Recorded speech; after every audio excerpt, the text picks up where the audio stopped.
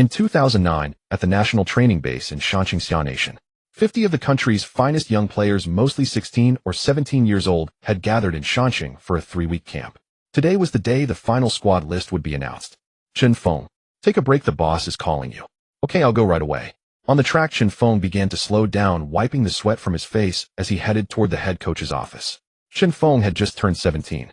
He stood 185 meters tall, weighed 76 kilograms, and played as a central defender. He had grown up in a sports school and was always taller than his peers. According to Xia Nation's usual habits when selecting talent, the taller players were all pushed to the back line. Once you exceeded 1.80 meter, no matter your technique or speed, center back automatically became the best choice.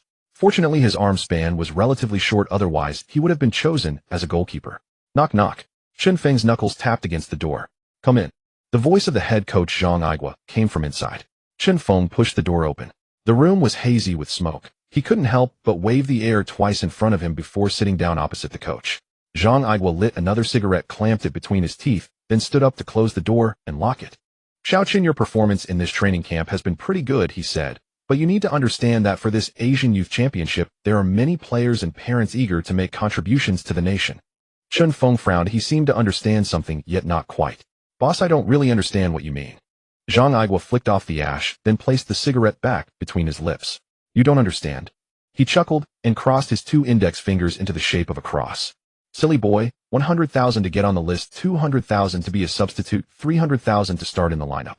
Do you understand now? Chen Feng understood. He understood every single word. His gaze locked on the 4 large characters hanging behind the coach. Fair competition. Those 4 characters now felt like the punchline to some cruel joke. My family has no money, Chen Feng said through clenched teeth, forcing out the 5 words.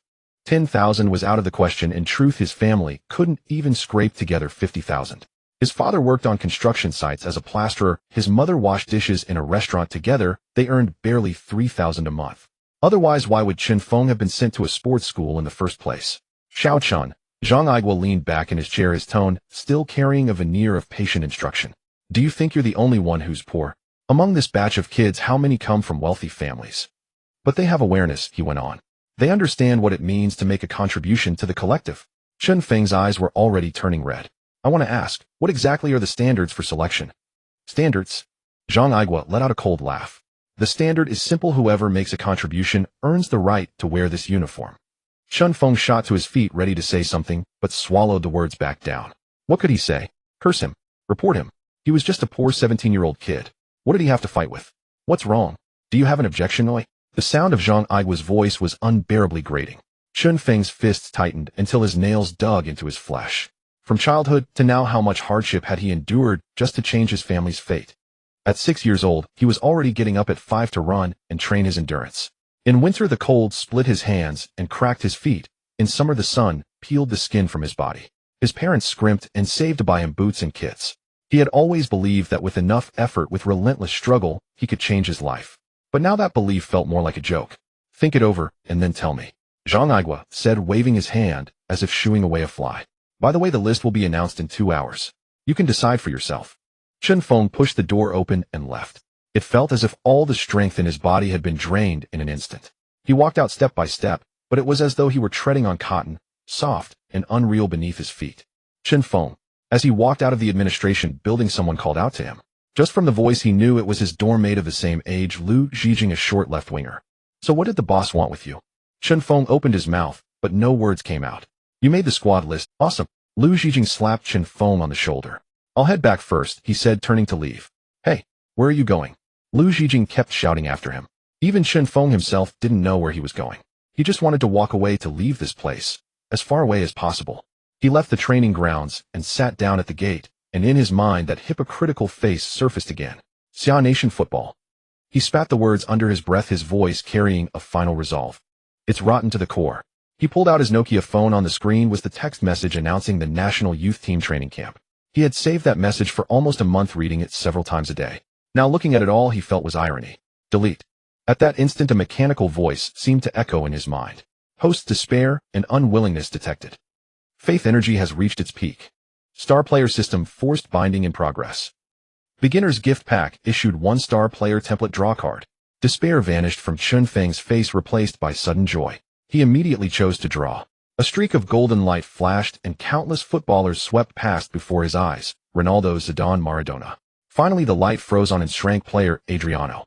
Congratulations, host, on drawing Adriano in his brief peak form. Host must complete systematic training to extend career longevity. No sooner had the system finished its reminder than Chen Feng felt the strength in his legs surge by several levels. A vast, inexhaustible power coursed through him. He felt as though he could kick a bull to death. But I'm a center back, he thought helplessly. Why are you giving me a striker's template? A translucent interface unfolded before him, visible only to his eyes. Initial simplified panel. Chen Feng. Age 17. Height 185 centimeters. Weight 76 kilograms. Offensive attributes. Finishing 70-99. Shot power 99-99. Heading 71-95. Technical attributes. Dribbling 55-88. Curve 60-85. Short passing 63-82. First touch 64-92. Physical attributes. Stamina 66-89. Agility 67-87. Balance 70-96. Acceleration 67-95. Speed 68-91. Strength 71-99. Preferred foot left-right. Favorite action long-range rocket. Current rating 69. System evaluation: aside from your physique, shooting, and left foot, you're trash on the pitch. Oh, and your right foot is basically non-existent. Trash. The word stabbed straight into Chen Feng's heart. After all these years of training to be rated as trash, this verdict hurt even more than Zhang Ai's humiliation. While he was still absorbed in staring at the system panel, a man in sportswear with a Mediterranean haircut walked up to him. Chen Feng. Hearing someone call his name, Chen Feng answered instinctively, Our Shaanxing team's head coach would like to meet you. Well, since he had no matches to play here anymore, he might as well go and meet him. Before long, the Mediterranean-haired man led Chen Feng to an elderly white man. At a glance, Chen Feng recognized him. It was Ari Han, the former head coach of Xi'an nation's national team, who had once held Brazil, the champions of the Korea-Japan World Cup, to a 0-0 draw and led Xi'an nation to the runners-up spot at the Asian Cup. Ari Han shook hands with Chen Feng first, then spoke a stream of English which the Mediterranean-haired man began to translate. Mr. Ari Han is looking to sign a young center back for the team. During the 2 weeks your national youth squad borrowed our facilities for training, he kept his eye on you. He wants to know, are you willing to take a trial now? Chen Feng was pleasantly surprised and almost nodded his acceptance on the spot. System mission issued, the voice in his mind interrupted. Mission requirement: as a striker, gain the attention of Ari Han. Mission success, reward of 5 free attribute points and 3 potential points. And if I fail? Chen Feng asked silently in his heart. Failure system unbinding. That's not too bad. At least I don't die, he murmured in relief. He immediately nodded toward Ari Han, accepting the trial. But I won't take a trial as a center back. I'm a striker. The translator froze for a moment. What kind of joke was this? He'd played center back for 3 weeks, and now he was claiming to be a striker. Seeing Chen Feng's utter confidence, the Mediterranean-haired man could only translate his words for Ari Han. Han was taken aback as well. He needed a center back, not a striker. But then he thought, what if this boy truly was a hidden gem? Let him try, Ari Han said at last. The assistant coach finished setting up the marker cones and agility ladder, then pulled the goal out onto the pitch. As soon as the whistle sounded, Ari Han started the stopwatch. Even the Belgian assistant coach Peters did not feel that Chen Feng's close control or agility were anything remarkable. Peters leaned toward Ari Han, speaking quietly with him. We came here to help Shaanxing avoid relegation. We don't need a young striker, we need a backup center back. The moment the words left his mouth, a loud bang echoed, and both men snapped their gazes back to the pitch. A deflated football lay still inside the net, and Chen Feng stood there looking utterly embarrassed. Ari Han glanced at Peters. Did you check the air pressure of the ball just now? Peters replied with an aggrieved look. Of course I checked it. It was exactly 1-0 bar. So you're saying he actually burst the ball with his shot? Ari Han stared at Peters, his expression grave. Deep down he was convinced Peters had simply been lazy, pumping up the ball perfunctorily. Soon Peters tossed a new ball to Chen Feng and informed the old man that this time the pressure was 0-8 bar. Chen Feng took his shot again in one smooth, fluid motion. He swung his leg, drew back like a bow, then unleashed. Bang! The ball rocketed out like a shell once more and slammed into the net. WTF! Peters exclaimed. His leg power is outrageous.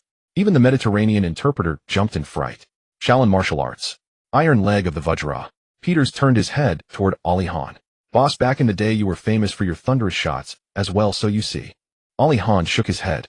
I was never as powerful as he is. That strike just now must have broken the 100 km per mark. The more he watched Chen Feng's trial, the angrier Ari Han became. That physique, that strength, that shooting power. All of it screamed center-forward template, the very archetype most sorely lacking in modern football. Which dim-witted coach would ever think to use Chen Feng as a center-back? Technique can be improved in time. The key is that Chen Feng is only 17, center-forwards generally peak around 25. He still has 8 full years ahead of him. He was certain the boy was a hidden gem. Yet after many years in Siagwa, Ali Han understood all too well the peculiar tendencies of football here. Once he had believed that if Zhang Ji played as a center-back, he would become one of Asia's finest ball-playing defenders, even ranking among the best in the world. But those above disagreed. They even mobilized the power of the fans and the media to berate him. Ever since he has sworn he will mold Chen Feng into a center-forward no matter what. The ideal outcome would be to send him back to Ali Han's homeland, the Netherlands, for training, to shape him the way Ruud van Nistelrooy was shaped. That lad was also 17 when he switched from sweeper to attacking midfielder, and only at 20 after joining Heerenveen did he finally become a center-forward. Yet the work permit posed a major obstacle. Without game-time growth, through training alone would be limited. As he looked at Peters, a sudden idea flashed through Ali Han's mind. Ali Han hurried off the pitch and returned to his office. Peters walked toward Chen Feng, resting a hand on the boy's shoulder. Don't be nervous. Keep training. Your leg power is astonishing, but your dribbling and pace need work. Not long after, Ali Han returned and called Chen Feng over, giving his chest a firm pat. Are you free tonight? Let's have dinner together. Chen Feng finally let out a breath of relief and nodded. Back at the training base, he returned wordlessly to the dorm, packed his belongings, and tidied up. On his way out, he paused to glance at the selection list. As expected, his name was nowhere to be found. That evening, Ali Han, Peters, and the Mediterranean interpreter sat down to dinner together. Chen Feng recounted in full what had happened earlier in Zhang Aguo's office, then played them the recording. Peters was so enraged that his face turned pale. He could scarcely believe such things could happen. Was there truly no one to expose them? But Ali Han merely chuckled. He had first come to Siagwa to coach in 2002, left in 2004, and only returned this year to take the reins of Shanxing again. In 5 whole years, the football world here had hardly changed. The same old habits remained. Ali Han asked whether Chen Feng had a place to stay and told him to keep the recording safe. Chen Feng shook his head. He had nowhere to live. Then you'll stay in our Shanxing dormitory for now. Train with the squad twice a day, morning and afternoon. Of course, without registration you won't be able to play official matches. Just keep training and wait for news. Chen Feng nodded. Having a place to stay was enough for now. As for what news might come, he had no idea. After dinner, everyone returned to the Shanxing dorm. Chen Feng had barely finished making his bed when Peters knocked and stepped inside. He patted Chen Feng on the head and said, "This afternoon Ali Han contacted his former club Ajax, hoping to use some channels to loan you out to Belgium for 2 years, similar to what happened with Don Fangua. If it works out, you'll stay at my home. At least my wife and daughter can look after you a little." Peters added, "But you must work hard on your English. Being able to communicate is the minimum." With that, Peters left the room. Chen Feng barely understood much of it. He only caught a few words. Don Fangua, Peters' wife and daughter. The rest was lost on him. Still, it was clearly not bad news, because just then as Peters spoke, the system announced that the mission had been completed. He had successfully gained Ali Han's attention as a forward. The mission reward 5 free attribute points and 3 potential points. Chen Feng immediately opened his status panel to study the explanations in detail, clarifying the difference between free attribute points and potential points. Taking dribbling 55-88 as an example, 55 represented current attribute points, which could be raised up to a maximum of 88. The 88 in the potential column could be increased to 91 with 3 potential points, which would in turn allow the attribute points to rise to 91 as well. During the afternoon trial, Peters had told him that both his dribbling and speed needed improvement. As the saying goes, all techniques bow before sheer speed. Having watched football for many years, he knew that apart from players like Ibrahimovic, Vieri, and Van Nistelrooy, most top forwards were lightning quick. Decisively, he allocated 2 points to speed and the remaining 3 to explosiveness.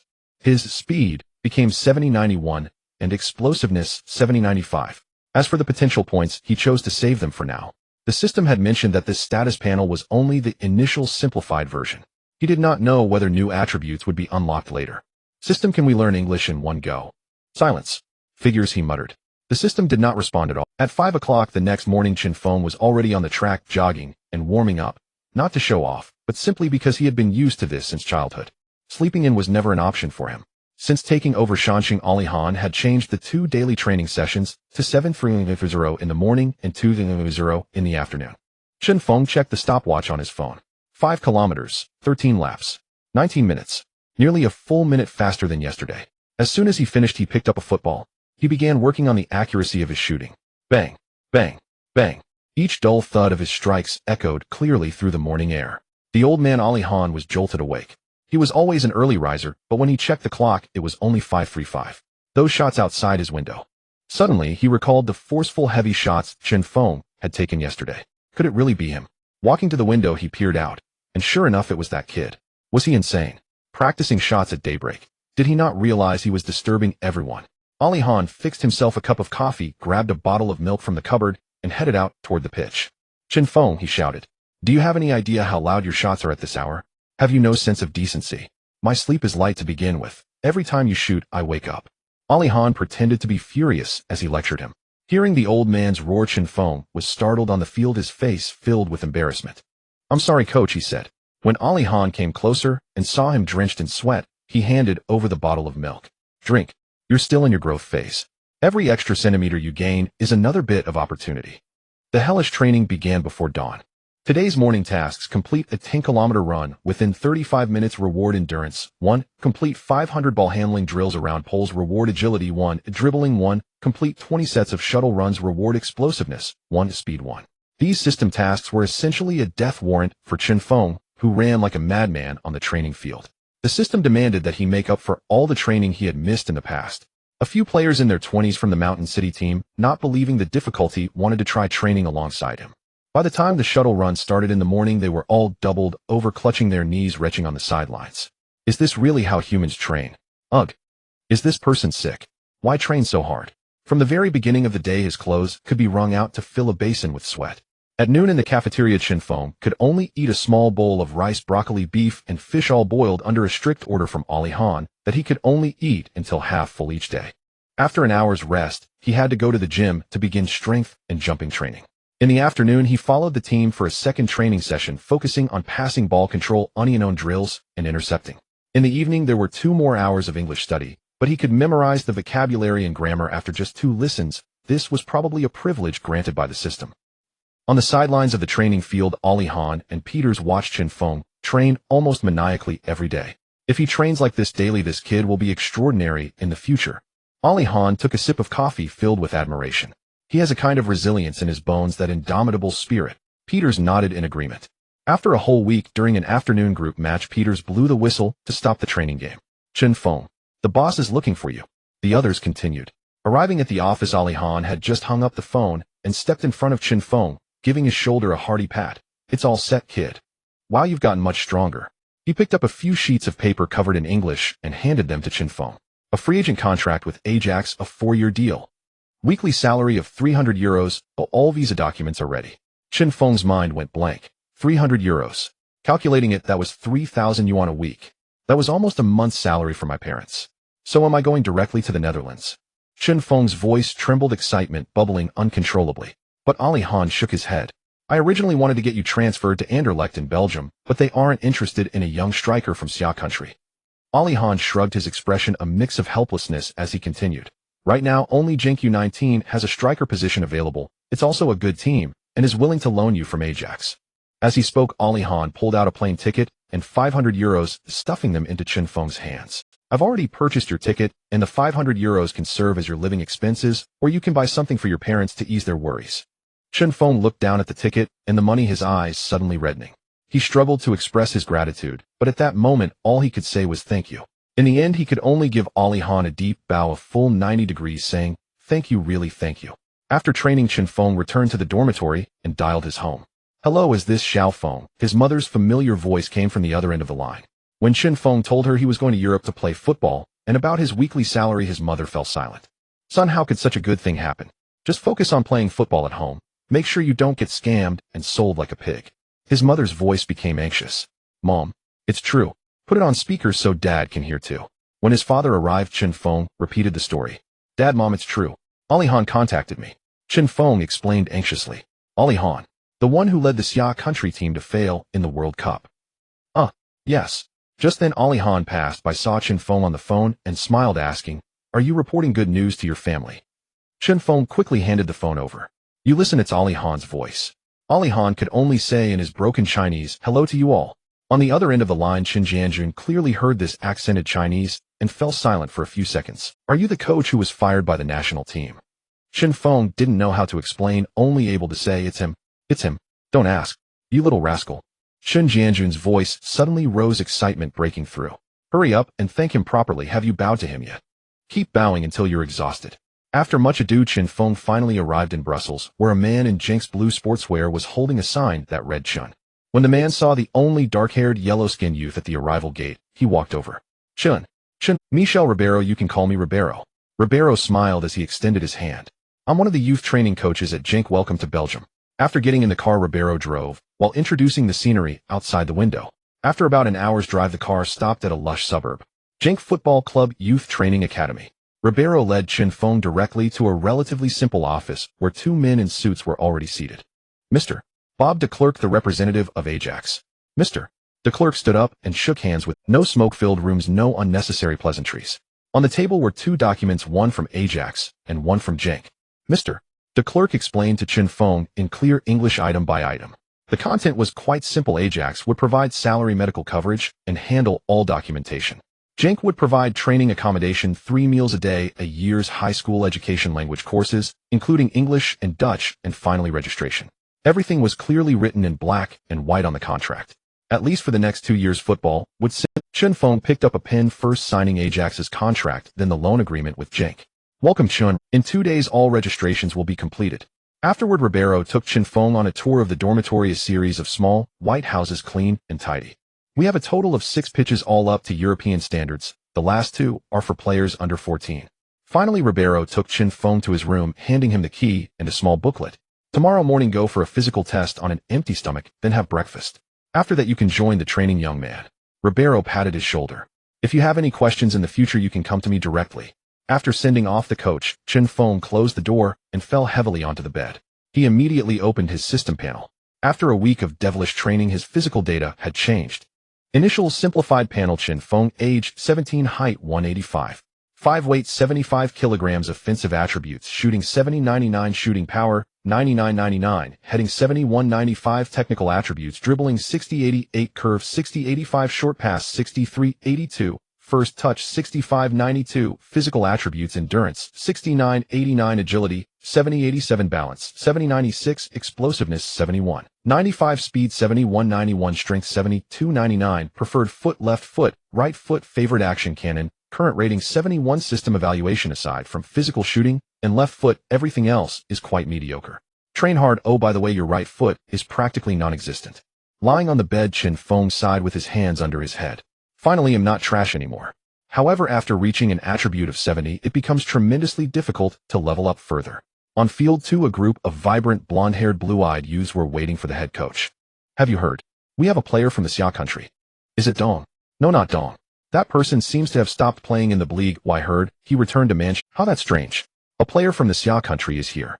Do they even know how to play? A whistle blew, drawing all the youth's attention to the sidelines. A burly man roared, all of you get moving. Warm up, you bunch of useless fools. The youth's faces changed instantly. They shut their mouths and began to jog. In the line, a tall youth nudged another beside him. Look, that must be him, the one with black hair. Following his gaze, a black-haired young man was jogging over. Suddenly, another roar echoed across the field. Sevik, if I catch you chatting with Nick again, I'll tear your mouth apart.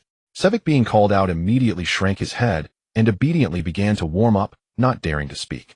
The black-haired youth was none other than Chen Feng. He didn't intend to be late. He had arrived at the physical testing center at 6:00 a.m., only to find that the staff hadn't shown up yet. He had no choice but to warm up alone on the empty field, jogging until the center finally opened at 8:00. The entire physical examination process dragged on for 40 minutes. Chen Feng had to quickly grab 2 slices of white bread from the cafeteria and change into his training gear at lightning speed, rushing to field 2. As he stepped onto the field, all the staff turned to look at him, especially the head coach, who walked toward Chen Feng with an air of authority. I'm Jack Peters, the U19 head coach. His voice was laced with anger. Chen, you are 3 minutes late, so you will have to run 3 extra laps later. Chen Feng didn't bother to explain. He nodded and immediately started running. Coach Ribeiro walked over to Peters and quietly explained, Jack, he was doing his physical exam, that's why. Peters hurriedly interrupted him. I know, the doctor told me, but training is training. Being late by a second is still late. 10 minutes later, the warm-up ended and Chen Feng had just completed his punishment laps, but he was breathing steadily and felt no fatigue. Coach Peters glanced at them and blew the whistle. Everyone passing relay ball control training, hurry up. As for these training drills, Chen Feng had seen them in the small booklet last night, but it was filled with tightly packed courses. Although there were only 4 hours of high-intensity training each day, with an additional hour for tactical training, other players could go home afterward. Only he had individual skill training and language classes in the evening. But it was only when he truly participated in these drills that he understood what training meant. Every pass had to stop within 1 to 1.5 steps, and the force had to be just right. If the foot was even slightly too tense, the ball would be sent flying. Meanwhile, one had to observe the positions of others and find the best passing route before the ball arrived.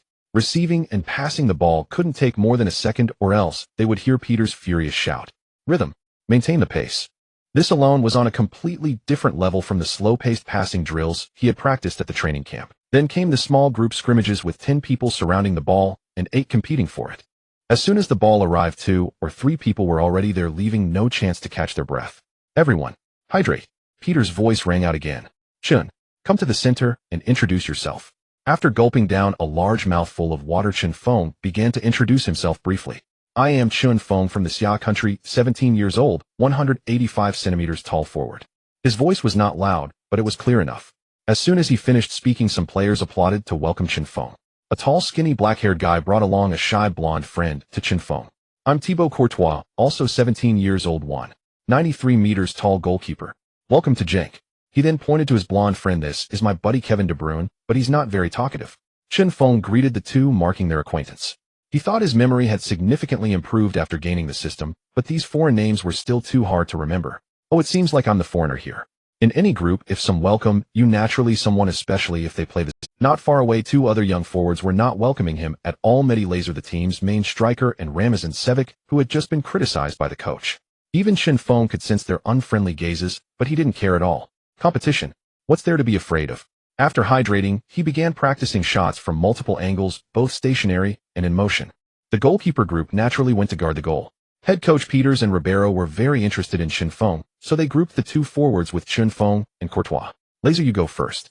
As the team's #1 striker, Laser stepped up without hesitation as Peters sent a ground ball rolling toward him. Laser struck the ball with a powerful shot. The force was tremendous. Unfortunately, the angle was too straightforward. Courtois didn't even have to move. With a steady dive, he palmed the ball away. Peters shook his head. Sevic curled his lip, dismissing Laser's power-based shot. He opted for a curled shot, sending the ball on a small arc straight toward the bottom right corner of the goal. The angle was incredibly tricky. Unfortunately, the force was lacking. Courtois stretched his body to the limit, barely grazing the ball with his fingertips, changing its direction. The ball grazed the post and rolled out of play. Your turn, Xia country guy. Sevic muttered, clearly annoyed. Chen Feng acted as if he hadn't heard him, taking small steps as he waited for the ball to come to him. Peters flicked his ankle, and the ball rolled perfectly to him. Now's the moment. Chen Feng took a step, volleying the ball, his body slightly leaning back. His left leg swung up, and every muscle in his body instantly tensed like a bow drawn to its limit. In the next moment, boom! It sounded like a cannon firing. The ball flew directly into the net, and Courtois only reacted with a dive after the ball had hit the net. He hadn't even seen the trajectory of the ball, when in the blink of an eye it was already in the net. Courtois got up from the ground, disbelief written all over his face. Then that shock transformed into overwhelming excitement. Wow! He excitedly waved his fist. Let's have another shot. As a goalkeeper, being able to save a shot like that was the most exhilarating.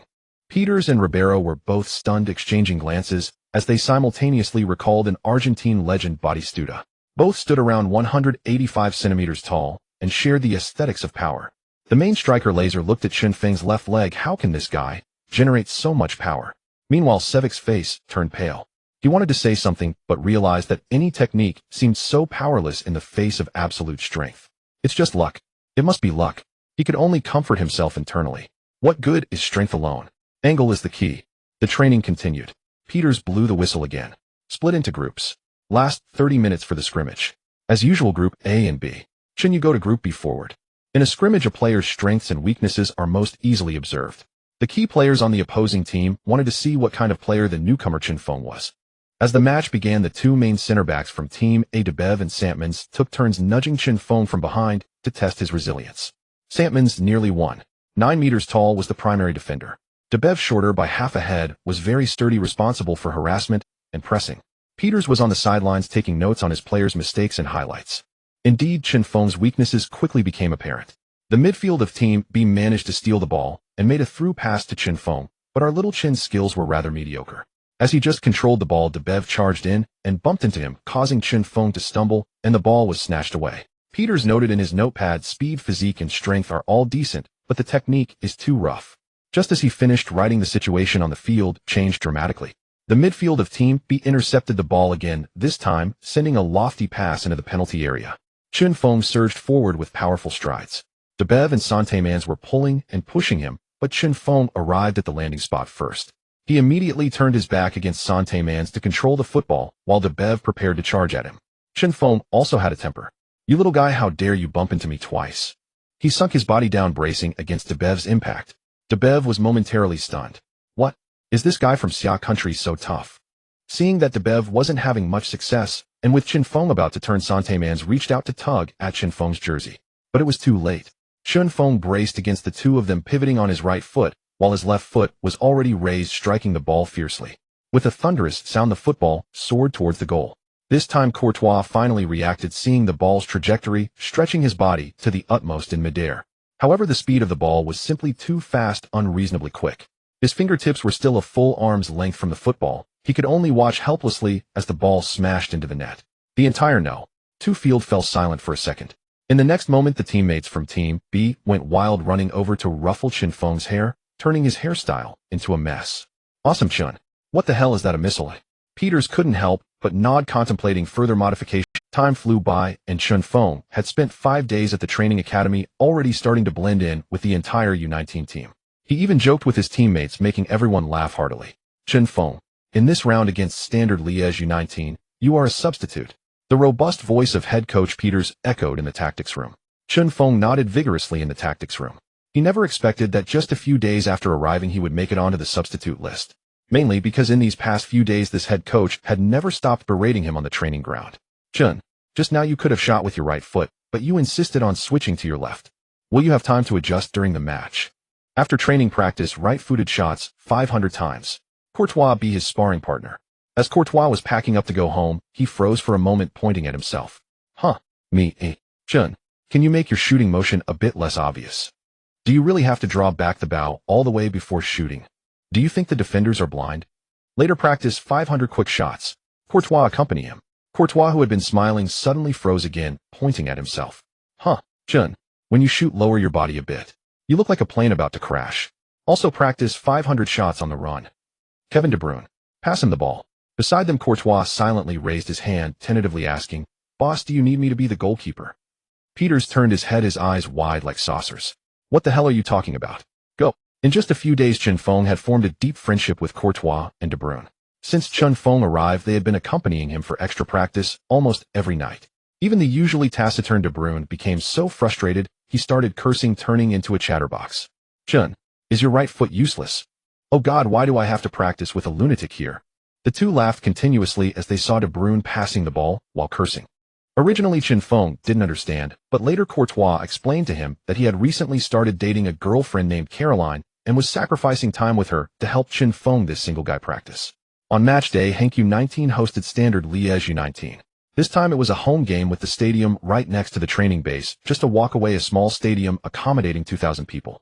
What surprised Chen Feng was that for a U19 match the stands were surprisingly full, with at least a 70 attendance. The players on both sides were warming up on the field while Courtois was beside Chen Feng, explaining, "Our nickname is the Blue Elves, just like the first team." He pointed to the fans waving blue and white flags. "What they are singing is Tankan Racing Ol Ol Ol, which is also our team song." Suddenly a loud shout came from the stands. "Hey Thibaut."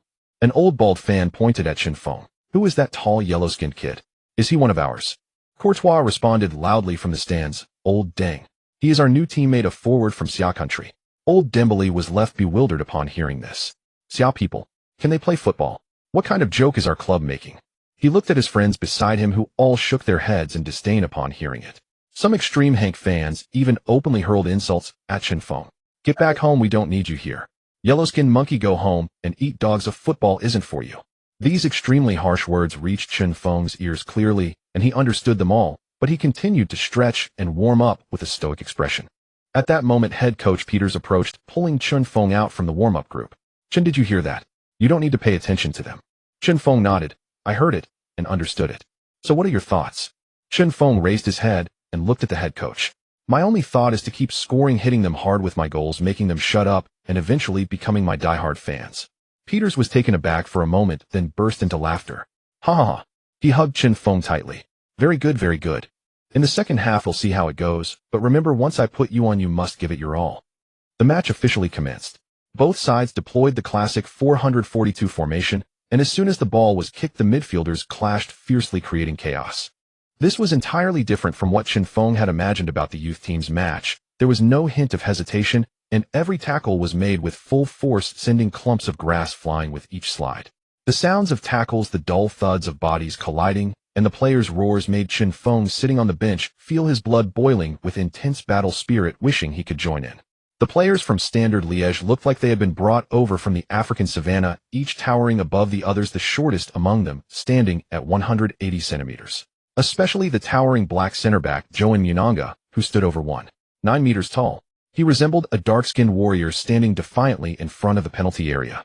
During yesterday's tactical lesson, Coach Peters repeatedly emphasized the importance of avoiding aerial balls against this player from Congo, instructing the defenders to keep a close watch on him during corner kicks, as his jumping ability and heading skills were top-notch in the U19 league. When Chen Feng saw him, he was filled with deep doubt. At 16 years old and 1.95 meters tall with a full beard, was this really a 16-year-old? As expected, in the 38th minute, Standard Liège earned a corner kick. The football spiraled into the penalty area, creating a frenzy. Joan Munanga out-jumped Genk's defender Santmans with a resounding thud from his header. The football flew into the goal, making it 0-1. The Genk fans in the stands erupted in outrage, hurling countless middle fingers and insults towards Santmans. Trash.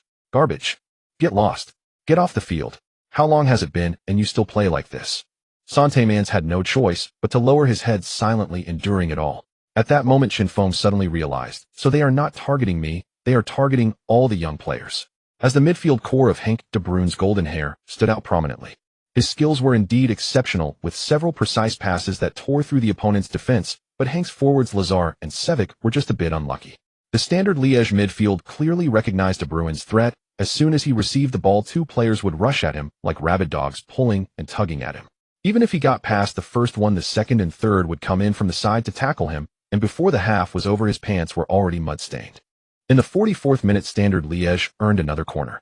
This time, Santmans was fully focused, tightly holding onto Joan Munanga, his shirt nearly torn apart. He used nearly all his strength to finally clear the ball out of the penalty area. However, the crisis wasn't over, as the football perfectly landed at the feet of Standard Liège midfielder Omar Barry. After stopping the ball, while he sent a cross into the penalty area, the forward Dylan van Wijkenhausen emerged from the crowd, getting to the ball first. With a flick of his head, Courtois didn't even have time to react. 0-2. Fuck. Peters on the sidelines completely exploded, jumping up and down in anger, kicking a nearby water bottle box, and shouting at the field, "Where's the second ball? Where's your second ball? Are you all just watching a show?" The halftime whistle blew. The entire locker room fell silent, everyone afraid to speak, all waiting for the coach's reprimand. When Peters came in, he kicked the locker with a loud bang, making all the players flinch. 0-2 halftime. Damn it, 0-2. Are you just strolling around out there? You've been stabbed in the back twice. His roar made even Chen Feng's ears buzz, thinking that the coach could really shout. Defense. Where the hell is your defense? Where's the second ball? You don't want to play anymore, do you? And what about your fighting spirit? Did a dog eat it? You're all soft like 70-year-old grandpas. Peters' gaze swept across the entire team, finally locking onto the two forwards. He pointed first at Lazar, then at Sevic. You? And you? You won't be playing in the second half, playing like a bunch of weaklings. The two felt a wave of relief, thinking that at least if the second half went badly, it wouldn't be their fault. He nearly shouted it out, then pointed to another substitute defensive midfielder, Yawas. You get into your only task is to protect Kevin. If he gets bullied again, he'll make sure you regret it. Yawas was trembling, unable to imagine how the coach would make him regret it. Yawas was also the youngest player in Genk's U19 team, only 15 years old, but already 184 centimeters tall, hailed as a Turkish genius, but after a few days of training, he was just average. Hearing that Chen Feng and the 15-year-old boy were coming on together, the whole team was stunned. Substituting both forwards for just Chen Feng, was this going to be a 451 formation? Using a single forward who had only been here for 5 days. But Chen Feng was thrilled, jumping up with his blood boiling. System task, release task, lead the team to turn the game around and win. Reward free attribute points, 3 personal target, score 1, a shot 1, a score 2, shot 2, score 3, shot 3, special target hat-trick. Reward system official version unlocked star skill card 1. The official version of the system. Star skill card. An uncontrollable excitement surged within him, and he couldn't wait to rush onto the field and kick the football to pieces. Peters walked over to him, firmly pressing down on his shoulder, trying to calm him down. Listen, kid, don't be nervous. That big black guy over there, don't go head-to-head with him. Try to move around and shoot when you have the chance, and keep yourself safe. The coach's voice buzzed in his ears like a fly. Chen Feng didn't hear a word. Oh, why was there so much nonsense? His mind had already drifted to the field where that was his true battlefield. The players tunnel for the second half. When the announcement for substitutions was made, the Genk fans in the stands erupted. What? Substituting Lazar and Sevic? Bringing in that guy from Xia country? Has the coach gone mad? As Chen Feng's figure appeared on the sidelines, a wave of curses flooded in. What the hell? Bringing in a guy from Xia country is like surrendering. Refund. Some extreme fans even stood up to leave the stadium, their faces filled with anger. The whistle blew. Chen Feng immediately charged towards Joan Munanga, the big black guy, to test it. With a thud, Chen Feng was pushed back half a step by the big guy. He could withstand that force. Peters covered his face with one hand, wondering if Chen understood. Why did he go straight for the big guy? Munanga was slightly surprised. He didn't expect this yellow-skinned player to dare crash into him. Hey, little yellow man. Munanga subtly flexed his arms, pressing his fists against Chen Feng's waist. Chen Feng frowned. This big guy was dirty both with his mouth and hands. But he had no time to get entangled with him. Scoring was the most important thing. With one more person in the midfield, Genk's ball control became smoother. When De Bruyne received the ball, Chen Feng's eyes lit up, and he charged forward. After a few days of training, De Bruyne knew Chen Feng's right foot was as good as useless, so he kindly passed the ball to Chen Feng's left foot. At that moment, Munanga lunged in, moving alongside Chen Feng. He grabbed Chen Feng's shoulder with one hand and tugged at his shirt with the other. Chen Feng felt the resistance, but he was ready with his left foot poised. The hefty Munongjia immediately closed, and having calculated Chen Feng's shooting trajectory, and as he lunged forward, he intercepted the ball with a swift strike of his right foot. But it was clear he was mistaken, for Chen Feng was left-footed. Without stopping the ball, Chen Feng followed its rolling path, swung his left foot, and struck the lower middle part of the soccer ball with great force. Bang! A loud sound erupted as the soccer ball shot towards the goal like a missile. The goalkeeper of Standard Liège didn't even have a moment to react, frozen in place as he watched the ball smash into the net. 1-2. Genk had pulled one back. Chen Feng chose not to celebrate, instead pushing past Munongjia and running towards the goal, cradling the soccer ball in his arms as he turned to sprint towards the center circle. The Genk fans, who had been cursing Chen Feng moments ago, fell silent, stunned into disbelief. A plump man still halfway down the steps froze in midair. What the hell? Was that the sound of a cannon? From the crowd, one of the die-hard fans, old Dembele, shouted angrily at the head coach. Peters, what's that kid's name? Tell me. Peters was also excited, waving his fists and shouting back with Chen Feng. Feng. Old Dembele heard this and immediately turned around, raising his arms to the nearby fans. Feng. The surrounding fans quickly joined in shouting together. The roar spread from a small area to engulf the entire stand. As Chen Feng ran back to the midfield, he heard the synchronized cheers. Feng. Feng. Feng. A smile crept onto his lips that felt quite nice. On the coach's bench, Peters clenched his fists, pounding them hard onto the seat. That was fucking beautiful. Only Lazar and Sevic on the substitute bench wore dark expressions. When Chen Feng reached De Bruyne's side, he extended his palm. Smack. Thanks, buddy, great shot. Let's do it again and take the lead. The Standard Liège defender Munongjia watched Chen Feng's retreating figure. This guy is actually left-footed, and he just unleashed a world-class strike in front of me. There won't be a next time. I will never give this kid another chance to shoot. The match resumed.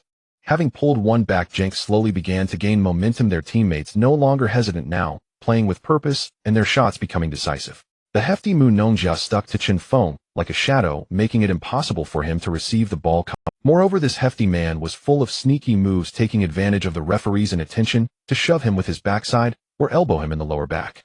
Chen Feng was getting a bit irritated, but he maintained a poker face. In the 57th minute, Standard Liège made a passing error in midfield, intercepted by Ogan Yawas. Unlike others who instinctively looked for De Bruyne, Yawas raised his head and spotted the already accelerating Chen Feng. Without a moment's hesitation, a precise long pass sailed over midfield, heading straight for the open space ahead. Run! Chen Feng exerted himself, his legs moving like motors as he sprinted forward madly, with Munongjia closely tailing him, tugging at Chen Feng's shirt in an attempt to bring him down. But Chen Feng matched Munongjia's strength, pushing forward despite the pressure. As the ball descended, he prepared to control it with his chest and charge into the penalty area. At that moment, a fierce glint flashed in Munongjia's eyes as he pulled Chen Feng down, executing a brutal sliding tackle. His target was not the ball, but Chen Feng's supporting foot. Crack! The studs of his shoe pressed directly into Chen Feng's right ankle. Oh! The intense pain surged through his right foot, and Chen Feng screamed, losing his balance and crashing to the ground. He clutched his right ankle, veins bulging, while his other hand pounded the grass repeatedly. Mu Nongjia got up from the ground without an ounce of remorse and started cursing at Chen Feng. What are you pretending for? Trash. If you don't want to play, go home and cry. The referee rushed over immediately, pulling out a yellow card for the rough foul committed by Mu Nongjia. Shut up. De Bruyne was also furious, charging over and shoving Mu Nongjia. Are you out of your mind? He squatted down and patted Chen Feng, who was still lying on the ground. Chen, how are you? Can you hold on? Chen Feng gritted his teeth. I'm fine, just a hard knock, I just need to lie down for a bit. The Genk fans erupted in outrage. Booing and cursing flooded towards Mu Nongjia. Black bastard. Get lost. Is the referee blind? That should be a red card. A set piece was awarded.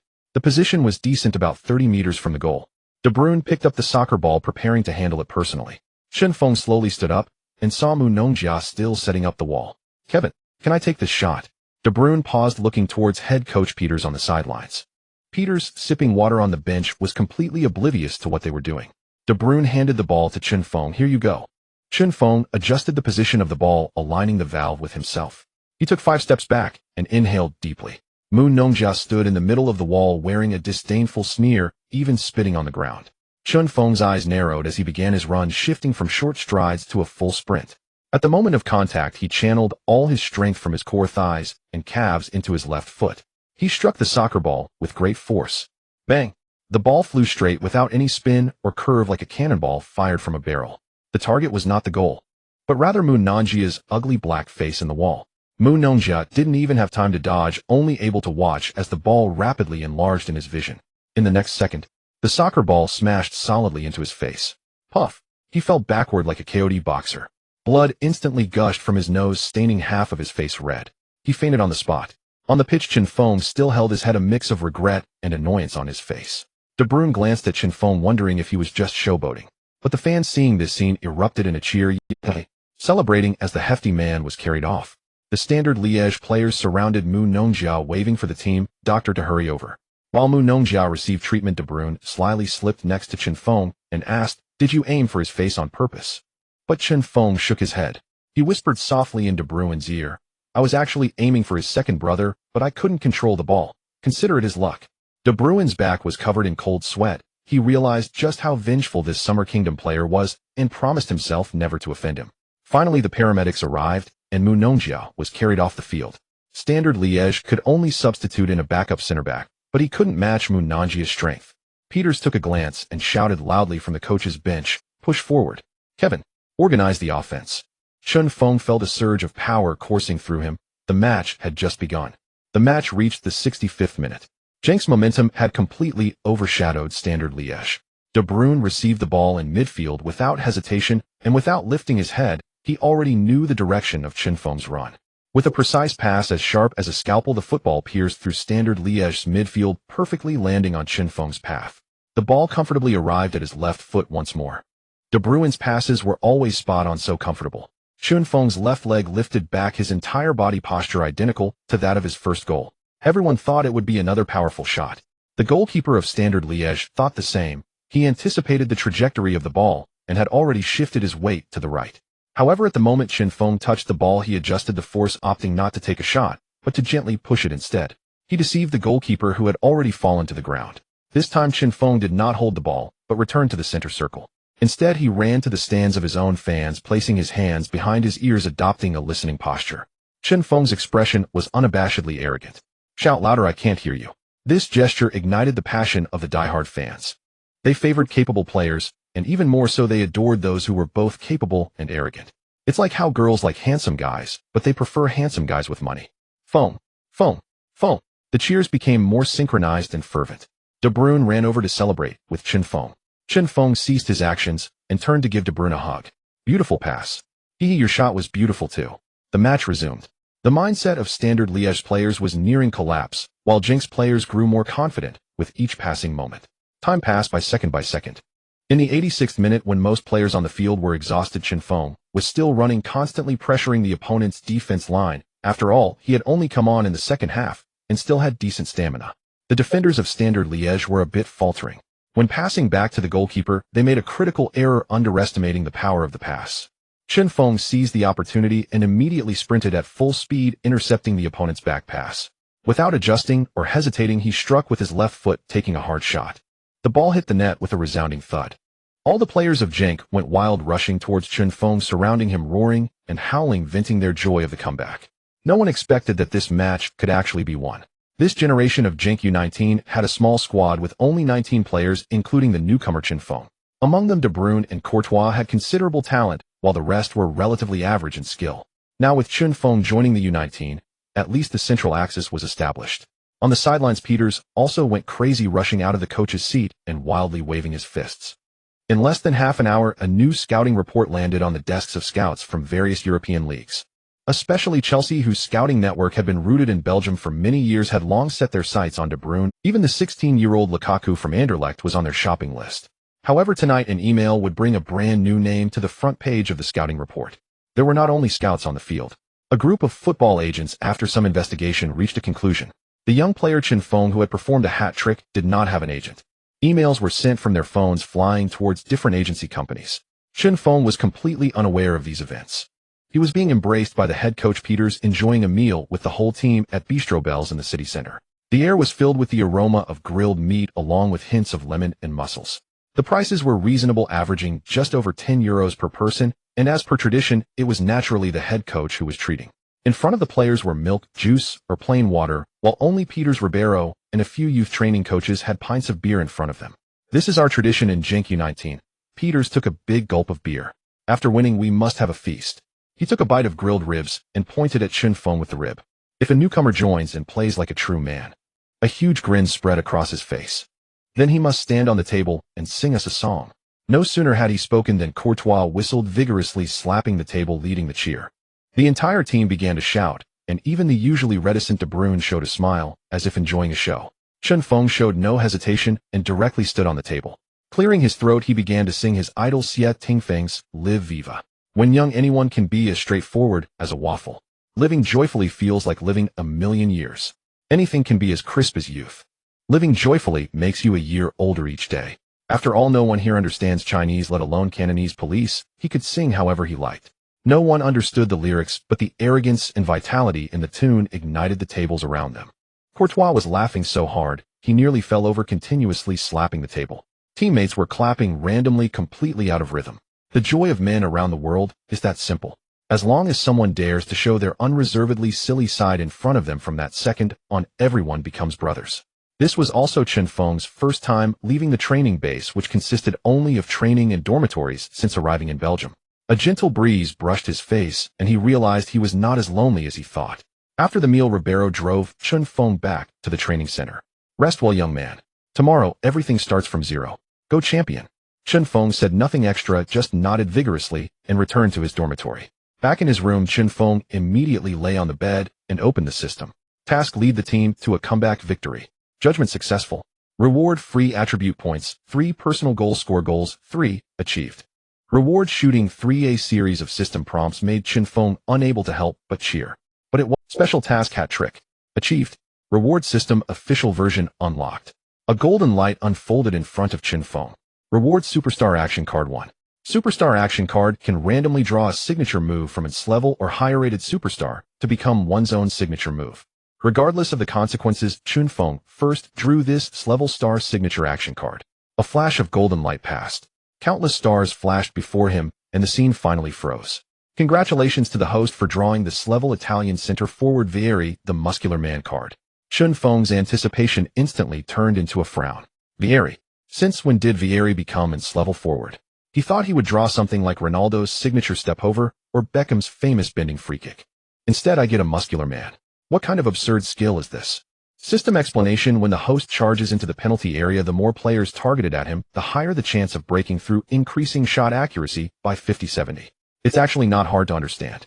The more players he can bear on his shoulders, the stronger he becomes. What a ridiculous skill. He recalled the confrontation with the 2 center backs from Standard Liège today, and it seemed this skill was somewhat interesting. Forget it, having something is better than nothing. I'll make use of it for now. Then he opened the panel.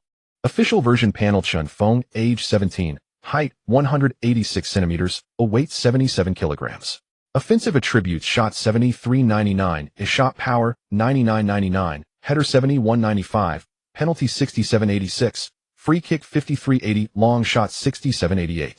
Technical attributes: dribbling 61.88, technique 60.87, curves 60.85, passing 63.82, crossing 42.67, ball control 66.92.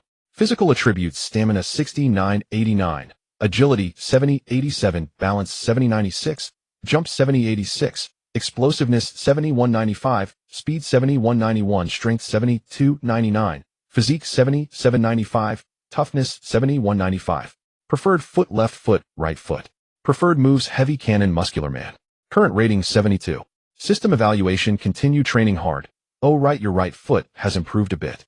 System recommended direction: you can try focusing on technical attributes or speed. Chen Feng observed carefully this official version system had added a few more attributes. However, he did not expect that in just a few days he had grown an extra centimeter and gained a kilogram. He still had 3 free attribute points and decisively chose to add them to speed 74.91. Speed is the hardest to improve. Other attributes can be enhanced through diligent training. The official version system also opened up the system mall and immersive training field. Anyone who has played online games knows that the system mall involves spending money. Inside there were many one-time items and action packs, but Chen Feng's eyes immediately landed on this injury recovery potion. Injury recovery potion can quickly recover after an injury. Price: 1,000 task points. Chen Feng had a question. System: can a broken leg recover in a short time? The system's cold voice responded. Yes, as long as the entire leg is not completely severed it can recover. This thing is indeed very useful, but it costs 1,000 task points, and he currently has none. It seems he needs to keep completing the tasks issued by the system to earn some. Exiting the mall interface, he looked again at another new feature: the immersive training field. System: what is this immersive training field? Immersive training allows the host consciousness to enter the football field constructed by the system, where specific stars will serve as trainers based on the attributes or signature moves the host needs to improve. It requires 200 task points to start, and each session lasts for 1 hour in real time, while the consciousness space lasts for 12 hours. The system is offering the first session for free. Does the host wish to start? Chen Feng glanced at the alarm clock by the bed. It was just a little past 10 p.m., just the right time. Start. A flash of white light passed. In the next moment, he found himself standing on a green field. It was a very standard 11-a-side football pitch with grass that felt incredibly real. The system's voice sounded again. Detected that the host's technical attributes are severely lacking. This free immersive training will primarily focus on improving technical attributes. Next time the host consumes task points to enter, you can freely choose the training direction. As soon as the words fell, a figure appeared in the center of the field. Dressed in a blue jersey, the figure appeared somewhat small. Diego Maradona. Chen Feng's eyes were filled with disbelief. No way. This is amazing. With my skills I can actually find Maradona to teach me. Training quickly began. Maradona's initial attitude was relatively calm, as he casually kicked the ball to Chen Feng, signaling him to dribble. Chen Feng carried the ball, often stumbling. The smile on Maradona's face gradually disappeared. Is this what you call skill? Is this what you call dribbling? Any kid from Argentina would be better than you. Chen Feng felt somewhat embarrassed by Maradona's ridicule. He sped up trying to showcase his explosiveness, but the football slipped away once again. Maradona stood by the sideline holding his stomach and laughing loudly. Oh my, how can you be this clumsy? He walked up to Chen Feng and deftly nudged the ball with his toe. The football stuck to his shoe, easily passing through dozens of cones. Is it that hard to keep the ball glued to your foot? Maradona's eyes were filled with disdain. Get lost, get lost. He pointed to the other side of the field. Don't let me see you. Chen Feng endured. He could only silently pick up the football and grit his teeth to continue practicing. The next 12 hours were nothing short of torment for Chen Feng. Maradona's insults never ceased, filled with harsh words and various forms of aggression. Chen Feng felt his self-esteem trampled upon and repeatedly rubbed against the ground. But he dared not stop. The system's punishment mechanism and his thirst for strength suppressed all his anger. When his consciousness returned to the real world, Chen Feng felt utterly exhausted, as if he had truly undergone a 12-hour extreme training session. The system's notification sound immediately rang out. Immersive training has ended. Your dribbling attribute has been increased to 6,388. Your technique attribute has been increased to 6,287. Chen Feng's eyes gradually brightened. Although the process was frustrating, the rewards were indeed good. Today's morning tasks: complete a 15-kilometer run with a 10-kilogram weight in 1 hour. Reward: stamina 1 task points 2. Today's morning task: complete 1,000 continuous juggling. Reward: technique 1 task points 2. Today's morning task: 30 sets of shuttle runs along the penalty line. Reward explosiveness 1, speed 1, task points 2. For more than a month, his daily life was like a preset program. Training began at 6 a.m. and returned to the dormitory at 9 p.m. The other teammates on the training field were already accustomed to this summer kingdom person's diligence. Even the head coach Peters advised Chen Feng to take it easy, having the team doctor check his muscle strain every 3 days, but found nothing wrong and later stopped caring. Lazar and Sevic, the two forwards who were unhappy with him, secretly admired this summer kingdom person. Is this guy's body made of iron? I really suspect he does push-ups in his sleep. A month slipped by in the blink of an eye. The U19 league has already seen 3 rounds, and Chen Feng has firmly established himself as the main striker, scoring 7 goals in 3 matches. The name Chen Feng has transformed from an unfamiliar figure met with skepticism to being greeted with enthusiastic cheers from fans as soon as he steps onto the field. Feng. Old Dembele and his group of veterans would always arrive early, regardless of whether it was a home or away game, securing the best spots to watch how that kid from the Xia country tore open the opponent's goal with his brutal aesthetic. Chen Feng's English has also improved significantly, allowing him to communicate seamlessly with his coach and teammates. Sometimes when he runs into Coach Ribeiro on the street, he can even greet him in very clumsy Dutch. Good morgen, coach. Ribeiro would always smile and pat him on the shoulder, responding in English. Your Dutch is much better than your right foot, young man. The only regret Chen Feng felt during this month was that his 2 closest teammates and friends were going to be moved up to train with the first team. Kevin and I are going to train with the first team now, Courtois said, wrapping his matchstick-like arm around Chen Feng's neck. De Bruyne remained as silent as ever beside them, but his gaze also reflected an eagerness for life. Chen Feng genuinely felt happy for them, giving Courtois a playful punch on the chest. Congratulations, you 2 bastards. Courtois laughed heartily. If you want to train more, you'll need to find a new goalkeeper, De Bruyne said as he walked over and extended his hand. Keep up the hard work. I believe you'll be promoted to the first team soon. Courtois patted Chen Feng's head. Of course, I will also recommend you to the head coach. There were no excessive words or emotional farewells. In the world of football, only the capable rise to the top. After a day of training, just as Chen Feng finished changing, Ribeiro walked in. Chen, someone is looking for you, he said with a somewhat subtle expression. In the reception room, Chen Feng felt a bit puzzled. He hardly knew anyone in Belgium aside from his teammates and coaches, so why would someone come to visit? He followed Ribeiro through the corridor to the reception room. As soon as the door opened, 3 men in suits turned. These are agents who want to sign you. Ribeiro's voice was low. I can't help you with this, you must decide for yourself. After saying that, he gently closed the door, leaving the reception room for Chen Feng and the 3 men. The first to speak following the order of their visit was a sharp-looking man. Chen, hello, my name is Michel Henroth. He handed over a business card wearing a professional smile. I am the founder of RGM Agency, and your friend Courtois is also my client. However, as the conversation progressed, Chen Feng realized that this man did not have many players under his management, with Courtois being the most prominent. No consideration needed. The second was a balding, middle-aged man from a local Belgian company. Stain Francis, an agent with Labura Sports in Belgium. He introduced himself, also revealing that he was a former national player. Trust us, we can not only help you plan your career, but more importantly, we excel in player asset management. Asset management. Chen Feng nearly burst out laughing. He couldn't even scrape together 1,000 euros. With a weekly salary of 300 euros, he consistently sent 100 euros back home. What asset management are you talking about? Finally, he turned his gaze to the third person. This man was overweight, but his suit was clearly from a big brand, and he slouched casually on the sofa. He didn't rush to introduce himself, but waited until the first 2 left the reception room before slowly speaking.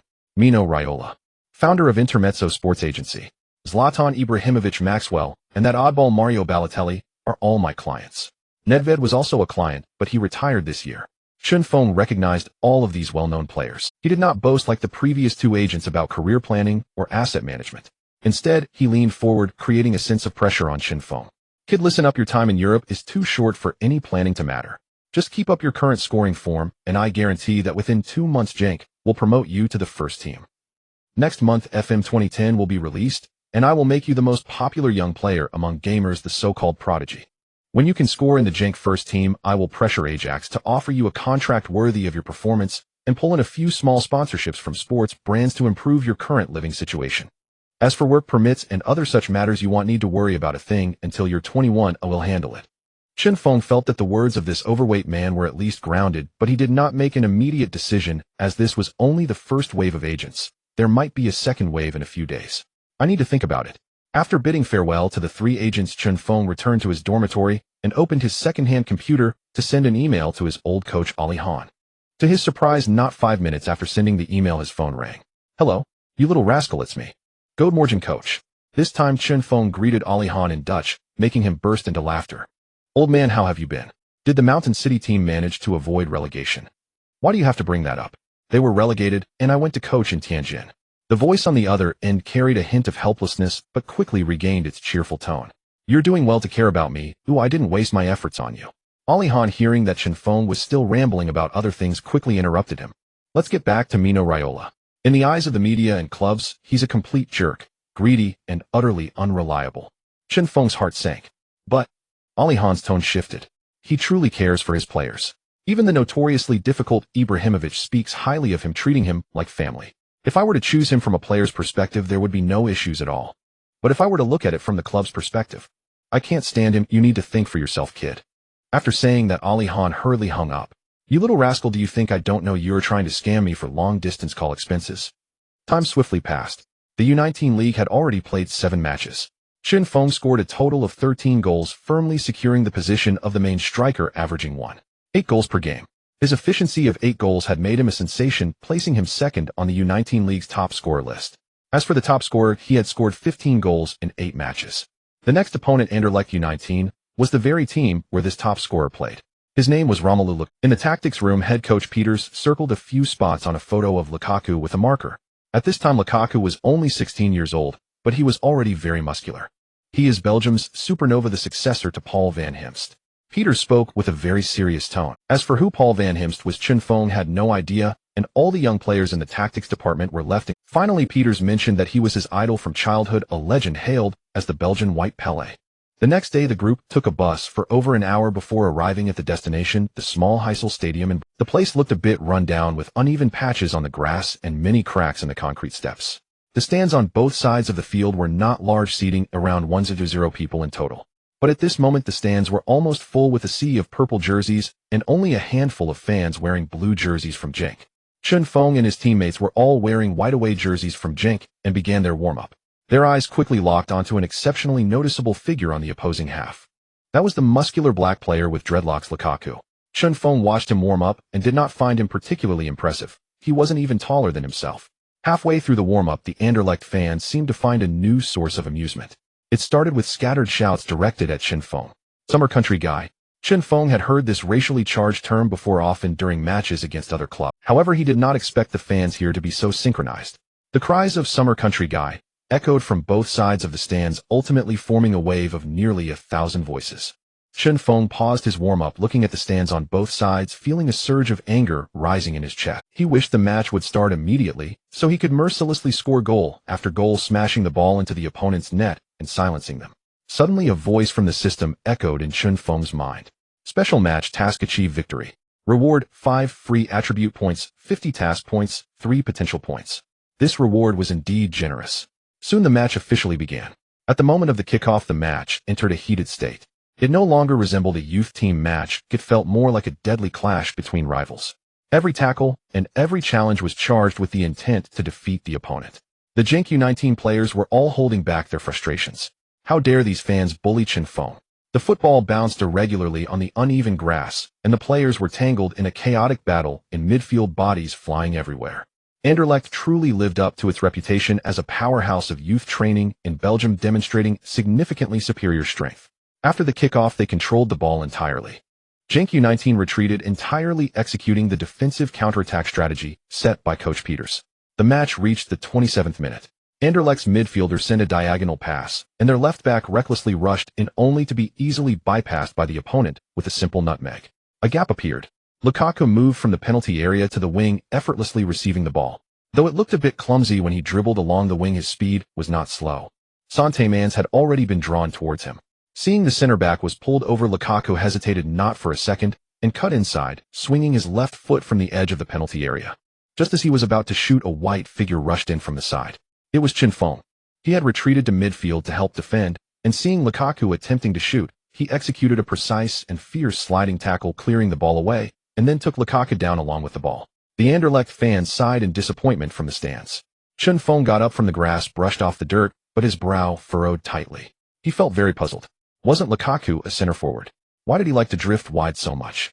Shouldn't traditional center forwards be positioned right at the front applying pressure like a pole? Could it be that his way of playing was the correct one?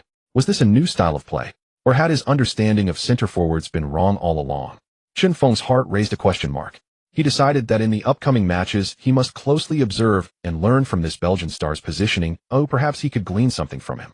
Throughout the first half, the match turned into a one-sided offensive drill. Anderlecht U19 bombarded Genk's goal with a total of 14 shots. Yet ironically, not a single shot was on target.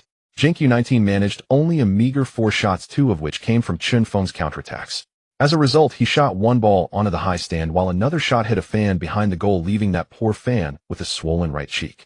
While outsiders viewed this as a problem of Chen Feng's accuracy, he felt wronged. This derelict pitch was a nightmare filled with potholes, causing the ball's trajectory to be erratic. The halftime whistle blew. Everyone expected Coach Peters to unleash his fury. However, in the locker room, Peters calmly drank water, even wearing a hint of satisfaction on his face. First of all, we did well, though our defense was solid. As soon as he finished speaking, he turned to Chen Feng, abruptly changing his tone and becoming stern. Did I ask you to participate in defense before the match? Peters shouted at Chen Feng. Chen Feng could only shake his head. Then why the hell were you pushing up to midfield? Do you not trust your teammates? Chen Feng wanted to nod in agreement. Given the level of our defenders, being easily bypassed by an opponent's nutmeg already said a lot. It is important to know that during defense, both attackers and defenders are moving, making nutmegging extremely challenging unless the attacker is significantly faster than the defender. And for our own left back to be bypassed by someone using this trick only proves that he was standing still and not. But Chen Feng could only deny it at that moment. Peters continued to yell. In the second half, you must stay up front and serve as a pivot for the team. The second half resumes with no significant changes from the first half, as Anderlecht still controls possession. However, Chen Feng no longer returns to the midfield to participate in the pressure. He begins to make indirect sprints, chasing the opposing defenders and constantly pressing them. At the very least, he cannot allow these defenders to pass comfortably. As the game reaches the 53rd minute, a defender from Anderlecht plays a pass that is intercepted by a midfielder from Genk. After 2 passes, the ball reaches Chen Feng's feet. He uses his body to firmly lean against the defensive midfielder behind him, forcing a turn. With an explosive burst of speed, he swiftly bypasses the opponent. Just as he reaches the edge of the penalty area, Chen Feng does not hesitate for a moment and swings his left foot, preparing to shoot. At the very instant he touches the ball, it unexpectedly bounces uncontrollably on the worn grass. The ball sails over the crossbar and crashes into the advertising boards in the stands. Peters on the sidelines witnesses this and angrily throws his water bottle to the ground. Damn it! What the hell was that kick? As the game reaches the 60th minute, the deadlock on the field makes Peters restless, and he decisively decides to make a substitution. Lazar is brought on to replace a fatigued midfielder, taking up the role of attacking midfielder. Ever since Chen Feng arrived at Genk U19, Lazar lost his position as the main striker and became a substitute.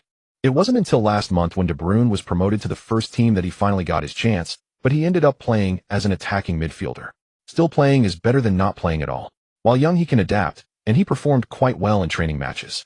In the 71st minute, Genk U19 earned their first corner kick of the match during a counterattack. Chen Feng constantly runs and weaves in the penalty area, seemingly trying to shake off defenders, but in reality, he is just making his presence felt among the crowd. Anderlecht's center-backs tightly grip his jersey, and even their striker Lukaku returns to the penalty area to specifically mark Chen Feng. Lazar stands at the corner spot, and the corner kick he takes curves precisely towards the center of the penalty area. The ball's trajectory is aimed right at Chen Feng's head. The skillful body strength activates instantly. He feels Lukaku behind him using all his strength to block his position, while the center back in front of him is also firmly holding on to Chen Feng. The more people hold on to him, the stronger he gets. Chen Feng exerts force with his legs and springs into the air. Lukaku only feels a powerful force that sends him flying back, while the center back is completely overpowered and pinned down by Chen Feng. Chen Feng's forehead crashes hard into the ball. The ball instantly changes direction and flies into the net. 1-0. The pent-up frustration of 70 minutes erupts at this moment. Chen Feng excitedly runs to the stands filled with opposing fans, placing his hands behind his ears and making a listening gesture. The opposing fans, seeing Chen Feng daring to provoke them, increase their insults. Go back to your country. Chen Feng nods while listening, almost bursting into laughter. Keep cursing. The more you curse, the more energized I become. Beep. The referee suddenly rushes over and shows Chen Feng a yellow card. Chen Feng looks confused. Hey ref, didn't you hear them cursing at me the entire match? The referee nods, but with a serious expression. I heard it, but you cannot provoke the fans, that's the rule. Chen Feng simply cannot comprehend this rule. I can be insulted, but I can't insult them. The referee, seeing his bewildered expression, kindly explains, you can refer to the laws of the game issued by the International Football Association Board Chapter 12, about fouls and misconduct, and you will understand. Lazar thought Chen Feng was going to confront the referee and hurriedly rushed over to pull him away. This goal completely ignites the fighting spirit of Genk U19. After taking the lead, they no longer retreat into defense, but dare to push forward and start attacking. Now Chen Feng is thrilled. Whenever there's an opportunity, he darts forward, creating chaos in the opposing defense. The match reaches the 87th minute. Lazar receives the ball in the midfield. He intended to make a simple pass to Chen Feng to gradually build up the play. However, as soon as Chen Feng receives the ball, he directly wraps his left arm around the waist of the defensive midfielder, using his body to push against him and forcefully turns. Once he shakes off the defensive midfielder, he sprints forward with the ball.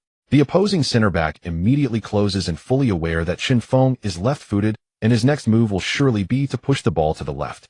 As long as his intelligence is intact, he would choose to block Chen Feng's left side. But the problem is Chen Feng is completely unreasonable. He is determined to go left. The opposing center back internally scoffs, thinking, does this summer guy have no brains? Can't he see that I've sealed off the position? In the next moment, he feels a tremendous force hit him, and he is knocked to the ground. He instinctively raises his hands towards the referee, but the referee just shakes his head, signaling for the game to continue. After running for 87 minutes, Chen Feng, being human, also feels tired. Now, with only 5 or 6 steps left to the penalty area, he thinks, why not take a shot? He doesn't want to run anymore. He adjusts his steps, glances at the goal, takes a running start, pulls back his left leg, and strikes the ball with all his might. The ball traces an extremely fast arc in the air and heads straight for the bottom left corner of the goal. The opposing goalkeeper leaps in an effort to make a save, just grazing the ball with his fingertips, but still unable to stop it from entering the net. The ball was simply too fast. Moreover, it was aimed at an extremely tight angle. A world-class strike.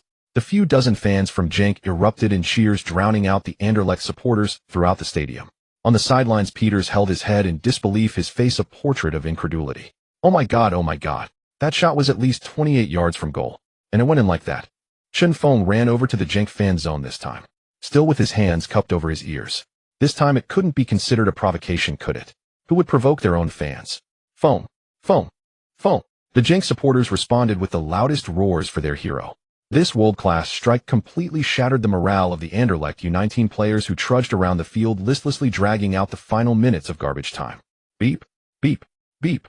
The final whistle blew. The Genk U19 players excitedly embraced each other, and Peters led them to thank the few dozen fans.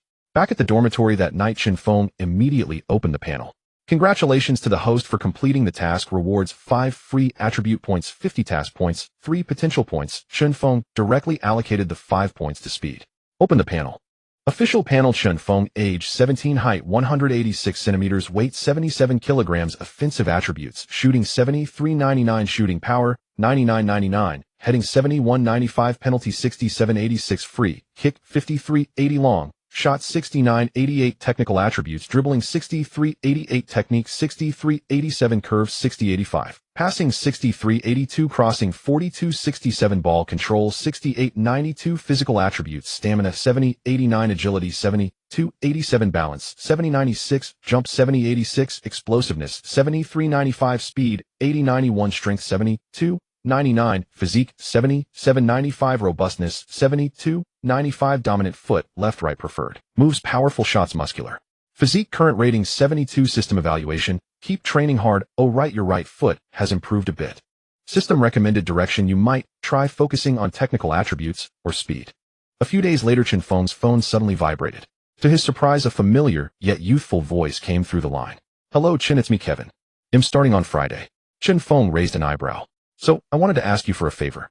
Chen Feng could tell that De Bruyne's voice on the other end was hiding a smile. Go ahead. I need a ball boy here. Can you come and be my ball boy? He'll personally bring you onto the field. After saying this, De Bruyne couldn't help but laugh. Chen Feng chuckled and cursed back. Go to hell. Ha! But congratulations, you bastard. After hanging up, Chen Feng consumed 200 task points and entered the immersive training ground to meet Maradona again. The next evening, just as Chen Feng changed into his training gear and was about to practice more, the dormitory door was pushed open. It was Coach Ribeiro. Chen, come with me today. Chen Feng pointed to the gear he was wearing. Where are we going? I want to practice more. You practice every day? Oh, it's time to change up your life a bit. We're going to watch a match. Kevin is starting for the first time. You wouldn't want to miss it. As a friend, if he plays poorly, you can still make fun of him. Chen Feng thought for a moment. Ribeiro was right.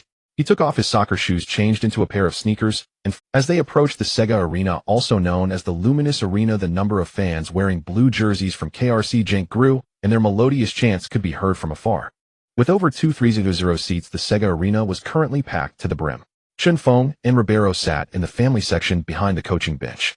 "Today is not a league match, it's the 6th round of the Belgian Cup," Ribeiro shouted in Chen Feng's ear. "The opponent is the Tibi team, a team from the 2nd division, which is why Coach Van Heusden is giving Kevin and these young players a chance." Chen Feng nodded and began to watch the game seriously. The whistles signaling the start of the match sounded. The pace on the field was clearly several levels faster than that of the U19 matches. Wearing the number 14 jersey, De Bruyne appeared to be in complete control on the field, clearly having adapted fully to the tempo of the first team. At the 34th minute of the match, De Bruyne received the ball and without hesitation delivered a precise through pass. The team's forward Jelvassen understood his intent and quickly advanced, effortlessly putting the ball into the net. This goal sent the KRC Genk fans in the stadium into a frenzy. De Bruyne simply raised his hand, a smile on his face, accepting the embrace of his teammates. Watching his friend De Bruyne perform, Chen Feng's legs began to itch, longing to get on the field and kick the ball himself. In the end, KRC Genk won comfortably with a score of 3-1. After the match, Ribeiro took Chen Feng through the players' tunnel towards the locker room. Upon entering, a mix of masculine sweat, fresh grass, and various menthol ointments hit him. A tall man wearing a suit was speaking with an assistant coach. Upon turning to see Ribeiro, a smile immediately spread across his face as he stepped forward to give him a hug. Then his gaze fell upon Chen Feng. "Ah, you are the striker from our U19 team, right?" He was Hein Van Heusden, the head coach of KRC Genk's first team. Chen Feng was a bit surprised and nodded. He hadn't expected the head coach of the first team to know him. Van Heusden noticed his surprise and chuckled. "No need to be surprised. Oh, I've heard your name many times this month from your U19 coach Peters and your agent Mino Raiola, who have already recommended you to me 3 times. This truly surprised Chen Feng. Mino Raiola. He wasn't my agent yet. Oh, I hadn't even signed a contract. But he decided to save those questions for later. Van Heusden continued, "The reason I called you is to inform you. Starting Monday, you will be moved to train with the first team." When Chen Feng heard this, it felt as if all other sounds were muted.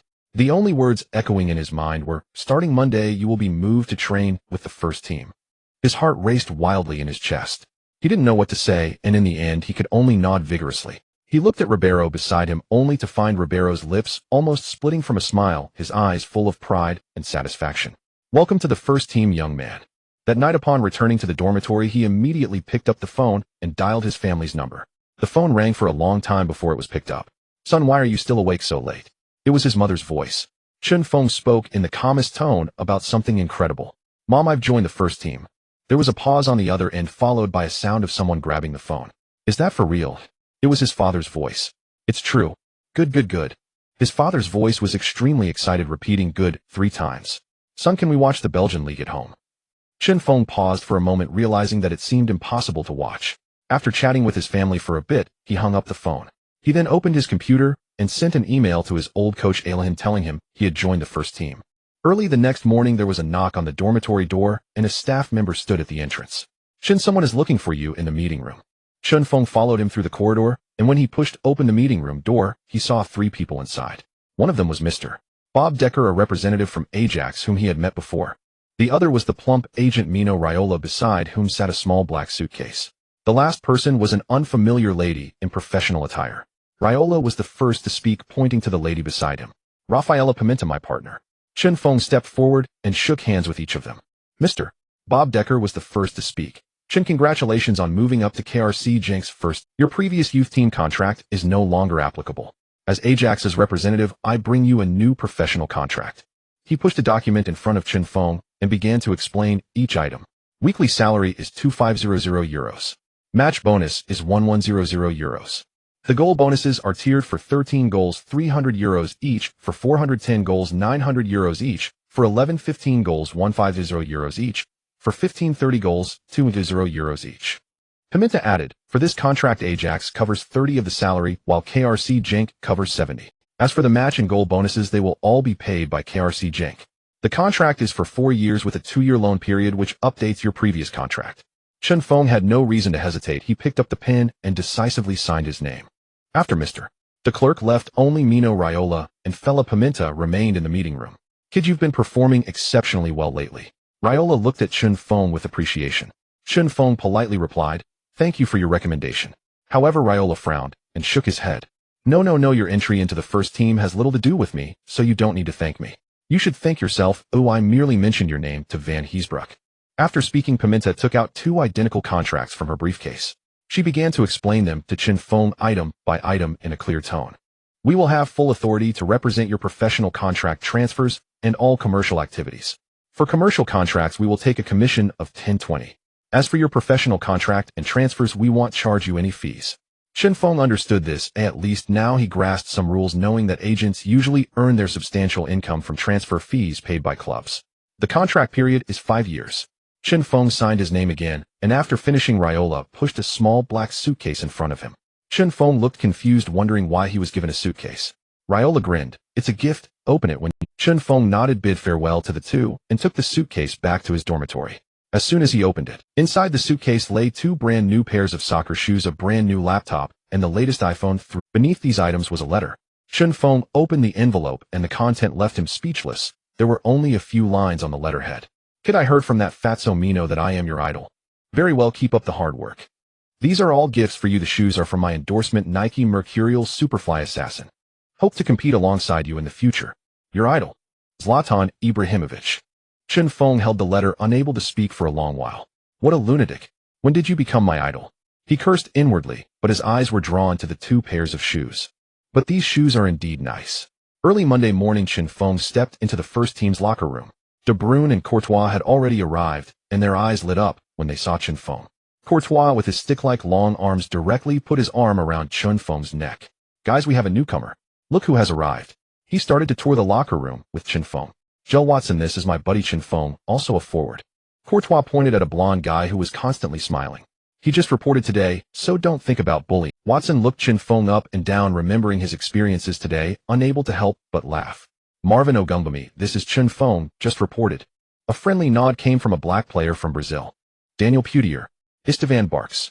Before the head coach Van Heesbroek arrived, Courtois had already introduced all the team members to Chen Feng.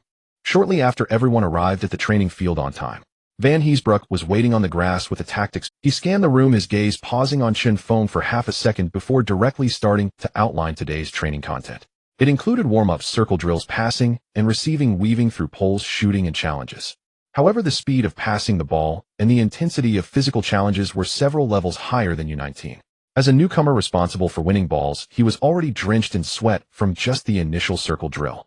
Van Heesbroek blew the whistle, signaling a 20-minute internal scrimmage. Naturally, Chen Feng, De Bruyne, and Courtois were placed on the substitute side. He still followed his previous habit and first targeted the opponent's 2 main center-backs, one named Eric Madigu, a robust Cameroonian, and the other Tobin Jonaret from Germany, who looked equally formidable. As soon as the match started, Chen Feng attempted to use his body to claim a position. As soon as he approached Madigu, it felt like he had crashed into a wall. The opponent remained unmoved, instead using a discreet elbow action to jab at his ribs, sending a wave of pain through him. Chen Feng gritted his teeth, persevering and continuing to run into position. De Bruyne passed the ball to his feet, and just as he turned, he was taken down by a fierce tackle from Tobin Jonaret, who knocked him down along with the ball. Van Heesbroek merely glanced and did not blow the whistle. Just as Chen Feng got up from the ground and hadn't regained his balance, he was bumped by Daniel Putier from the Czech Republic, causing him to stumble. After 20 minutes, he felt as if all the bones in his body were about to fall apart, and his head was buzzing. When Van Heesbroek blew the whistle, Madigu shoulder-checked Chen Feng and smiled. Welcome to the first team. The first team members all gave him friendly laughter. This was obviously a ritual they reserved. Joe Watson put his arm around Chen Feng's shoulder. Don't take it to heart. This is the first team's welcome ceremony. He pointed at Kevin De Bruyne, not far away. When Kevin came, he almost cried from the tackles. You're much stronger than he was. As soon as Chen Feng heard this, his spirits lifted. Did you take any pictures back then? Watson was taken aback for a moment, then burst into laughter. Of course we did. Ogunbami took them. He mischievously pulled out his phone. Add me on WhatsApp, and he'll add you to the group and send you the photos later.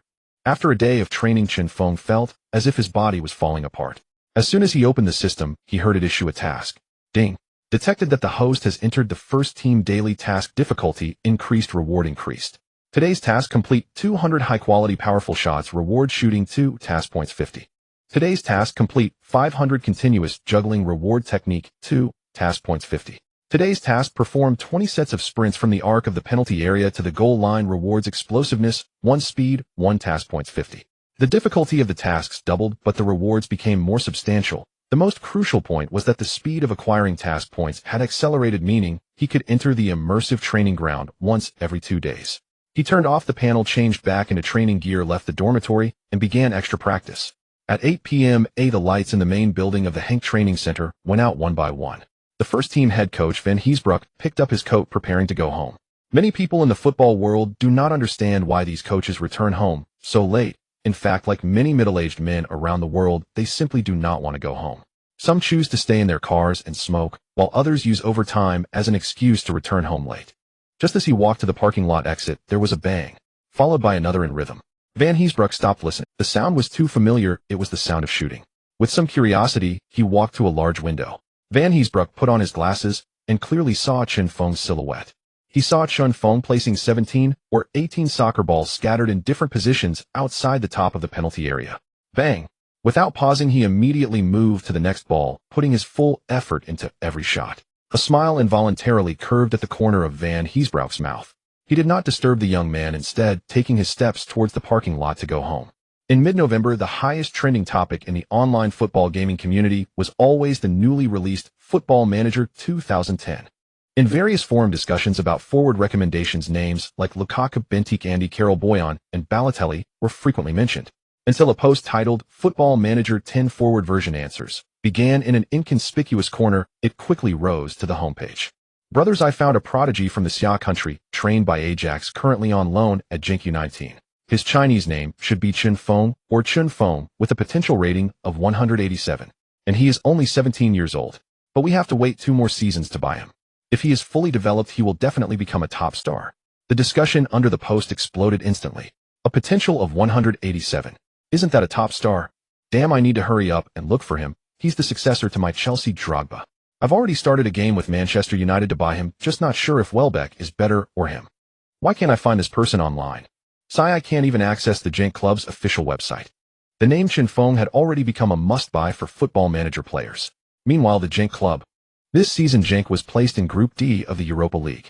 Their opponents included Aston Villa from the Premier League, Zenit from the Russian Premier League, and Cluj from Romania. The group stage had completed 4 matches, but Genk had lost all 4, scoring 2 goals and conceding 13, already declaring early elimination. However, the remaining 2 away games still had to be played in Romania and England. Head coach Van Heesbroek did not want to exhaust his main players, so he decided to rotate in the upcoming league matches. Kevin Chun. Van Heesbroek's voice resonated in the tactical room. De Bruyne and Chen Feng both looked up at the head coach. For the weekend match against Club Brugge, you 2 will be on the substitute list. Chen Feng's palm clenched quietly. It had been nearly a month since joining the first team, and this was his first time on the substitute list. He finally awaited his chance. On match day, the team bus arrived at the Jan Bredel Stadium in Bruges. Chen Feng followed his teammates into the stadium to warm up, feeling a mix of excitement at making his debut in a professional match. While stretching, he suddenly spotted another person with yellow skin and black hair across from him. He controlled his steps, casually ran in that direction, and tentatively asked in Chinese, "Hello." The player with yellow skin and black hair responded with surprise. "Hello. Are you from Xia country?" Chen Feng's face immediately broke into a smile. "Yes, are you too?" The other person nodded and extended his hand. "Wang Yang from Jiangcheng. Chen Feng from Jiaozhou." Chen Feng was thrilled. He never expected to meet someone from his homeland here. Wang Yang suggested they grab a meal together after the match. Chen Feng nodded vigorously in agreement and returned to his team. The atmosphere among the home fans in the Jan Bredel Stadium was quite gloomy. Club Brugge was currently second to last in the league with a total of 16 teams in the Belgian First Division, while Genk was in 5th place. The gap in strength was evident from the beginning of the match. Every pass from Genk's players threatened the already weak defense of the opponent. The ball barely crossed half the field. It was completely a one-sided attacking and defending drill. Chen Feng sat on the bench, continuously assessing the situation on the field. In the 17th minute, Genk's forward Jel Vossen received a pass at the edge of the penalty area, performed a quick pullback to evade a defender, and calmly shot with his right foot into the far corner of the goal. 10 easily taking the lead. In the 36th minute, Bax took a corner kick and Ogunjimi leaped high, delivering a powerful header that smashed into the net. 20. Shortly after the final whistle blew. In the locker room, head coach Van Heesbroek was very satisfied with his team's performance. "Good job, everyone, keep it up, don't slack off in the second half." Then his gaze turned to the 2 young players. "Chen, Kevin. When the second half starts, you 2 warm up by the sidelines." Chen Feng nodded heavily. The opportunity had arrived. The second half began. Chen Feng and De Bruyne took off their jackets and began jogging and stretching under the guidance of the assistant coach. Time passed second by second, and the match reached the 60th minute. Van Heesebroek finally waved them over, and the two ran back to the substitute bench. The head coach pulled Chen Feng in front of him and pointed at the tactical board. Chen, the two center-backs of the opponent, turned slowly, especially that shorter center-back Igor, who is already 33 years old. Speed is his weakness. When you come on, try to move around them or behind them. I will instruct the midfield players to give you more through balls behind their defense. After speaking, Van Heesebroek rubbed his hand on Chen Feng's head. Go enjoy the match. In the 64th minute, the fourth official raised the electronic display board, substituting number 39 for number 9, substituting number 14 for number 16. Number 39 was naturally Chen Feng, coming on for the goal scorer Gelvassen. Number 14 De Bruyne replaced the attacking midfielder backs. On the substitute bench for Club Brugge, Wang Yang watched as Chen Feng ran onto the pitch, and it was clear he was envious. The moment Chen Feng stepped onto the grass, the system's voice echoed in his mind. Ding. Host detected to be making his professional league debut. Special task released: debut match. Task objective: score or assist in the match. Task rewards: free attribute points 5, task points 100. Such generous rewards: task points directly 100. Chen Feng's eyes changed completely as he looked toward the field. He ran toward his position, his gaze locked onto the two center-backs of the opposing team, particularly the shorter center-back number 4 Igor. He constantly weaved in and out of the blind spots of the two center-backs. Pretending to make a run the moment Igor turned, he immediately pulled back, causing Igor to be somewhat vexed by his erratic movements. This Ya country kid can run too, well, always appearing in the most uncomfortable positions for him. In the 74th minute, Genk's midfielders sent a long pass to the front. Chen Feng faced away from the goal, firmly blocking Igor behind him, who pressed his entire weight against Chen Feng's back. Chen Feng used his core strength to hold firm and steadily stop the ball at his feet. However, he had no space to turn. When he looked up again, he saw De Bruyne speeding into the gap in the penalty area. Without the slightest hesitation, Chen Feng flicked his right ankle and passed the ball diagonally backward. The football was accurately delivered to De Bruyne's running path. Without any adjustments, he unleashed a magnificent curve with his right foot. The ball soared over the crowd, heading straight for the dead corner of the goal. The goalkeeper of Club Brugge barely touched the ball with his fingertips, but could not alter its trajectory, and it slipped past him into the net. 0-3. De Bruyne let out an ecstatic roar, turning to rush towards Chen Feng.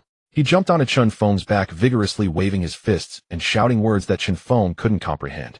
His teammates rushed over, surrounding the two of them, continuously patting De Bruyne's back to congratulate him on his first professional goal. After a while, De Bruyne finally jumped off Chen Feng's back. Thank you. His face flushed with excitement. Chen Feng shot him a glare. You score and you're thrilled. What about me? De Bruyne chuckled, displaying a sheep. Don't worry, I promise I'll make your left foot feel good next. On the sidelines, Van Heesebroek applauded, unable to The match reached the 85th minute. The coach of Club Brugge shook his head at the score, having accepted the He gestured to substitute in Wang Yang. Chen Feng had completed his system task, but his frustration was mounting. He had an assist, but what about his own goal? He wanted to score. He desperately wanted to score. However, his teammates seemed quite satisfied with the current score and began to pass the ball leisurely in the backfield, running down the clock. Chen Feng frequently raised his hand for the ball in the front, but the football never reached him. His teammates didn't even glance his way. Haven't we already won? Why do I keep raising my hand? Just waste time, that's enough. Passing forward could easily give the ball to the opponent for a counterattack. Finally, the fourth official raised the board, indicating 3 minutes of stoppage time. De Bruyne received a return pass in midfield. The Serbian captain Milorad Milic signaled him to pass the ball back to the center-back, slowing down the pace but De Bruyne ignored the captain's gesture, his gaze fixed on Chen Feng. Their eyes met in the air, instantly understanding each other's thoughts. Chen Feng immediately sprinted, cutting into the gap behind the opposing center-back, while De Bruyne delivered a precise through ball, with his right foot skimming the grass. The ball bypassed the slowly turning Igor and rolled comfortably in front of Chen Feng's left foot. Chen Feng felt a thrill as he faced the goalkeeper. Without a second thought, he decided to strike the ball with all his might. He channeled all his strength into his left foot, putting everything into a powerful kick at the rolling football. Bang! A loud sound echoed. The football flew straight toward the goal, without a hint of spin, like a missile. The opposing goalkeeper stood frozen, completely unresponsive. The ball hit the net with a swish. 0-4. The fans of Genk were ecstatic, once again waving their blue scarves fervently. Chen Feng turned and sprinted towards De Bruyne, so excited he almost wanted to kiss him on the cheek, but De Bruyne sidestepped with a smile. Are you crazy? You want to kiss me? Chen Feng laughed heartily, throwing his arm around De Bruyne's shoulder as they ran towards their fan section, raising their arms in celebration. Van Heesebroek on the sidelines was beaming with joy. The two youngsters had both scored and assisted in their debut. With half a season left, he decided to give them more chances to adapt to the first division, so they could be relied upon next season. His teammates rushed over, playfully ruffling Chen Feng's hair. His hairstyle was instantly in disarray, but Chen Feng didn't mind. He was just happy to have scored. The match resumed. Within a minute, the referee blew the final whistle. After the entire team thanked the fans, Chen Feng approached the head coach to ask for a leave, hoping to have dinner with the summer player from the opposing team. Van Heesbroek nodded, saying, "Then you'll have to find your own way back." Chen Feng was taken aback. "Right? The journey takes over 2 hours. How will I get back?" He thought for a moment, disregarding it. It's rare to see someone from his homeland. Can such a simple problem really? Wang Yang led Chen Feng to the city center of Bruges, arriving at a modest-looking Chinese restaurant. A familiar aroma of cooking mixed with soy sauce instantly whetted Chen Feng's appetite. Pushing the door open, the lively sounds from inside hit him, making Chen Feng feel as if he had returned to a bustling diner back home. "Yangzi, what brings you here? Today isn't a match day, is it?" A middle-aged owner in an apron greeted Wang Yang with a smile. "Just finished a match, and the boss brought a..." Wang Yang pointed to Chen Feng beside him. The owner immediately understood and led them to a freshly cleared table. "You guys sit first, I'll arrange something for you." After sitting down, Wang Yang sighed, a hint of fatigue on his face. "Playing here isn't easy, is it?" He looked. "The language barrier makes it hard to communicate with teammates, and the training pace is incredibly fast. Sometimes I really can't keep up." Chen Feng just listened quietly, not responding. He felt there wasn't much of a problem. He learned languages quickly, and as for the coaches, both Peters and Van Heesbroek had been quite good to him. With the system's support, he understood that playing abroad was indeed more challenging. Seeing Chen Feng's lack of reaction, Wang Yang chuckled self-deprecatingly. "Look at me, why am I telling you all this? You just scored and assisted, unlike me. We're all facing difficulties, but learning the language is essential, otherwise you can't even understand the tactics." Not long after, the owner personally brought out a round platter. It contained stir-fried beef with onions, shrimp with celery and chili, sautéed seasonal vegetables, and a bowl of sweet and sour ribs. Chen Feng's stomach growled at the smell of the food. It had been almost 6 months. Do you know how he's been living? His taste buds had forgotten these flavors, having been dominated by milk, beef, and various unidentifiable beans every day. Plus, having just played half a match, his stomach was empty. He picked up his chopsticks and quickly shoveled rice into his mouth, then grabbed a piece of beef to stuff in. He didn't even have time to talk. Wang Yang watched him devour his meal and chuckled, picking up his own chopsticks. It was a whirlwind of eating. After they finished eating, they exchanged contact information. "Just call if anything comes up, or we'll look out for each other." Wang Yang patted his shoulder before leaving. Chen Feng took out his phone to check the schedule for the last train back to Genk. His heart sank. He stood on the desolate street, feeling a bit dazed. Can someone really die of being stuck? The last train had already left, and there were no more buses. He could only call Wang Yang to ask for a place to stay for the night. Thankfully, the entire team was off the next day due to the match. Lying on the couch in Wang Yang's apartment, Chen Feng had only one thought in his mind. The matter of getting a driver's license had to be prioritized. The dormitory at Genk was empty at noon, with both the dormitory building and training ground deserted. Judgment: 1 goal and 1 assist, perfect. Task reward: 5 free attribute points, 100 task points. Chen Feng allocated the attribute points to speed again. Official panel: Chen Feng, age 17, height 186 centimeters, weight 77 kilograms. Offensive attributes: shooting 75.99, shooting power 99.99, header 71.95, penalty 67.86, free kick 53.80, long shot 69.88. Technical attributes: dribbling 63.88, technique 67.87, curve 60.85, passing 63.82, cross 42.67, ball control 68.92. Physical attributes: stamina 70.89, agility 72.87, balance 70.96, jumping 70.86, explosiveness 74.95, speed 86.91, strength 72.99, constitution 77.95, toughness 72.95. Dominant foot, left, right. Preferred action: heavy artillery, muscular physique. Current rating 75. System evaluation: your speed is finally noticeable. With speed reaching 86, the attribute bar turned red. The system also released the daily tasks, and Chen Feng sighed, changing into his training gear, preparing to head out. As soon as he opened the door, his phone vibrated.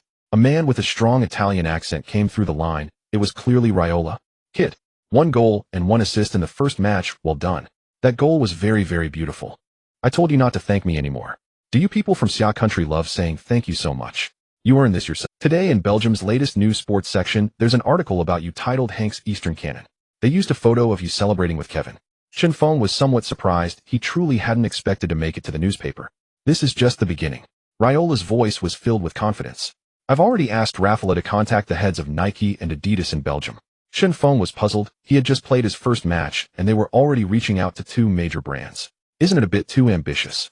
Of course it's not to sign any contracts, but to let them know that there's a player like you. When they discuss later, they can put your name on the consideration list. So make sure to seize the opportunity for the rest of the season. Raiola suddenly changed the subject. Oh, by the way, I've had Rafaela help you sign up for your driving license. The theoretical exam materials will be sent to your email. Make sure to find time to study them, and once you pass, he'll arrange a second-hand car for you. Chen Feng was a bit surprised this was just an idea he had while lying on the sofa yesterday. How did Raiola know? On the other end, Raiola burst into boisterous laughter, and Chen Feng felt he laughed like Dong Zhuo from a TV drama. Kid, listen to me. A regular agent will arrange everything for you. An exceptional agent like me thinks ahead for you. Moreover, don't you young players think only about cars models and how to get models to take precautions. Chen Feng found himself really convinced this time. He finally understood why the media and clubs disliked this fat man, yet the players under him treated him like. After hanging up, Chen Feng went straight out. He had to complete the daily tasks assigned by the system. A few days later, Van Heesbroek took most of the first-team players to Romania. In the Europa League group stage, they played away against Cluj. Several young players, including Chen Feng, stayed. This was mainly because they hadn't been mentioned in the first team at the start of the season, and the club hadn't registered them for the European competition, leaving 80 of their teammates gone, significantly lightening the atmosphere in the locker room. Hey, Eastern Cannon. Courtois was the first to arrive at the locker room. Upon seeing Chen Feng, he shouted and rushed over, wrapping his long arm around Chen Feng's neck. They're all gone. How about we hit the nightclub tonight? Chen Feng frowned. Images of electronic music and the mixed scents of perfume and alcohol flashed through his mind. He truly couldn't understand what was fun about such places. Not going. I still have to study for my driving test. Right now I just want to get these things done quickly and move out of this already cramped dormitory, which barely has anything but a bed and a table. Now that the main players of the team were away, it was the perfect time to handle these matters. He took out his phone and called Rafaela Pimenta, and within half a day she had arranged several housing options for him. In the end, Chen Feng settled on a standalone house just 2 kilometers from the training ground. The owner was a middle-aged man who was also a fan of Genk. When he realized that the tenant was Chen Feng, the originally $1,200 monthly rent was directly lowered to $950. This price was already very reasonable, and Chen Feng signed the lease on the spot. 2 days later, news came from Romania that Genk lost 0-2 away to Cluj. In his newly connected apartment, Chen Feng watched the match via live stream and saw Van Heesbroek's face dark as the head coach was so angry that he directly skipped the post-match press conference, resulting in a 3,000 fine from UEFA, and that night the team returned to Belgium in disgrace. The following morning at the training ground, the atmosphere grew particularly tense. The main players who went to the European competition looked as if they hadn't slept, with dark circles under their eyes, and the usual playful banter had vanished without a trace. Van Heesbroek was also taciturn, neither roaring nor lecturing, just staring intently at the players. The whistle blew. Warm-up, passing, and confrontation. The players who had just returned from Romania moved heavily, frequently making mistakes. Their passing wasn't great either. The ball control could even lead to several meters away. For a moment, Chen Feng thought he had returned to the sports school. Van Heesbroek seemed to have no solution. For a small team competing in the league, the Belgian Cup, and the Europa League had already exhausted their stamina and energy. Now only the players who hadn't gone to Romania were in decent form. For the next match against Royal Charleroi, they could only use these young players. Luckily, their opponent wasn't too strong and was ranked behind them. On a clear Saturday morning, Chen Feng slipped 2 tickets into the mailbox and also sent a text message to the landlord, who was a fan of KRC Genk. I'm starting today, and I have 2 tickets to thank you for reducing my rent. Not long after, the other party replied, Kid, I'll bring my son to cheer for you from the stands. Thank you for the tickets. Outside the Seagull Arena in the evening, many stalls were already selling beer and fries. The fans, dressed in blue jerseys and adorned with blue scarves, sang the team's anthem as they poured into the stadium. Inside the home team's locker room, the atmosphere was tense. Van Heesbroek circled 2 names on the whiteboard. Cyril Theo, a French forward, has good footwork and likes to drop back for the ball. Jeffrey Bia, a Congolese winger, is extremely fast and the main initiator of their counterattacks. We need to watch out for these 2, don't let them take the ball easily. Then the head coach looked at Chen Feng, De Bruyne, and Courtois. This is the first time the 3 of you are starting together. Show all your strength, or I won't hesitate to replace you. Don't let me down. The players formed a circle, and the captain Milu Mali roared in his Serbian-accented English. Listen up, guys. We're doing well in the league, but we need to take it a step further. There's no better place to make that step than here. We advance and retreat together, play our football, and be aggressive. Come on. For Genk. HUP, HUP, HUP. The captain's strong attitude was something Chen Feng felt for the first time as he pumped up the team. As the kickoff time approached, the sound of the locker room bell rang. At the moment Chen Feng stepped onto the pitch, the system's voice chimed in on cue. Ding. Detected host's first league start. Main mission released, battle for the starting position. Mission objective: score a goal, help the team win the match, and begin to gain the coach's trust. Mission rewards: free kick 5, dribbling 5, mission points 200. Now he was filled with confidence, firmly believing he would not fail. The first half of the match began. Royal Charleroi set up a defensive formation right from the start, clearly aiming to play a counter-attacking game. Genk's players patiently passed the ball in the midfield and defense, trying to find gaps in the opponent's defense. The match progressed to the 12th minute. De Bruyne suddenly delivered a penetrating through ball from the midfield, passing through 2 defenders and finding the advancing Chen Feng. Chen Feng faced the rolling football and swung his left foot, wanting to announce his arrival with a shot. Bang! The ball made a pleasant thud, but it soared high over the crossbar and into the stands. Chen Feng, frustrated, held his head in his hands, then raised one hand towards De Bruyne, signaling his apology for wasting the opportunity. De Bruyne simply shook his head, indicating not to worry. In the 21st minute, Genk was awarded a free kick in the attacking half. De Bruyne took the responsibility, curling the ball towards the back post of the penalty area. Chen Feng elbowed past all the defenders and leaped high, but misjudged the timing of his jump, slightly grazing the ball with his head as it sailed out of play. Another missed opportunity. The Genk fans in the stands let out a collective sigh of regret. A nameless anger surged from deep within. He needed to score, he had to score. In the 35th minute, Gelvassen, who had shifted to the wing, made a series of feints on the right, attracting 2 defenders before suddenly passing the ball to the center. Chen Feng received the ball at the edge of the box, using his body to shield against the center back behind him as he forced a turn. A slight opening appeared before him, and he shot again. This time Chen Feng deliberately lowered his ankle, aiming for a ground shot. However, he struck too hard, and the ball bounced off the turf, narrowly missing the left post. Fuck! Chen Feng slammed his fist into the grass. The Royal Charleroi goalkeeper got up from the ground and slowly walked back to the goal, deliberately wasting time to retrieve the ball. He even disdainfully sneered in Chen Feng's direction. De Bruyne rushed over and grabbed the still frustrated. You need to watch for your teammates. He pointed to Gelvassen, who was unmarked in the penalty area. If you pass, it's an open goal. Why do you insist on shooting it yourself? Chen Feng was indeed influenced by the system's penalty pressure, becoming very impatient. He could only raise his hand towards Gelvassen to signal his apology and nodded at De Bruyne. Van Heesebroek on the bench showed no dissatisfaction.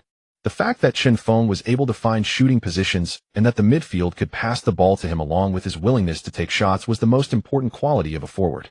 As for the accuracy, that was just a detail that could be adjusted over time. The whistle for halftime sounded.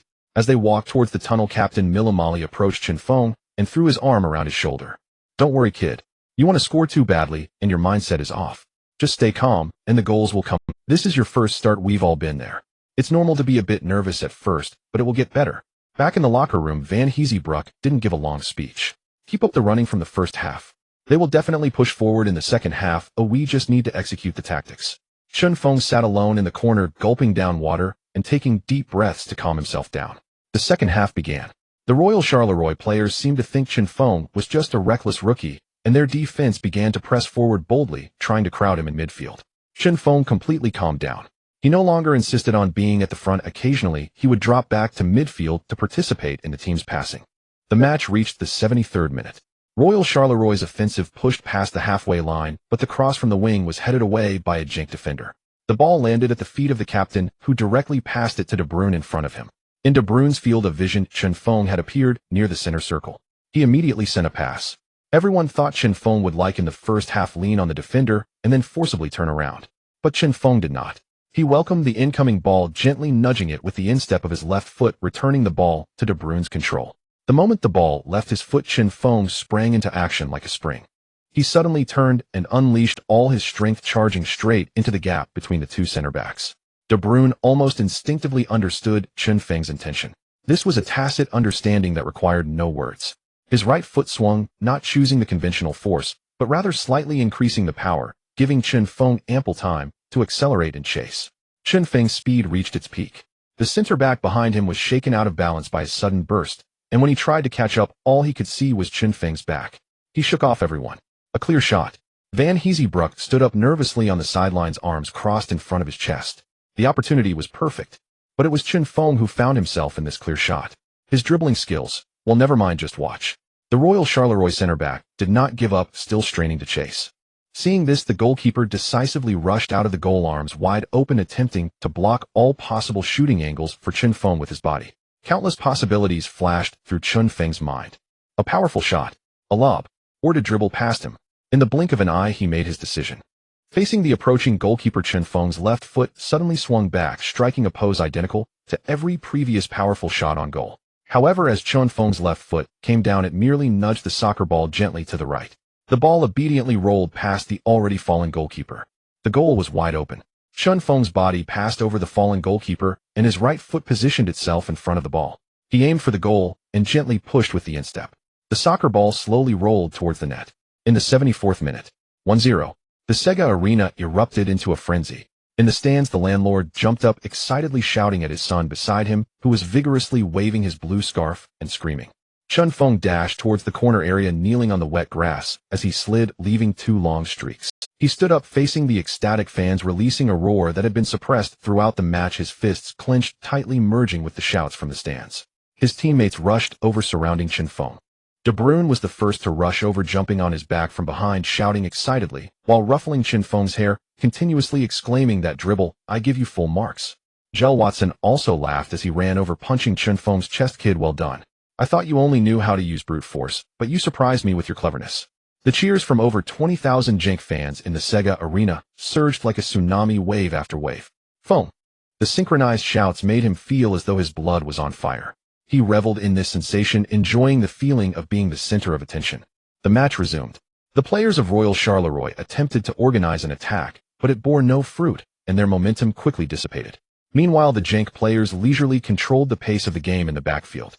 Even in the 83rd minute, Gel Watson received a pass from a teammate during a counterattack, calmly took his shot, and expanded the lead to 2-0. As the final whistle blew, Van Heesbroek entered the field, hugging each of his players. When he reached Chen Feng, a smile graced his face. "Kid, not bad," he patted Chen Feng's back firmly. "I thought you only knew how to shoot with that left leg. I didn't expect you to play smart today." Chen Feng chuckled softly, but inwardly he grumbled, "Of course I was forced to. If I had dribbled better, I would have easily gone past 3 people and scored like Messi. Would I still need to pass around?" Back in the locker room, Captain Milo Molina handed Chen Feng a bottle of water. "What did I say? Just calm down, and the goals will come naturally. Play well, maintain this state, and there will be plenty of chances in the future." Chen Feng accepted the water, touching his head. "Yeah, thanks, Captain." "Thanks for what?" Milo Molina pointed at De Bruyne, who was playfully roughhousing with Courtois in the distance. "If you want to thank someone, you should properly thank him. That kid keeps looking for you in the second half like a clingy girlfriend." De Bruyne seemed to sense someone calling his name and turned back to raise an eyebrow at Chen Feng. The look in his eyes was clear. "See, I'm being generous, right?" Chen Feng smiled and extended his middle finger at him. As he left the field, some senior teammates headed to a bar to celebrate, but for him, it was best to stay away from such places for now. Returning to his apartment, he took out the prepped dinner from the fridge: a portion of boiled chicken breast, a bit of fried rice, a serving of broccoli, and a glass of milk, which he found unappetizing. System, open the panel. Ding. Detected host's first league starting match. Main mission, competition for the starting position. Completed. Mission objective, score a goal, help the team win the match, and earn the coach's trust. Judgment perfect. Mission rewards, free kick 5, dribbling 5, mission points 200. Dribbling 6388, dribbling 6888. Free kick 5380, free kick 5880. Though his dribbling still fell short of those technical masters, at least the progress was visibly apparent. As for free kicks, that was not yet his turn to take. 2 days later, when Chen Feng appeared on the training ground on time, he could feel the change in the way his teammates looked at him. They no longer regarded him as just a promising rookie, but as an equal. Even Gel Watson, the previous main striker, would engage in more communication with him during training. "Chen, if you could just step back a bit on that last shot, it would have been easier for you to shoot, and my pass would have been better too." "Okay, I understand." This pure business-like exchange made Chen Feng feel very comfortable. "In professional sports, as long as I acknowledge your ability, then you can replace me, and I have nothing to say." During training matchups, Van Heesbroek tossed a vest symbolizing the main squad to Chen Feng. During training breaks, the head coach would call Chen Feng aside to explain more complex running routes using it. "Chen, look, when Kevin receives the ball in this position, I need you to make a diagonal run inside, pulling the opposing center back out to create space for Watson on the flank. And when we lose the ball up front, don't rush back. Your first task is to immediately press and harass their defenders to delay their counterattack." Every word from the head coach was etched in Chen Feng's mind.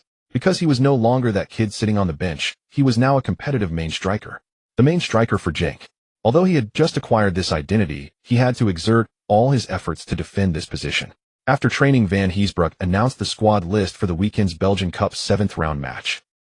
Forwards Gel Watson Chen. Having made the squad list for 2 consecutive matches, everything was heading in the best direction. As he stepped out of the training ground, his phone vibrated.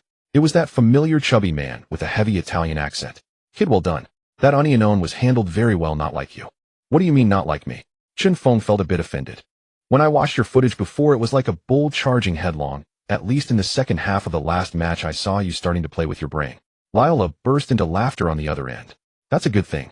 Listen, what you need now is to score continuously to engrave your name in everyone's mind. I know. No, you don't know. Lila interrupted him. You just need to know how to play football, the rest you know nothing about. I've already talked to the club. In the next match against Genk you'll be starting, and it'll arrange for your parents to come watch the game. Chen Feng was stunned. My parents? Coming to Belgium?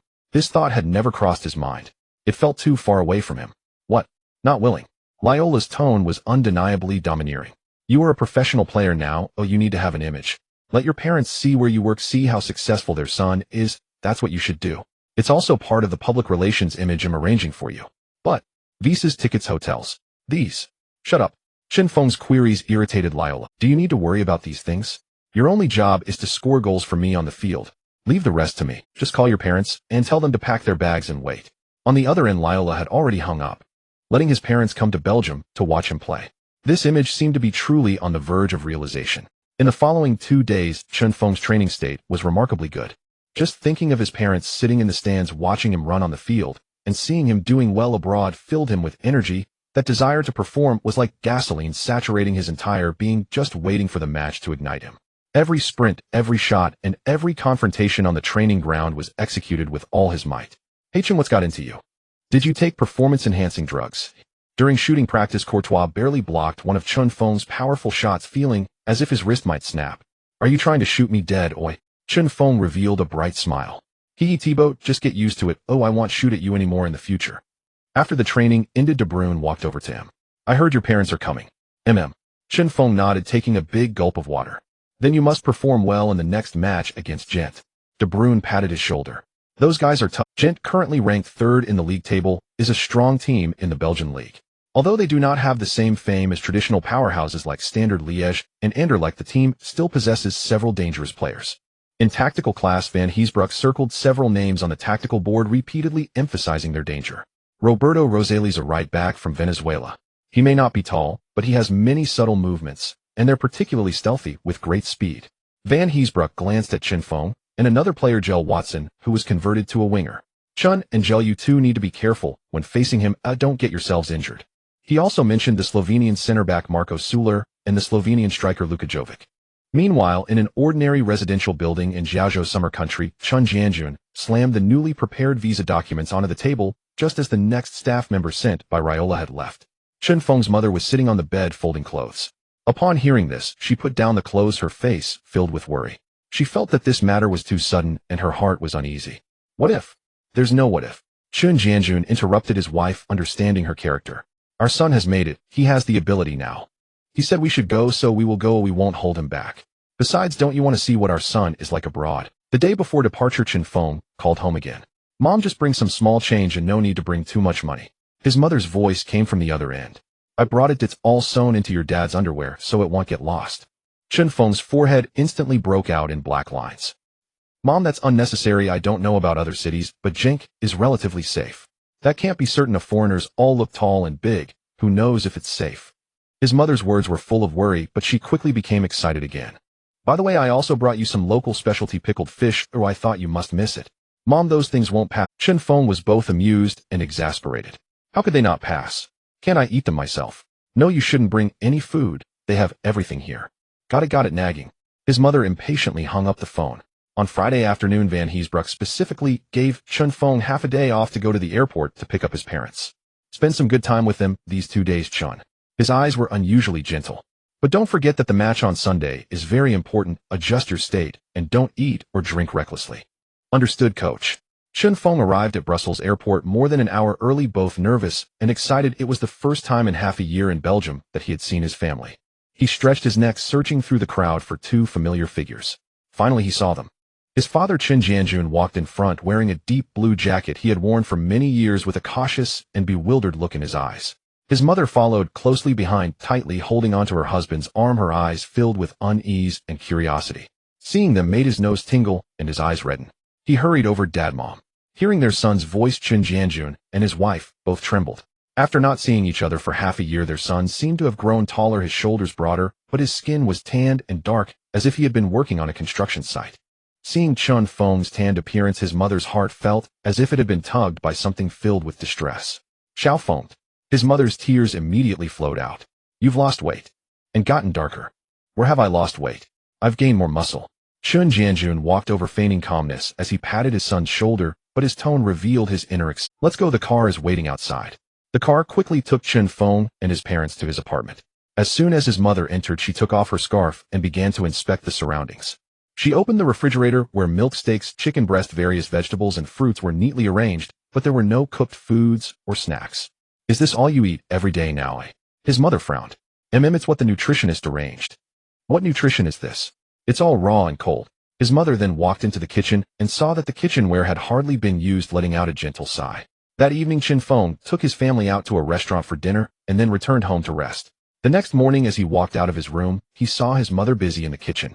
His father sat on the living room sofa watching the animated series, The Adventures of Tintin. Seeing Chen Feng come out, he asked, awake. Mom made you some porridge and fried an egg. Chen Feng looked at the bowl of white porridge and the plate of fried eggs, almost forgetting his mother's cooking skills. Hurry and eat after you finish. Your dad and I will go out for a bit to familiarize ourselves with the environment and buy some groceries at the market to make you a big meal tonight. Chen Feng's heart sank. His greatest fear had indeed come true. He only ate a piece of the fried egg white, but was hesitant to touch the porridge. Mom, you should just not cook. Oh, I can't eat it anyway. His mother's smile froze. Why can't you eat it? I have training later, plus there's a match tomorrow. Oh, I can't eat recklessly tonight. Can't you have a home-cooked meal before the match? His mother's voice rose. What kind of rule is that? When you were in sports school, I even specially brought you pork rib soup before matches. Chen Feng could only patiently explain to his mother. Mom, I'm different now. I'm in a professional team, and what I eat and how much I eat is all provided by the team, backed up by scientific reasoning. Scientific reasoning. His mother clearly did not understand. I raised you this big. How could I not know? Those foreign foods are cold and indifferent. How could they compare to home-cooked meals? He found it hard to explain to his mother why he couldn't have porridge before training, because rice raises blood sugar, quickly digests rapidly, and can lead to a quick drop in blood sugar during training, causing sudden fatigue and lack of concentration during intense physical activity. He needed to eat slow-releasing carbohydrates in the morning, etc. Not that porridge is bad, don't get me wrong. It's just not very friendly for athletes. Chen Feng quickly changed the subject. Dad, Mom, how about this? After you finish breakfast, I'll take you to see the training. Chen Jianjun's eyes lit up. Can we visit? If so, let us see what you usually do. Chen Feng nodded, indicating that visiting was allowed before training. This suggestion proved effective, and his mother no longer lingered on the cooking issue. Chen Feng drove the second-hand Volkswagen Golf arranged for him by Liao La, bringing them to the training base. As the car entered the training base, Chen Jianjun was somewhat shocked to see such a great training facility. Such a large area, 6 or 7 fields. Are they all for playing football? Yes, over there is for youth training, and this side is for the first team training. After parking the car, just in time, De Bruyne and Courtois arrived and warmly greeted Chen Feng and his parents. Hey Chen, hello to you all. Of course, he spoke in English, and Chen Feng immediately translated for his parents, while De Bruyne smiled shyly and nodded at them. They learned from their son that these two seemingly young players were the future stars of Belgium. When the formal training began, the field was closed to the public, and the club staff politely escorted Chen Feng's parents back to the apartment. In the evening, when Chen Feng returned to the apartment with a fatigued body, a rich aroma of food greeted him. You're back? Hurry and wash your hands. Mom has made a table full of dishes you love. Looking at the dishes on the table, sweet and sour ribs, oil-braised prawns, braised pork, and a plate of steamed sea bass from Qinghai made Chen Feng's mouth water. However, reason told him that he couldn't touch most of these dishes. He stood at the dining table holding the chopsticks, his gaze moving back and forth among the dishes, finally settling on the plate of steamed sea bass. This one is okay to eat, better than that braised pork. The next morning, breakfast and lunch were taken care of at the club. In the evening, the whole team arrived at the Sega Arena. At the same time, club staff took Chen Feng's parents to the stadium early, where they were arranged in the family section for players with excellent seats. Before long, the stadium was filled with people. Over 2,300 fans turned the place into a blue ocean, shouting and roaring, Samen Strijden, Samen winnen. Together we fight, together we win, causing the entire stadium to tremble slightly. It was also the first time for Chen Jianjun and his wife to witness such fervor for football. Back home, they had watched matches live, but rarely experienced such an atmosphere. Surrounding fans were dressed in blue jerseys, their faces painted, waving scarves, and singing at the top of their lungs. "This is more lively than the new year," his mother murmured. Chen Jianjun stared intently at the entrance of the players' tunnel, his eyes filled with anticipation. Soon, amidst the passionate entrance music, the players from both sides lined up, and the stadium DJ, with his magnetic voice, announced the starting lineup. Number 39. Chen. Chen Jianjun and his wife clearly heard the roar of the fans and "Phone, phone, phone, phone." His mother tightly grasped her husband's arm, unable to utter a word in excitement. He never imagined that in a foreign land so many people would shout his son's name with all their might. Chen Jianjun's chest heaved violently as he saw his son in a blue jersey standing in the center of the field, receiving the cheers of more than 20,000 people. All worries and hardships transformed into an unparalleled pride at this moment. Soon the referee's whistle sounded, and the match officially began. Genk intended to take the initiative from the start. They utilized a strong midfield to launch a fierce attack on Genk. Chen Feng felt the pressure as soon as he started. The two central defenders for Genk, Croatian Marko Škrlj and Senegalese Mathieu Lanzer, one in front and one behind, sandwiched Chen Feng in the middle. Every attempt to move was met with a harsh shove from the opponents, and every time he received the ball, a thigh would come from an unexpected angle to disrupt his actions. "Hey kid, this isn't the youth league anymore," Škrlj whispered provocatively in his ear, subtly tugging at him. Chen Feng completely ignored him and responded with more aggressive movement. 15 minutes into the match, De Bruyne suddenly sent a beautiful lofted pass from midfield. The football crossed the halfway line, spinning strongly, flying towards the opponent's backline. Chen Feng instantly sprang into action, using his speed to shake off the heavy Škrlj and sprinting toward the ball's landing spot. Just as he prepared to shoot, another central defender, Lanzer, flew in from the side, and although the action looked very dangerous, it was indeed a clean tackle. Oh, the fans from Genk let out a collective sigh of disappointment. Chen Feng got up from the grass and gave a thumbs up to De Bruyne in the distance, signaling that the pass was excellent. He could feel that his physical condition today was exceptionally good, full of strength. He just needed an opportunity, an outlet for his pent-up energy. In the stands, that was too dangerous. That big black guy was going for him, right? Chen Feng's mother nervously clutched her husband's arm. "Is Xiao Feng okay?"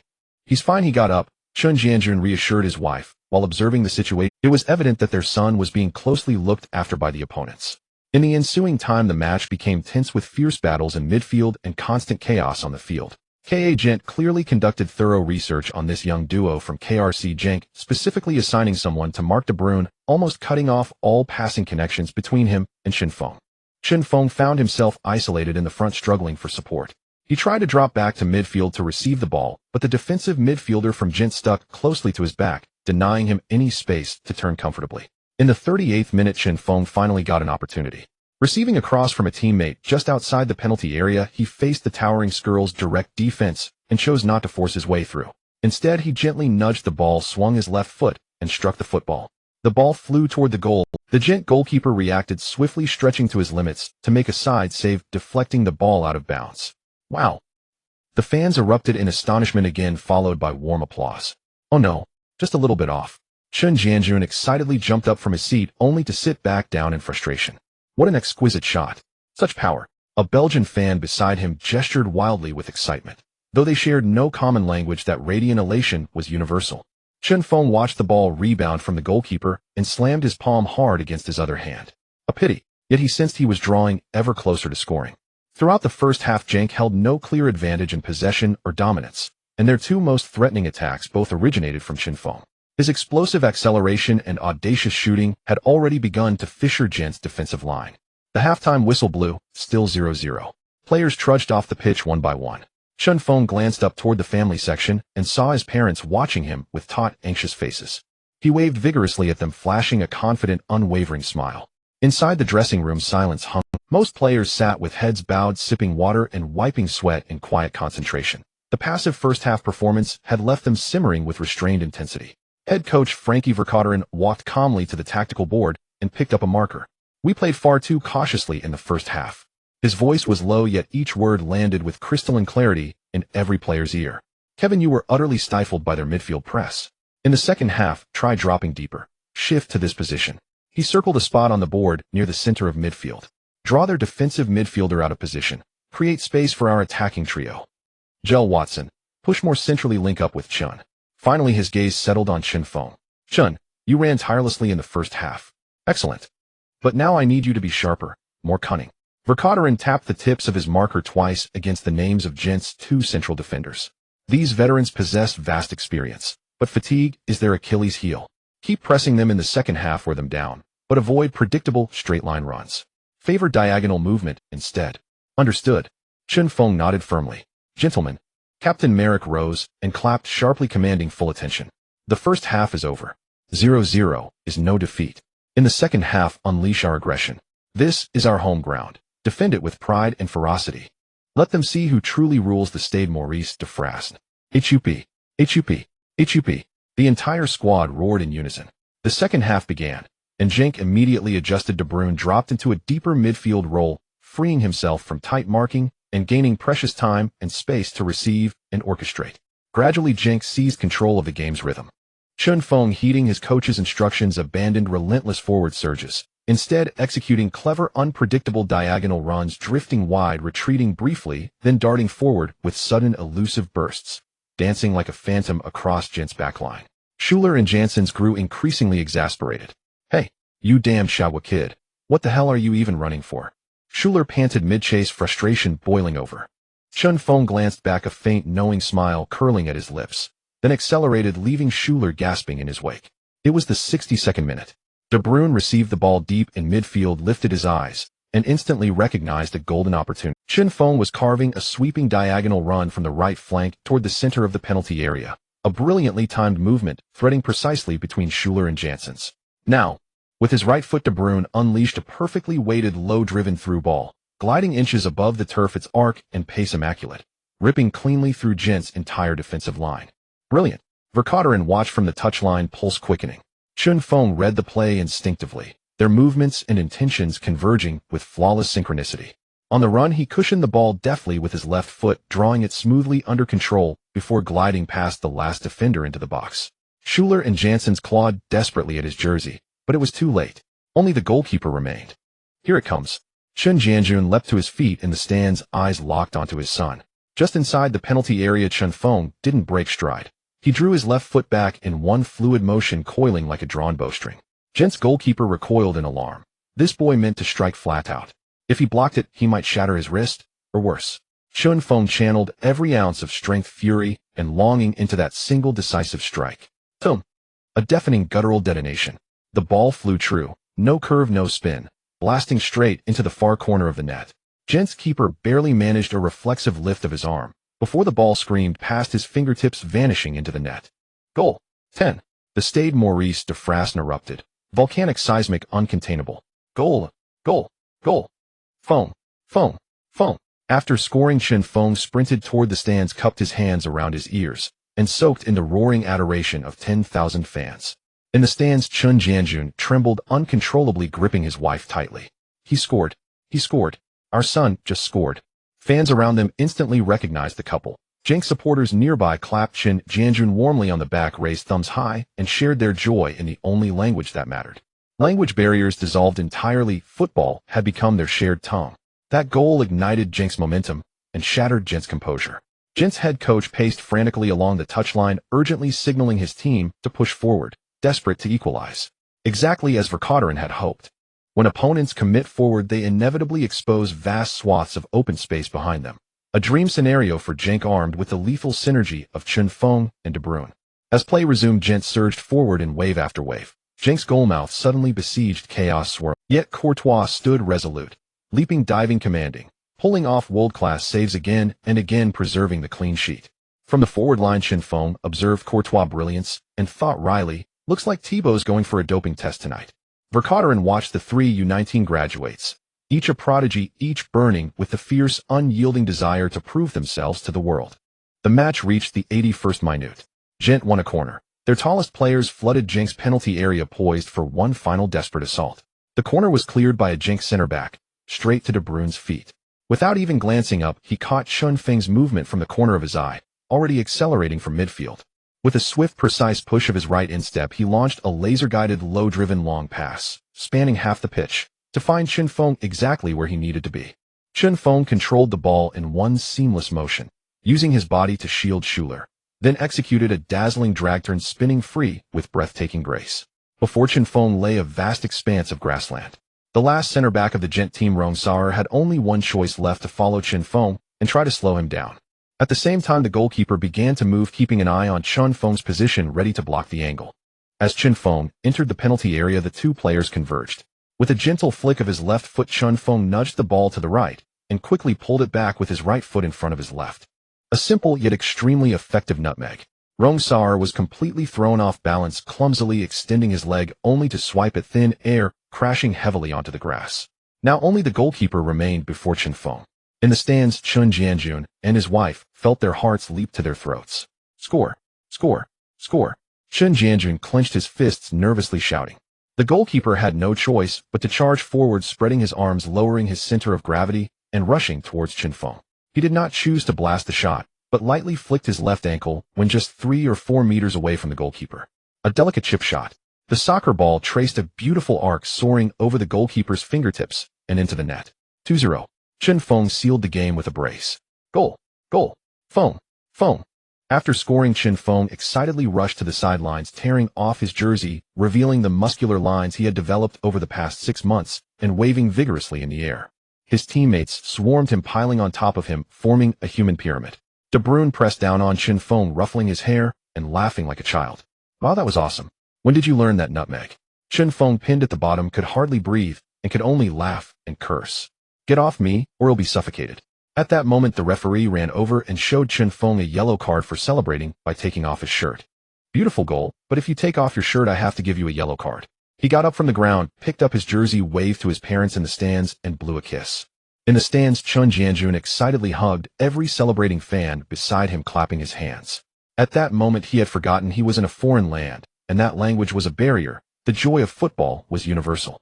His mother sat quietly, her smile radiant, watching the figure surrounded by teammates with immense pride. The final minutes of the match had turned into a celebration for the Genk team. Van Heesbroek used the last substitution to take Chen Feng off, allowing him to receive the applause of the fans. As Chen Feng walked off the field, over 20,000 fans stood up to give him the loudest cheers and applause. Feng! Feng! He bowed to the fans and returned to the bench, hugging the coach and teammates one by one. Well done, kid. Van Heesbroek gave him a firm hug. The final whistle blew and Genk triumphed over their strong rivals, winning 2-0. After the match, Chen Feng was undoubtedly named the player of the match. As Chen Feng held the crystal-clear player of the match trophy and walked to the exit of the players' tunnel, his parents had already been waiting there.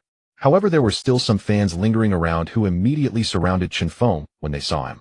Chen, can I have your autograph? A blond boy holding a number 39 jersey looked at him with eager eyes. Of course.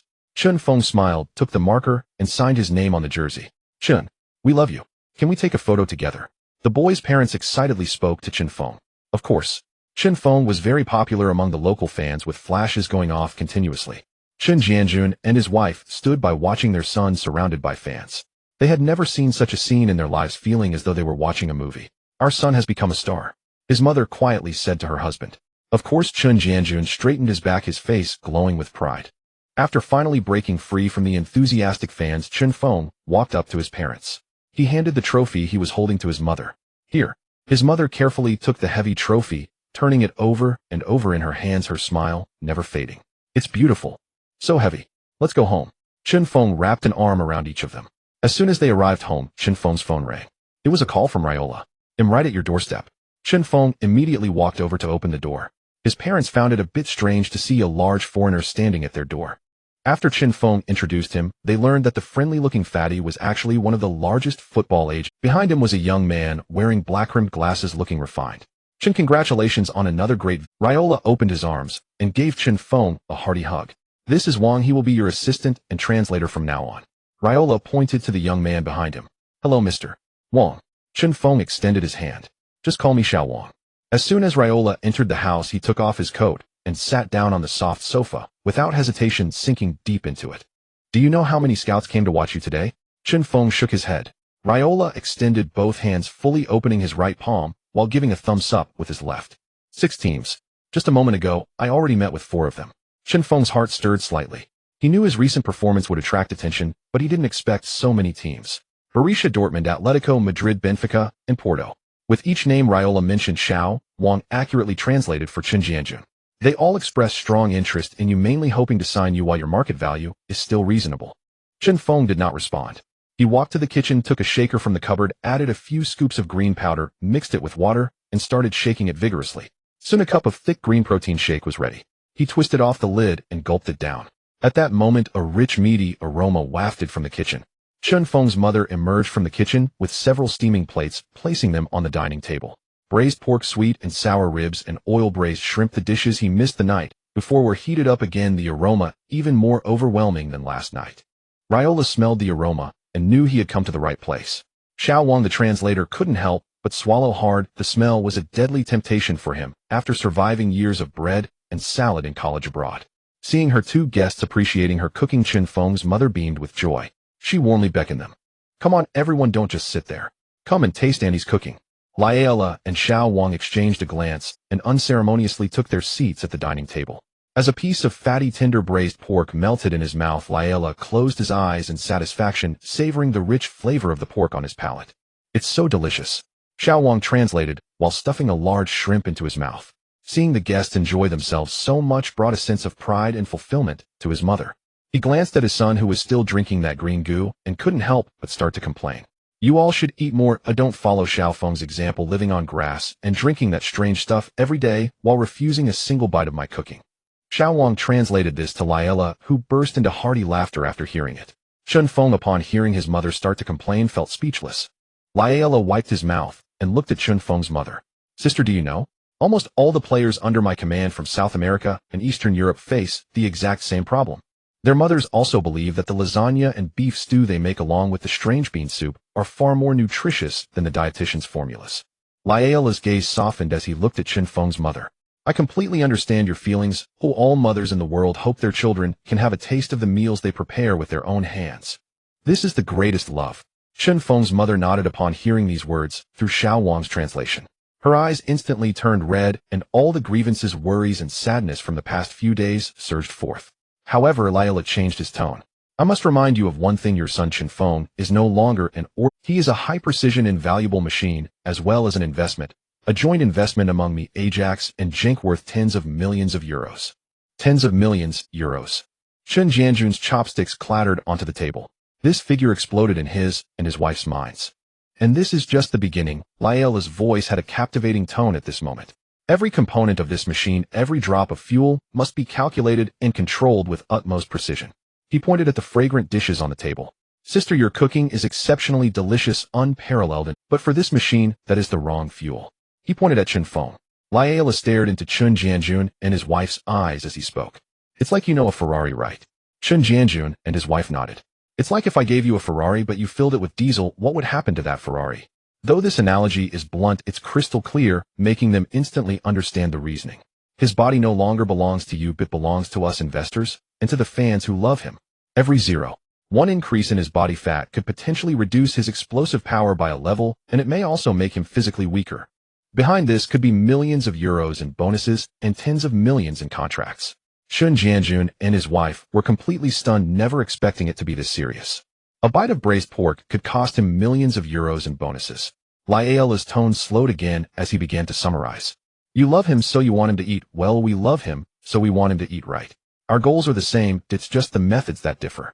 In the end, looking at Chen Feng's mother, "You have already nurtured him into the bravest warrior, accomplishing the greatest. Now trust us professionals. We will provide this warrior with the finest weapons and ammunition. Your job isn't to busy yourself in the kitchen for him, but to sit in the stands and proudly applaud and cheer for every spectacular performance he puts on. That is the best love you can give him." Standing to the side, Chen Feng was applauding in his heart. Raiola truly lived up to his renowned reputation. He understood how to handle the relationships of these players' families so well, no wonder Ibrahimovic treated him like family. After hearing these words through the translation, Chen Jianjun and his wife began to slowly understand. They began to grasp the kind of profession their son was engaging in.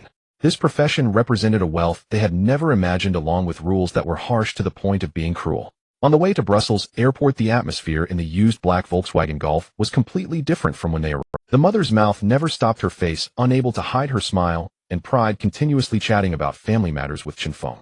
"You know your second aunt's cousin's daughter, right? The one who always snatched your toys when you were little? She graduated from university last month, and I heard she's still single. And your second cousin just had a baby a couple of days ago, a big boy weighing 7 pounds and 8 ounces. Those distant relatives' trivial matters made Chen Feng, who was driving, break out in a cold sweat.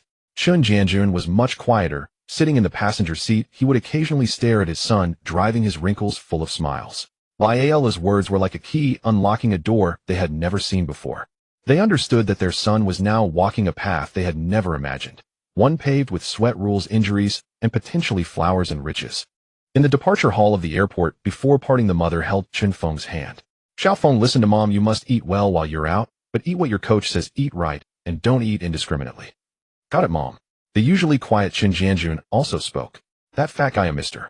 Lai, is right, but take it easy during training, don't get injured, money is endless, but health is the most important. Chen Feng nearly laughed out loud at the mention of Mr. Lai.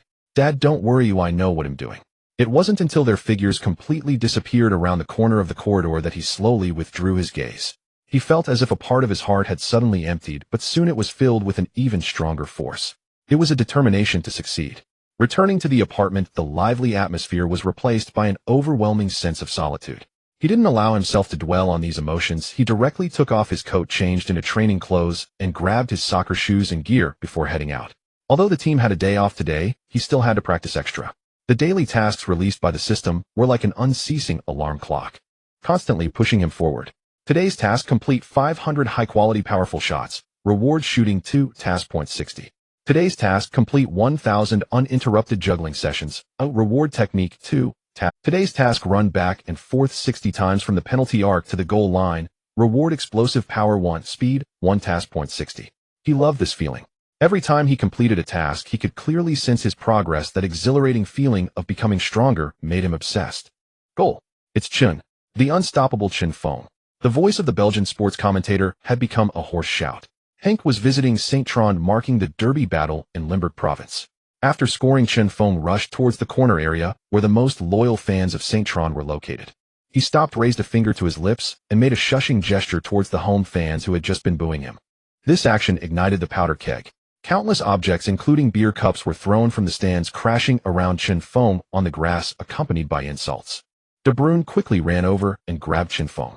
All right, don't stoop to their level, be careful not to get hit. The referee also came over, ultimately only giving Chen Feng a verbal warning without issuing any cards. The referee knew well that it was the home fans who had initially shouted various racist remarks.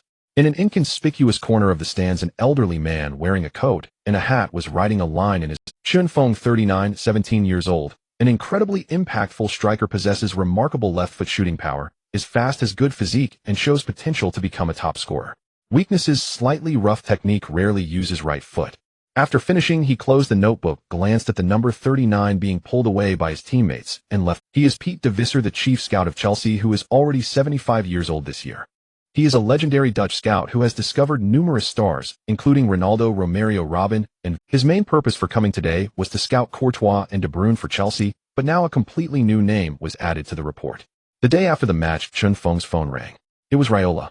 Well done, kid, you scored 2 more. Thank you. I told you don't say thank you to me. Raiola joked. What you need to do now is to keep scoring. Every goal you score adds a 0 to your next contract. By the way, let me tell you some good news. Raiola's tone turned mysterious. Do you know who watched your match yesterday? The legendary scout of Chelsea, De Visser. Chelsea. Chen Feng gasped. The names Drogba, Lampard, Terry echoed in his mind. Haha, he was originally there to watch your 2 teammates, but now your name should have appeared in his notebook. Of course, this is just the beginning, just showing interest. You're still far from a real offer. What you need to do is to show them that you're worth a lot of money. Keep it up, kid. After this winter break, I'll make your name resound throughout Belgium. Meanwhile, major sports media in Belgium were flooded with reports about this derby match. The headline of the latest news report was, "The Eastern Cannon roars again." Genk triumphs over their derby rivals. The Standard used a photo of Chen Feng celebrating with his finger raised to his lips as the cover titled, "Genk's new King Chen." His name was rising with unstoppable momentum in Belgian football. But right now he was thinking of just one thing. Open the system panel. Ding. Match mission completed. Mission objective: score goals and help the team. Determination: 2 goals, perfect. Mission rewards: strength 3, balance 3, emission points. Official version panel: Chen Feng, age 17, height 187 centimeters, weight 78 kilograms, offensive attributes: shooting 78-99, shooting power 99-99, heading 71-95, penalty 67-86, free kick 58-80, long shot 69-88 technical attributes, dribbling 68-88 technique, 69-87 curve, 60-85. Passing 63-82, crossing 42-67, control 68-92, physical attributes, stamina 70-89, agility 70-87, balance 73-96, jump 70-86, explosiveness 75-95, speed 87-91, strength 73-99, physique 77-95, robustness 75-95, preferred foot left right, preferred moves heavy. Artillery muscular build, current rating 76, system evaluation, keep it up. He not bad. Facing those tough defenders in the future, he would have more confidence, and he had already accumulated over 700 mission points. A few more matches, and I can gather enough 1,000 points to buy a healing potion for emergencies. For players who rely on their body's, injuries are the greatest enemy. Many young talents have fallen due to injuries. At least with this potion, it's like buying insurance. He turned off the system, changed his clothes, and prepared to go to the gym for some extra strength training. He wanted to become strong enough that no top club in the world could ignore his presence, strong enough that all coaches would tell reporters, there's nothing we can do, we can't defend against him. He is Chen Feng. Early winter summer country. On the internet sports forum, the focus of discussion among fans was still those topics that had been discussed thousands of times. Can the second phase of Real Madrid's galactic fleet compete with Barcelona?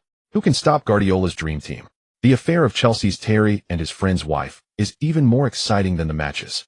Manchester United has fallen into a period of pain after Ronaldo's departure. Arsenal's fans are always protesting against the lack of ambition of the club. And Wenger is always responding, we trust our young players. Spurs fans refresh the Modric to Real Madrid transfer rumors every day. Of course, there's also the troublesome business of the summer country team that can't be lifted up. Every time this topic comes up, everyone tacitly insults it. A famous football forum had countless night owls still posting late into the night. A user named Thibaut Inter was scrolling through YouTube looking for new football highlights. He was a diehard Inter fan and had once been a loyal supporter of Adriano. Ever since that omnipotent king fell at Miazza, he felt that watching football was missing something. In the homepage recommendations, a bold English title caught his attention. Belgian League Canon's unstoppable goals. Canon. Thibaut Inter paused for a moment, then looked disdainful. What nonsense. When did we have a player who could score in European leagues? What a canon, clickbait has even gone abroad. He intended to see a joke and take a screenshot to mock it on the forum, so he clicked in. The video quality wasn't high definition, looking like a mobile screen recording with a bit of blurry graininess. But it was still clear enough. It opened with a player in a blue 39 jersey receiving the ball outside the penalty area. Facing the approaching defender, he didn't even adjust, just swung his left foot. What the hell? The user, Thibaut Inter, leaned forward, eyes glued to the screen. This shooting posture, this swinging leg arc, and that overwhelming power that could be felt even through the screen. It was so damn similar. In the video player, no. 39 repeatedly unleashed thunderous left-footed strikes against the opponent's goal, long-range drives from outside the penalty area, explosive near-corner shots from tight angles, and unknown breakaways. Each goal embodied raw, unadorned violence as aesthetic artistry. Is this our player? He immediately downloaded the video and uploaded it to a football forum he had frequented for nearly a decade. He was determined to start a thread to ensure every true football lover would see it. Even the title was already chosen. Shook my mother for a century. We've discovered a domestic Adriano. The moment the post went live, replies flooded in. Post 1, the OP is hyping again. I've reported it. You're welcome. Post 2, a domestic Adriano. Seriously, come on. Can't even find a domestic Inzaghi these days. Post 3, holy shit. Holy shit. Holy shit. The OP isn't bluffing. His shot power is genuinely monstrous. That goal at 115 left me stunned. This reply acted like a spark, igniting an explosion of engagement. Post 18, damn. Is this really one of ours? That physique, that physical resilience. Sure, he's not mixed race. Post 35, the sheer momentum of his runs, the explosive force behind his shots. That's the authentic essence.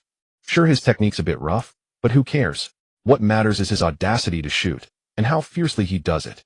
Post 99, found it. His name is Chen Feng, 17 years old, product of Ajax's youth academy, currently on loan to Belgian Pro League side KRC Genk. Height 187 centimeters, a weight 78 kilograms. Good heavens, those physical metrics. Post 123, impressive. I just checked Genk's official website. The kid's already scored 8 league goals. Seriously, though the Belgian Pro League isn't among Europe's top 5, its standard is unquestionably high. Scoring 8 goals at 17, that's stratospheric. Within hours, the thread surged to the forum's front page. Even the moderator recast its title in bold crimson.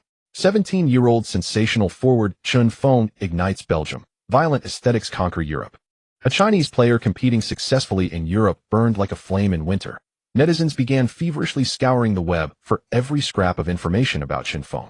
His match footage was replayed endlessly, each goal was converted into GIFs, and virally shared across countless fan groups. Bilingual fans circumvented regional restrictions to access Belgian sports websites, painstakingly translating news reports about Chen Feng with machine assistance. When those translated headlines surfaced, the entire forum erupted. Genk's new King Chen. The Eastern Canon. Van Heesbroek, he possesses every attribute required to become a world-class. Such headlines, unseen in domestic media, sent Chinese fans into raptures. Brilliant, what an honor for us all. Hope he stays injury-free, absolutely no setbacks. And the most stupid comment read simply, please don't ever return home. It had already amassed nearly 30,000 likes. Overnight, Chen Feng transformed from an obscure overseas prospect into China's most celebrated football prodigy. Though thousands of miles away in Belgium, he remained entirely unaware. He stood immersed in training, refining free kicks and curling trajectories. Chen, first relax your ankle, but keep your supporting leg rooted to the ground like a nail. Carlos instructed him with a distinct South American accent. Imagine your left leg is a whip. Engage your core and lash the ball precisely here. Carlos pointed to the lower middle section of the football. Chen Feng nodded, stepped back several paces, took a deep breath, and began his short rhythmic run-up. His left leg swung upward, striking the ball with crushing force. The ball soared over the defensive wall, yet sailed high above the crossbar, thudding into the stands behind the goal. He shook his head and reset for the next attempt. This was muscle memory forged only through thousands upon thousands of repetitions. A long journey still lay ahead. It was 200 m. in China. Meanwhile, the thread titled "Shook My Mother for a Century" continued spreading like wildfire. A user named FM Save Master posted an unusually distinctive comment. You video watching novices, just discovering Chen Feng now? How amusing. His tone dripped with condescending superiority, drawing immediate crowds and waves of mockery. Who knew gaming could breed such arrogance? Truly unprecedented. Sarcastic replies cascaded relentlessly, yet FM Save Master remained utterly unruffled. He even waited several minutes, until the ridicule peaked, before calmly posting a screenshot, a player profile page from the acclaimed football management simulation Football Manager 2010. The image was deliberately zoomed to highlight key attributes. Name Chen Feng. Age 17. Position striker center. Potential 9. 5. Did you see that? Potential 9. 5. In FM9, 5 signifies a randomized potential rating between 160 and 190, the hallmark of an elite wonderkid. I rolled 187 potential when starting my save. Once fully developed, he becomes a world-class center forward. I launched my save with Manchester United, signed him from Ajax in Season 1, loaned him out for seasoning in Season 2, then brought him back in Season 3, selling Rooney outright. While you're still watching highlights, my Chen Feng has already lifted the Ballon d'Or. This screenshot-laden reply created a vacuum of stunned silence amid the roaring thread. No wonder Ajax snapped him up. They'd already spotted his astronomical potential. FM's scouting network is truly extraordinary. Casual fans previously ignorant of Chen Feng were utterly captivated by that single staggering figure 9. 5. Meanwhile, seasoned FM players lurking in the forum collectively basked in an unparalleled sense of superiority and pride. You so-called fans merely watch matches. We FM players foresee the future. Remember back in 05 or 06? We spotted Messi when he was still a 10 prodigy. You didn't even know his name then. And now? Correct. My Chen Feng has already transferred to Real Madrid and is vying with Cristiano Ronaldo for support. In a university dormitory, a young man named Chun Hao chuckled softly at his laptop screen. He was the very user known as FM Save Master. Satisfied, he switched back to the game interface, gazed fondly at Chen Feng's stats, and nodded approvingly. Chen Feng, you must not betray the faith I've placed in you within this virtual world. With a click of the mouse, he pressed continue. A new week began in game, and a news ticker flashed. Chen Feng suffers an ankle sprain during training and will be sidelined for 2 weeks. Amid this fervent discourse, a dissenting voice emerged. All this hype aside, I'll ask just once, if he's truly this exceptional, why wasn't he selected for the national U20 squad during the recent AFC Youth Championship? Across the thread, now spanning thousands of replies, this question was quoted and echoed repeatedly. Indeed. Why? Time rewinds to over a month ago during the Asian Youth Championship. Although the youth team of Xia country advanced from the group stage, the process was as tumultuous as ever, especially in attack, struggling to mount a strong offense even against weaker teams. The forwards were ineffectual, truly the worst of the worst. Now they witnessed the emergence of Chen Feng, who is thriving in the Belgian league. In comparison, the stark contrast turns the fans' confusion into anger. Yes, why isn't he there? Are the officials of the Football Association blind? I remember the training camp roster had at least 50 names. With his abilities, he couldn't possibly have been left out. Impossible. His skill level is definitely explosive among his peers. There must be something fishy going on. Soon an internet user with great investigative skills dug up the initial roster of 50 players from the training camp, scrutinizing it line by line, word by word, until they finally found the name Chen Feng in an inconspicuous corner. However, a larger question arose: this couldn't be the same person, right? Because next to the name Chen Feng, the position listed was a defender. Defender? Am I seeing this right? Are they making a forward play as a defender? What kind of genius operation? Are they sending Bolt to lift weights? Who was the head coach at that time? Bring him out. A simple search revealed that the head coach was Zhang Aigua, who was quickly doxed and trending online within minutes. An anonymous user dropped a bombshell in a post with just a brief statement. Don't bother searching. I can only tell you that the criteria for selecting players had little to do with football skills. At the Xia country office of the Sports Monthly, the deputy editor pushed a printed report across the table. Old Ma, what do you think about this? Across the table sat Ma Xing, the head of the sports commentary department. The report detailed the online discussions about Chen Feng's situation and the flood of questions that had piled up. This situation is causing quite a stir now.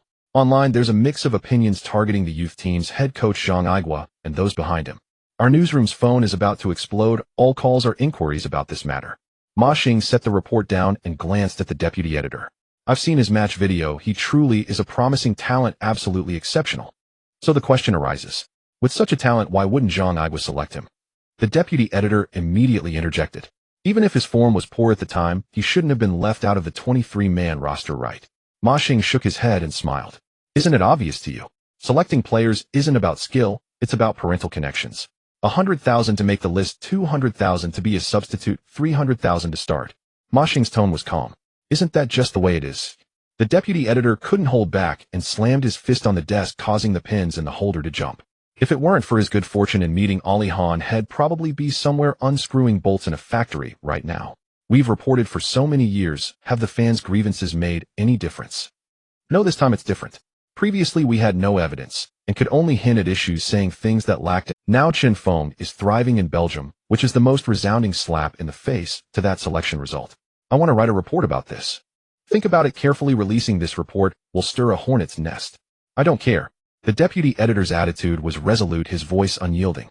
If we remain silent, how many more talents like Chen Feng will be ruined? A report that would create a storm was born that afternoon. A story of contributions who is stifling our talents. The article began with Chen Feng's performance in the Belgian league, detailing every goal he scored on the European stage, then pivoting back to the youth team's training camp from months ago. It did not mention any details that could expose them to legal troubles regarding bribery. However, through anonymous tips from players and parents, and by cleverly linking sponsorships and dining gatherings, it contrasted Chen Feng's family background with that of the wealthy second-generation players who made the final roster. The moment the report was published, it created ripples far and wide. The entire Xia country sports scene was set ablaze by this article. In the capital winter, in the meeting room of the World Football Program Group, producer Lao Zhang was reading the latest issue of the Sports Monthly, having gone through that article no less than 10 times. This article has completely lifted the lid. Should we follow up? Asked the host Lao Duan. Lao Zhang closed the magazine, rubbed his head, and pondered for a moment. This matter is very sensitive. Mishandling it could lead to trouble. As a premier sports program in Xia country, their influence is immense, and every move they make can be magnified and scrutinized. We must follow. We have to. Lao Duan's stance was unwavering. Exactly. Director Lao Wang echoed excitedly. Over the years, how many programs have we produced discussing the challenges of playing abroad? Now Chen Feng is the perfect entry point. Lao Zhang raised his head, glancing at Lao Duan, and Lao Wang, seeing the flames of passion in their eyes, a fire that burned within him as well. All right. Since we are going to follow up, we must do it deeper, better, and more impactfully than others. Simply reprinting others' reports is meaningless. That's their achievement, not ours. We need first-hand information. Belgium, Genk. Well, send a team there to interview Chen Feng directly. That's a great idea. Lao Duan exclaimed, his excitement palpable. We not only want to interview Chen Feng, but also his teammates and coach, to comprehensively showcase his current life and training status, including the challenges he faces, so that our domestic fans can see how a true professional player is forged. Director Xiao Wang suggested, we can also interview Wang Yang in Bruges and see how to edit it later. Lao Zhang returned to his seat and forcefully wrote on the whiteboard. Let's call our theme Seeking the Wind or Seeking the Edge. 3 days later in Genk, Belgium. Chen Feng had just finished his morning training and was about to head to the cafeteria for a meal. Just then his phone buzzed. A strange number flashed on the screen, and the 86 prefix made him a bit wary, unsure if it was a scam call. Nevertheless, he answered. Hello, this is Chen Feng speaking. Hi, is this Chen Feng? On the other end was a calm, familiar voice with a hint of magnetism. Yes, it's me. Who is this? Hello, Chen Feng. My name is He Wei, and I am the host of the show World Football. He was very familiar with it. Every Monday evening, he would sit in front of the television waiting to watch. The captivating scripts, moving music, and stories of great football stars accompanied him throughout his monotonous time at the sports academy. He never imagined that one day World Football would call him. Yes. He Wei's voice carried a clear hint of amusement. We would like to conduct a special interview with you, and I wonder if you are available. Our team members have already arrived in Brussels. Arrived in Brussels? Chen Feng's tone changed. Their efficiency was astonishing. They didn't even consider whether he would agree, they just came directly. Yes, we hope to meet with you as soon as possible to discuss the specifics of the interview. Of course, we will first go through your— Oh, okay. Chen Feng felt a bit overwhelmed and instinctively asked the perplexing question. Oh, why do you want to interview me? He Wei on the other end of the phone let out a light laugh. Don't you know how popular you are in the country right now? Many fans want to know about you. Popular? Am I popular? Chen Feng held the phone with a confused expression, wondering what was going on. He scratched his head and opened the long unopened social media account. As soon as he logged in, the screen froze, overwhelmed by countless mentions and private message notifications that crashed his phone's memory. 99, the red badge densely occupied the bottom of the screen. What's going on?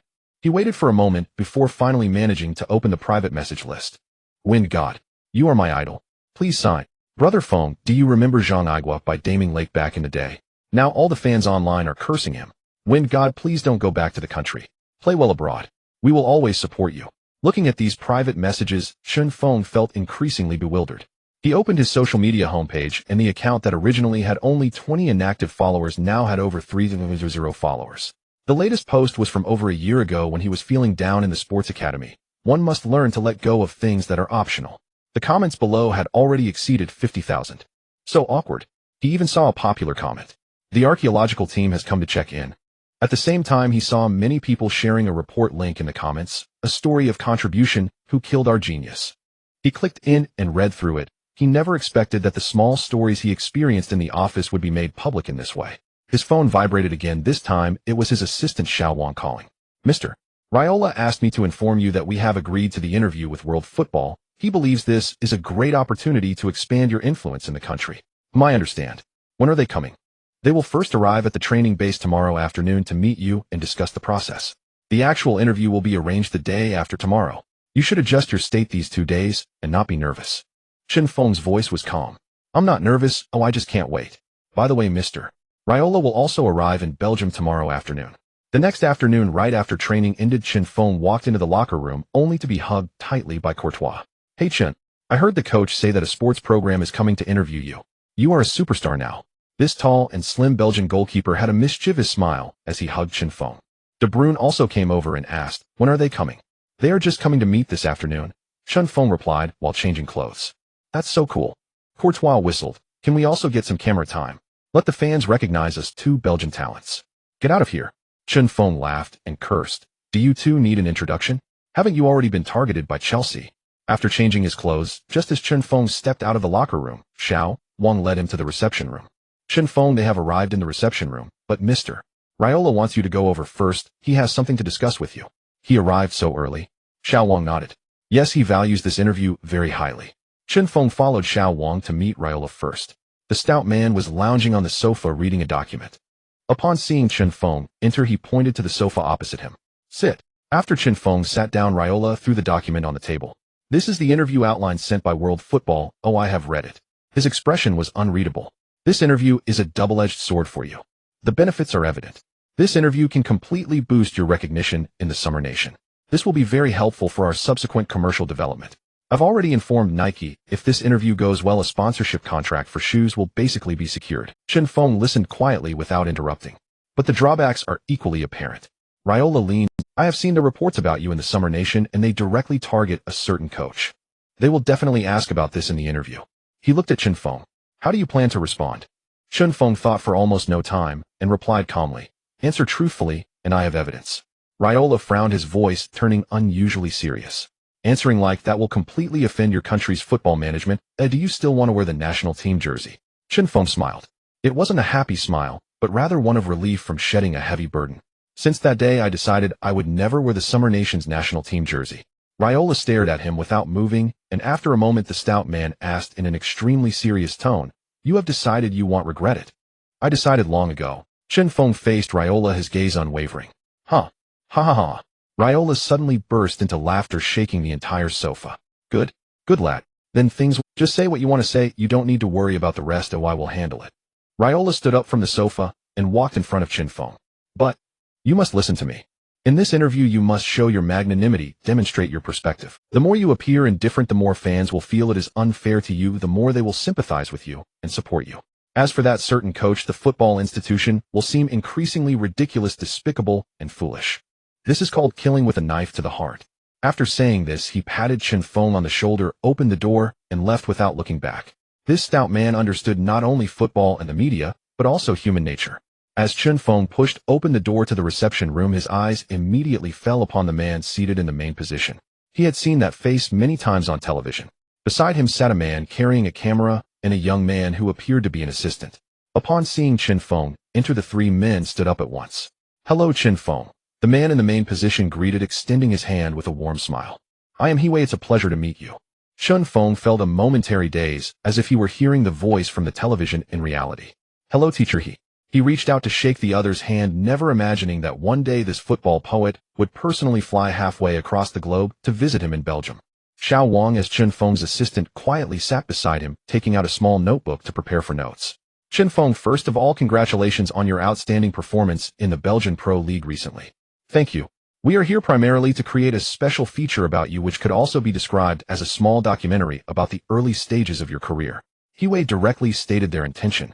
"I want the fans back home to have a more comprehensive and genuine understanding of you, your life, and your struggles in Belgium." "No problem, just let me know how I can cooperate." Chen Feng replied calmly, feeling there was nothing he couldn't say.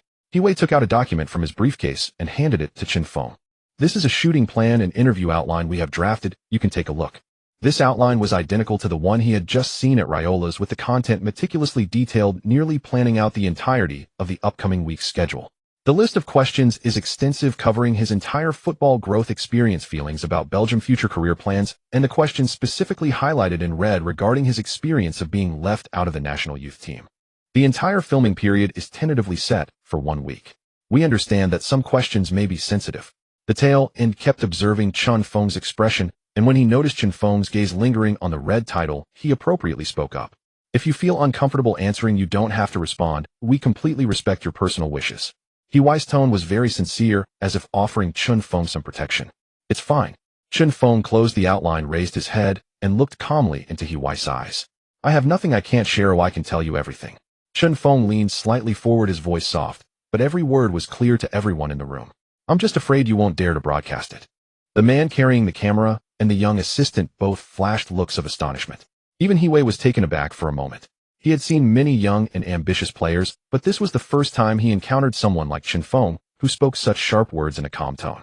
He looked at the young man before him and suddenly smiled. "There is nothing about broadcasting that is inconvenient. The content that gets aired is never decided by the interviewer, but by the director, the editor, and policies. As it stands, the psychological quality of this 17-year-old boy is far better than they imagined. Tomorrow morning, we will first go to your apartment to shoot some snippets of your life. Then we will head to the training base together." "Okay, no problem." Both sides quickly reached an agreement on the filming details. The next day, early in the morning before dawn, Hiwei was awakened by a knock on the door before his alarm rang. "Wake up, teacher He." "Brother Wang, wake up." Photographer Old Wang, with disheveled hair, angrily opened the door. "What the hell, what time is it?" "Chen Feng. Chen Feng has already left." Xiaoli leaned against the door frame. "What?" Hiwei also poked his head out of the room, instinctively glancing at his phone, which read 5:36 a.m. His assistant just called, saying Chen Feng has already run to the training base by himself, asking if we should film. Hiwei and Old Wang exchanged glances. "Hurry up, pack your things, and catch up." They jumped into the rented car and headed toward the Genk training base, plunging into the chilly December morning wind of Belgium. When they arrived at the training base, the entire place was eerily quiet. "Where is everyone?" Old Wang, carrying the heavy camera, exhaled visible breath. "Over there." Xiaoli, with sharp eyes, pointed to the distance. The three quickly walked over and began filming through the wire fence. They finally saw the figure. It was Chen Feng.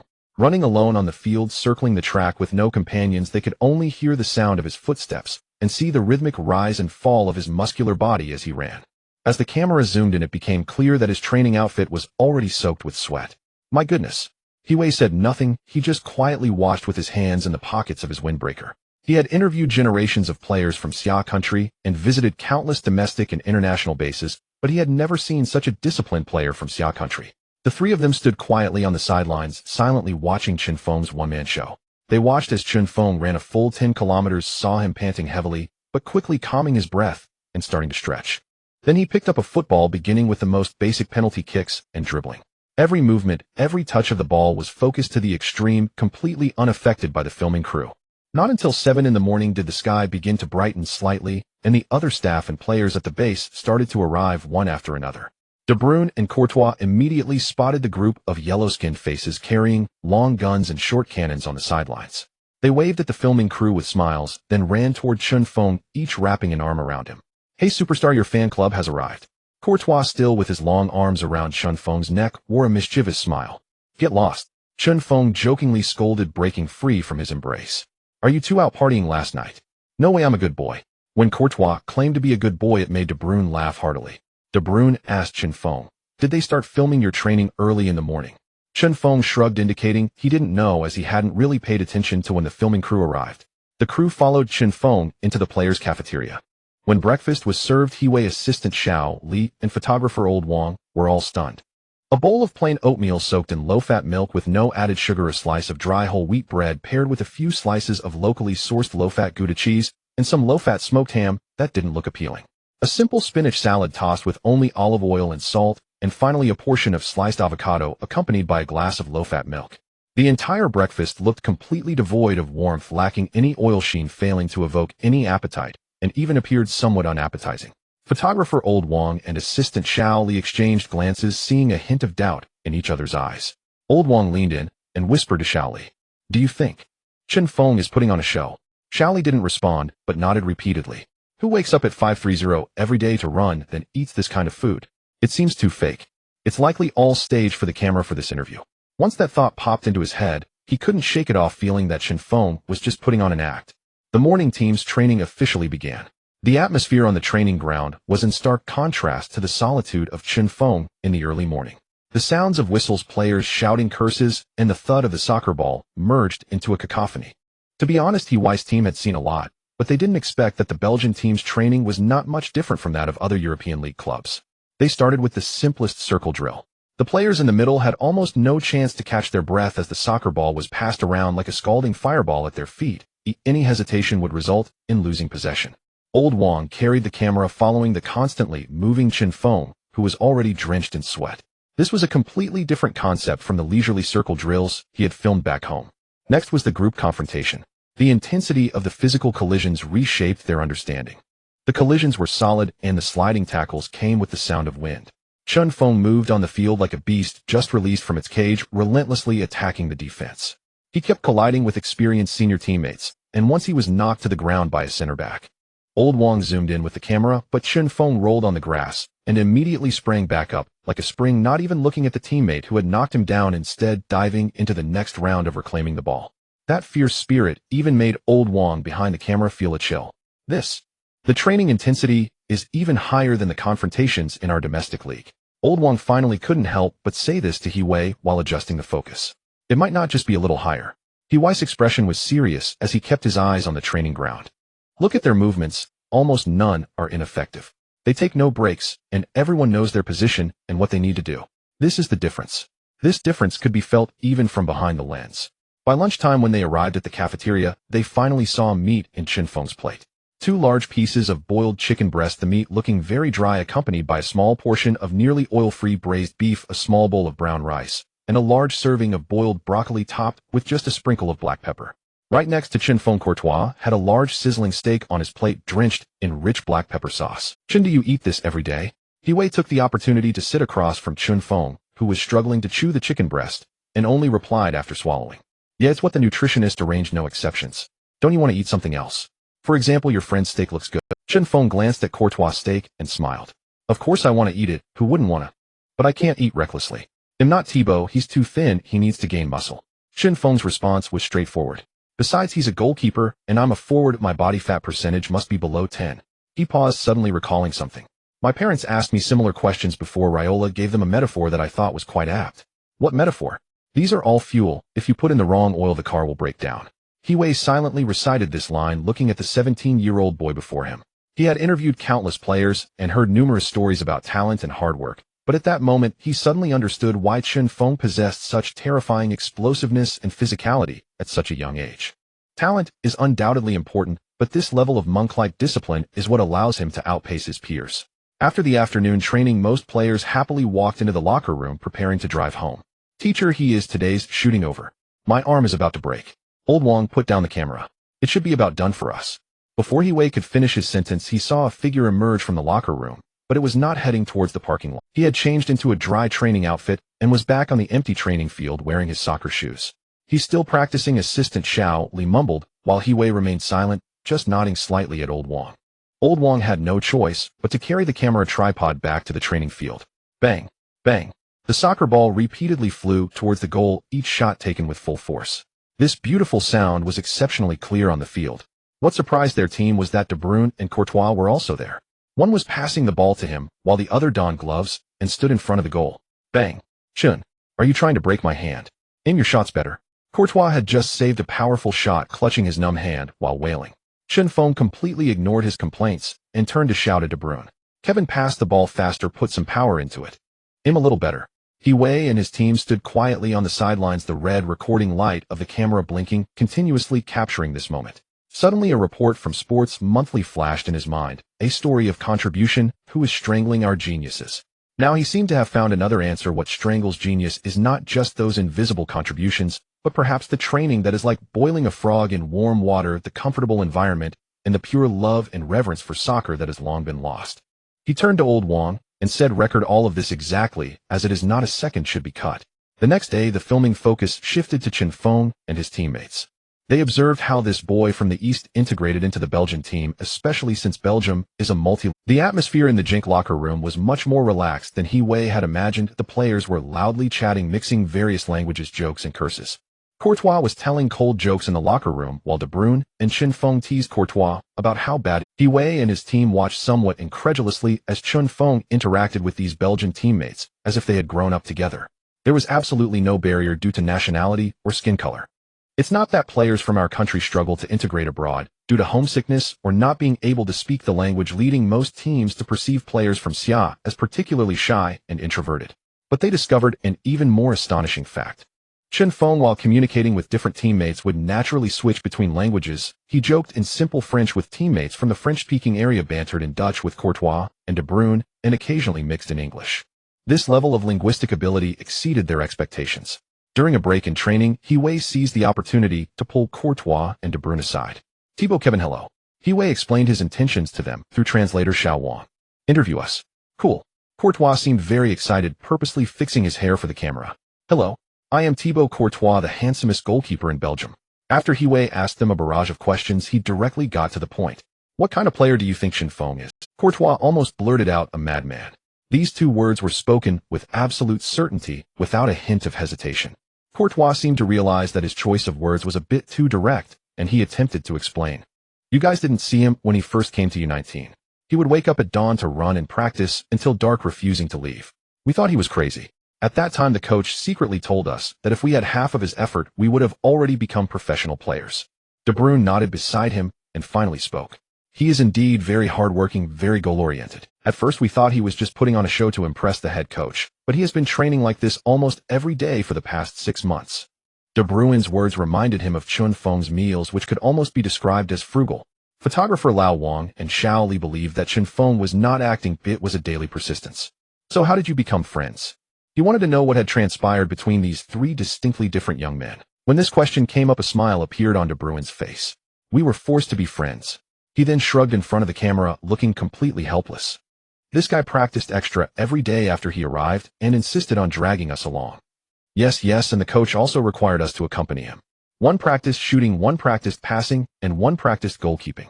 De Bruyne's tone changed to one of accusation as he spoke. "I had just started dating, you know. After training, I was exhausted, yet I had to accompany him for extra practice. Can you imagine how angry I was? Ha ha ha. Courtois couldn't help but laugh, recalling the past. At that time, Kevin would always be on the sidelines passing the ball, while cursing at him, calling him crazy. Thibaut also laughed. He could vividly imagine that scene. After the interview, Thibaut stood alone by the train. In the distance, Chen Feng was playing around with his teammates, snatching Jeller Watson's knitted hat and putting it on his own head, then being playfully chased. In his mind, a surge of poetic inspiration arose, involuntarily recalling an ancient saying. An orange grown in Huainan is an orange, but one grown in Huaibei is a bitter orange. The same seed in different soils can bloom into such vastly different flowers. After 5 days of filming, Thibaut and his team gained a new understanding of the word professional. Chen Feng's life was simple to the point of being monotonous. Apartment training ground a straight line between the two. His training could be called insane or even perverse. Every morning and evening, he practiced extra rain or shine. After just 2 days of filming, photographer Lao Wang had lost over 3 kilograms. Chen Feng's diet was so strict that every member of the crew felt a pang of sympathy. Tomorrow would be the last match before the winter break. Taking advantage of the 2-hour gap after the afternoon training, the formal interview finally began. The lights and cameras were set up in the reception room. Chen Feng changed into a clean training t-shirt and quietly sat across from Thibaut. Not far away, his assistant Xiao Wang and agent Riola sat behind the camera. The interview began with some light topics. What was the most difficult adjustment for you when you first arrived in Belgium? The language, I suppose. When I first arrived, my English was poor and I knew nothing of Dutch. I had to communicate with teammates and coaches mostly through gestures and guessing, but it's much better now. We noticed that you have a great relationship with Courtois and De Bruyne. How did you get to know each other? We met during U19 training. Chen Feng's lips curled into a slight smile. At that time, I had just arrived, and they were among the first to accept me. They helped me a lot, especially during training. The atmosphere in the reception room became relaxed and easygoing. Thibaut knew it was time. He cleared his throat and looked directly into Chen Feng's eyes. The most crucial question, one that every fan in Xia country wanted to know, was finally thrown out. Chen Feng, we all know that you have performed exceptionally well in the Belgian league, which has excited fans back home. However, there is a significant question. That is, why were you unable to make the final roster for the national youth training camp held in the mountain city a few months ago? As this question was posed, the air instantly thickened. Photographer Lao Wang zoomed in, focusing on Chen Feng's face, determined not to miss any change in his expression. But Chen Feng felt very calm. He had been waiting for this question for a long time. However, he did not answer immediately. He had to appear composed and unconcerned. A few seconds later, Chen Feng smiled.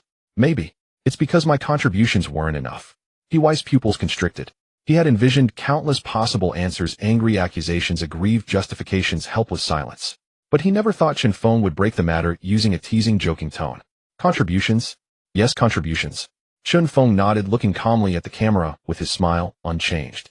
The head coach during our training camp, Zhang Igua, told me that for this Asian Youth Championship, many players and parents wanted to contribute to the country and the team. You know what? He even gave me an explicit price list. Chen Feng's description sounded like he was telling a funny story, but it made those listening feel very uncomfortable. Thibaut sensed something was off. This was completely different from the script he had imagined. A victim shouldn't have this expression or tone. He said 100,000 to make the roster, 200,000 to be a substitute, and 300,000 to start. Chen Feng's voice even carried a hint of laughter.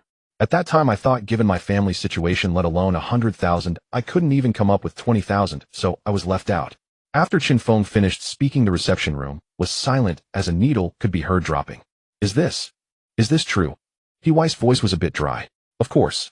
Chen Feng took out his phone, ready to open an audio file. To prevent any misunderstandings in the future, I recorded everything. Teacher, do you want to listen? Thibaut stared intently at the phone, knowing it contained a bomb capable of shaking the entire Xia football scene.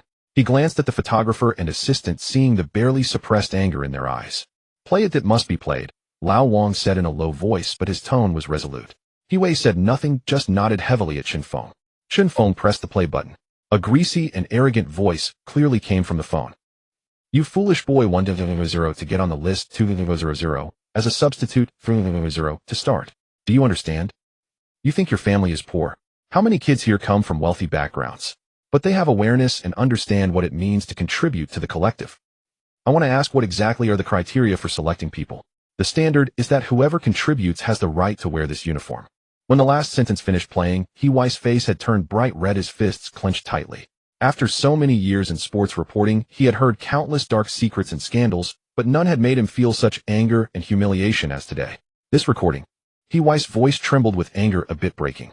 We will definitely include it in the program and broadcast it unaltered. But Chen Feng shook his head. Teacher, he no need. What? Wei was stunned, doubting whether there was something wrong with his hearing. I said don't broadcast this recording. Chen Feng looked at Wei with sincere eyes. The matter has long passed. I am now playing very well in Belgium. It was that incident that led me to meet Coach Ali Han to where I am today, and to my determination to come to Europe. As for that Coach Zhang, I don't want to pursue anything. Perhaps it was just his personal behavior, because I believe our soccer environment will get better, and such incidents will be hard to happen in the future. After this statement, the entire crew was stunned, their faces filled with incomprehension. Clearly Chen Feng held a nuclear weapon that could ruin the other party's reputation, so why not press the launch button? This was a huge injustice. Only Raiola, sitting in the corner, had a smirk at the corner of his mouth. Looking at Chen Feng on camera, his eyes were filled with admiration. This is called vision, this is called striking at the heart. The more you insist on not broadcasting, the more those who stand up for you will want to broadcast. Wei was completely bewildered. He couldn't keep up with Chen Feng's train of thought. Chen Feng, are you sure? He wanted to confirm again. This is the best opportunity to expose the darkness and clear your name. Why would you give it up? Chen Feng's expression remained calm. Teacher, I don't need to clarify anything. I have the opportunity to play in Europe now. Every goal I score, every assist I provide is the best proof of my ability. Those who understand will naturally understand. As for exposing the darkness, Chen Feng smiled. I believe that justice lies in the hearts of the people, and I don't want my personal issues to affect the image of our Xia country's soccer. We are already facing enough difficulties, and do not need more negative news. I hope the fans remember Chen Feng as someone running on the field, not as someone lost in past grievances. Looking forward is what matters most, isn't it? This statement was grand and imposing. Even Raiola, after translation, couldn't help but nod, thinking this statement sets up a monument while making others look bad. Wei opened his mouth, a sense of helplessness stuck in his chest. He wanted to speak out for Chen Feng, but here was a victim comforting the bystanders. This stark contrast felt like his heart was hit by a truck. But as a seasoned media person, he thought for a moment and quickly understood. After Chen Feng's generous remarks spread, they would provoke more anger and sympathy from the fans than the recording itself. That kind of silent accusation is the most lethal blow. Okay. Wei forcibly suppressed his emotions and continued the interview process. Let's change the topic. Let's talk about your future. Your current performance is outstanding, and I've heard that many scouts have come to see you. What are your plans for the future? There's not much to plan. I'm only 17 years old, and my career has just begun. For me, the most important thing is to play each game well. Chen Feng immediately recalled the advice from his agent Raiola. Kid, remember to never expose your true thoughts in front of the media. You need to make them believe you are someone with ideals and ambitions who can sacrifice everything for soccer. That's your persona. Henk gave me the opportunity, and Coach Van Heesebroek trusts me very much. The only thing I want now is to repay the club and the coach with good performances. As for the future, I certainly hope to challenge myself on a higher platform like the top 5 leagues, but that requires taking it one step at a time. Chen Feng paused for a moment and continued. And I hope to prove to the world through my efforts that players from our Xia country can also stand firm in Europe's top leagues. This is more important than which club I go to. Beautiful. This statement could be written into a textbook expressing gratitude for the current platform while showcasing lofty ambitions and elevating personal ideals to the height of bringing glory to the country. Even Wei secretly nodded in his heart. This kid has high soccer IQ and even higher emotional intelligence. The atmosphere of the interview became relaxed. Wei asked a few questions about life, and Chen Feng answered smoothly, sharing a few amusing stories about him and Courtois and De Bruyne, making the crew laugh. As the interview was coming to an end, Wei knew that the last question was also the sharpest one which had to be asked. This question was even more sensitive and tricky than the previous one about contributions, as it directly related to the fundamental and most fragile emotions of billions of Xia country fans. Wei subconsciously sat up straight. Chen Feng, the last question. Wei's expression became serious and his voice lowered significantly. We all know that wearing the national team jersey and fighting for the country is the highest honor for every athlete. The fans in the country are eagerly awaiting the day they see you wear the national team jersey and conquer for the Xia country team. Wei's gaze was fixed on Chen Feng's eyes, asking word by word, what are your thoughts on the future and the national team? After asking this question, all eyes were on Chen Feng.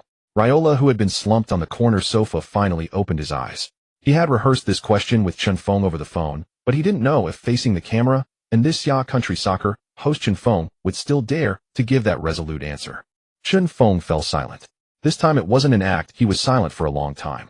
Wei did not urge him. He knew this question was too heavy for a 17-year-old. This was not a choice, but more like a forced self-exposure, as if someone had punched him hard and the assailant, instead of being punished, expected the victim to help the group the attacker belonged to. How absurd. How ironic. Finally, Chen Feng raised his head and looked at He Wei. Teacher He, I want to ask you a question first. Go ahead. What do you think the national team jersey represents? He Wei was taken aback, thought for a few seconds, and answered in a deep voice. It represents honor, represents responsibility, represents the highest level of soccer in a country, and represents the hopes of billions of fans. Very well said. Chen Feng nodded, a faint smile playing at the corners of his mouth. Finally, he said something that would be unforgettable for everyone present. But for me, since that day in the mountain city, this jersey has become unclean. The next second I will not wear it. He Wei's mind felt as if something had exploded. He widened his eyes, unable to believe his ears. He had expected Chen Feng might evade the question, might play it safe, say something about the future being long and everything being possible, or even express grievances and voice his discontent.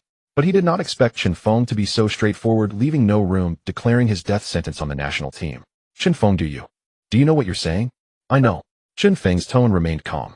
I know that many people will curse me for saying this, calling me ungrateful, saying I am not patriotic. It's okay, I accept it all. He looked at the camera, as if he could see the eyes of everyone in front of the screen. My dream since childhood has been to wear that jersey. For this dream I have endured so much suffering, only I know how much I've endured, the hottest sun, the coldest wind, I have experienced them all. But when someone tells me that the jersey I once thought was sacred needs to be measured in money. Shattered. His voice was very soft. A jersey that can be bought for 100,000, is it sacred? Can it represent glory? I don't think so. So from that day on I vowed to play only for those clubs and fans who truly appreciate, and as for the Xia country national team. He shook his head slowly. I hope soccer can be a bit more pure. Chen Feng. He Wei's voice softened into genuine concern. Have you considered the consequences of doing this? This isn't merely about offending a few people. It could mean total blacklisting. You might become public enemy number one for every sports media outlet and fan across the country. I have, Chen Feng replied, as direct and unflinching as ever. Teacher He, what do you believe is most essential for a professional footballer? Upon hearing the question, He Wei nearly blurted out his answer. Skill. Exactly, Chen Feng nodded. As long as I keep scoring goals on the pitch, keep proving myself, they cannot silence me. The media may choose not to cover me, but they cannot stop fans from watching my videos online. Fans may curse my name, but if I score enough goals one day they will roar my name in triumph. Chen Feng fixed He Wei with a gaze brimming with unwavering confidence. In this world, skill is the only true currency. He Wei gazed at this 17-year-old boy, so fiercely self-assured, and found himself speechless. All conventional appeals, to propriety, to social tact, to compromise, withered helplessly before Chen Feng's absolute self-belief, his unyielding logic, and his undeniable prowess. The interview finally concluded. The film crew silently packed their equipment. No one spoke. Chen Feng rose deliberately and walked over to He Wei, extending his hand. Teacher He, thank you for your hard work, and for traveling all this way. As He Wei met Chen Feng's eyes, he saw something restored, the clear, unclouded gaze of a 17-year-old boy. Chen Feng, He Wei said sincerely, you are the most extraordinary player I've ever encountered. I don't know whether your choice is right or wrong, but I deeply admire your courage. Before departing, He Wei firmly clapped Chen Feng on the shoulder. Play well, Chen Feng. Let your performance answer every critic. Only through excellence can you silence those who once scorned you, and those who wounded you. Chen Feng could already envision the storm awaiting him online once the short documentary aired. Legions of self-proclaimed patriotic keyboard warriors unleashing torrents of condemnation. Traitor, betraying one's roots. Such epithets would surely fly. Perhaps even officials from the Chinese Football Association would explode with fury, pulling every lever to blacklist him and suppress any media coverage of his name. But did he regret it? No. From the moment Zhang Aigua shut that door and made the cross gesture with his fingers, from the moment Chen Feng deleted that national team training invitation which had thrilled him for days, to the very second that hollow, rotten phrase left Zhang's lips, he had severed himself utterly from that system. Mino Raiola slowly rose from the sofa and approached Chen Feng. Brilliantly done, kid. And then, Raiola's tone turned wry. The more certain people try to crush you, the more tragic and heroic your image becomes in the public eye. The fiercer they attack you, the more solidly your persona stands, provided of course that you deliver outstanding performances. People will rally behind you. They love and they worship heroes who defy authority. So forget this now. Channel every ounce of your focus into the next match, score goals, and let them all fall silent. That is your only task. Chen Feng nodded firmly. With a shrewd media-savvy heavyweight like Raiola standing firmly behind him, he truly had nothing to fear. That weekend marked matchday 19 of the Belgian Pro League. KRC Genk hosted Belgium's traditional powerhouse, Standard Liège. It was also the final day of filming for the CCTV documentary series Football World in Belgium. The winter break's last home fixture. Should Genk win, they would climb to third place in the league table. At dusk, the Stade Maurice de Frassen buzzed with the aroma of fries and beer, swelling with a blue tidal wave of supporters. Every one of its 23,000 seats filled to capacity. Teacher He, look over there, Assistant Xiao Wang said, pointing toward a section beneath the VIP stand. Seated there now are chief scouts from top clubs across Europe. This match concludes the winter break, and tomorrow marks the opening of the winter transfer window. He followed his gaze an entire row filled with dozens of serious middle-aged men in various trench coats, each holding a notebook, intently observing the players warming up. These are some of the most renowned chief scouts in Europe. Xiao Wang began slipping effortlessly into the role of a seasoned analyst. Those two in gray trench coats. Benfica scouts, here specifically to watch Standard Liège number 8, yes, the one with the tousled hair, Axel Witsel. Benfica has pursued him for nearly an entire season. Rumor has it their offer has already reached 8 million. Xiao Wang then gestured toward another player. And their number 10, Steven Defour, the team captain, has already drawn offers from Porto and several Premier League clubs. But the most coveted is their black central defender Eliaquim Mangala, a Frenchman with explosive physical gifts. Two scouts seated up there have flown in especially from Atletico Madrid and Valencia, just to assess him. He listened quietly, each name representing a transfer fee measured in millions. And what about our side is certainly no slouch either. Thibaut and Kevin De Bruyne, the veteran Chelsea scout, has watched them multiple times. Their move to Chelsea is virtually assured. Once Chelsea makes an offer, no rival can compete. As for Chen Feng, Xiao Wang smiled mysteriously. He's become hot property. Ajax scouts have filed repeated reports on him. Dortmund scouts have visited 3 times this month alone, and Wolfsburg and Bayer Leverkusen are also closely monitoring him. He looked curious. All Bundesliga clubs. Xiao Wang shook his head. Some, but also La Liga, the Premier League, and Ligue 1. Still, none have sent scouts as frequently as the German ones. Wei's gaze settled upon Chen Feng, diligently stretching on the pitch, his heart stirred with profound emotion. Just months ago, this young man had been a penniless hopeful, unable to raise 1-0 to secure a spot on any team. Now, just months later, he had become the very player whose name appeared circled in red within elite club scouts' notebooks. A twist of fate, almost theatrical in its drama. Tanken. Ololol. Genk's supporters erupted into their anthem. 20,000 voices rising as one, thunderous and immense. Both teams stood ready at the tunnel entrance. As Genk's stadium DJ blasted stirring entrance music, the starting lineup was announced. Number 39, Chen. When the DJ called Chen Feng's name, the crowd's response surged to its phone, phone, phone, phone. The chant roared in perfect unison, like war drums shaking the earth. Wei nudged Xiao Wang beside him with his shoulder. Are they singing a song about Chen Feng? Xiao Wang nodded emphatically. It's fan-written, simple lyrics, the wind from the east bringing victory, and so on. Powerful, stirring, unforgettable. Every home game, the moment Chen Feng touches the ball, they begin chanting. Wei's mind echoed Chen Feng's earlier words once more. I play only for those fans who truly appreciate me and respect me. And it seemed he already had. With a sharp whistle from the main referee, the match entered a heated phase from the very first second, showcasing Standard Liège prowess as the defending champions. Even after losing Fellaini to Everton this year, the duo of Witsel and Defour remains a top-tier presence in the Belgian league. The ball flowed rapidly at their feet, precise and lethal, pressuring the Genk team to the point of gasping for breath as the midfield was entirely dominated by the opponent's rhythm. Chen Feng appeared somewhat isolated in the front, but he quickly found his target. The opposing central defender, the robust Frenchman Eliaquim Mangala, stood 187 centimeters tall and weighed 84 kilograms, his entire physique dark and powerful, resembling a bull. He hardly regarded the seemingly slender forward from the summer nation. During a long pass from Genk's defense, Mangala anticipated the landing spot and charged directly at Chen Feng, eager to test the strength of this Eastern lad. However, he was surprised to find that Chen Feng merely staggered slightly before steadying his balance. Is this summer nation player really that tough? He doesn't look it. Mangala felt a hint of doubt. In the 17th minute of the match, De Bruyne, who had dropped back to the defense, received the ball near the center circle, lifted his gaze to survey the field, and then delivered a powerful long pass. Chen Feng and Mangala both surged forward simultaneously, like two high-speed trains racing towards the same target, intent on claiming the ball's landing spot. Bang! Wow! The sound of their collision instinctively drew a collective gasp from the fans in the front. The two bodies collided fiercely. Chen Feng felt as if a massive hammer had struck his shoulder, causing him to stagger 2 steps to the left before barely regaining his balance. On the other side, Mangala also felt the impact. Though he had positioned himself while he felt a heaviness in his chest, the sheer unreasonable force of the collision nearly left him breathless. This guy is incredibly strong, he thought, surprised, as he rarely encountered forwards in the Belgian league who could withstand physical confrontations as he did. In the end, the goalkeeper claimed the ball.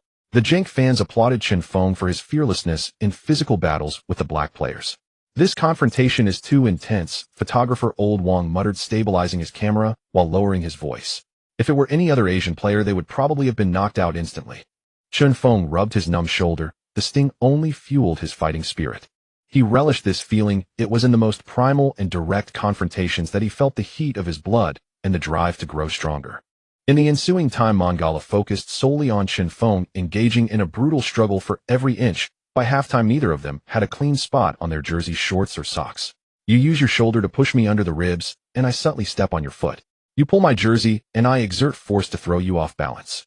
The players on both sides observed the two constantly engaging in small maneuvers, causing their own actions to become more pronounced, the tension escalating yet remaining within the referee's tolerable limits.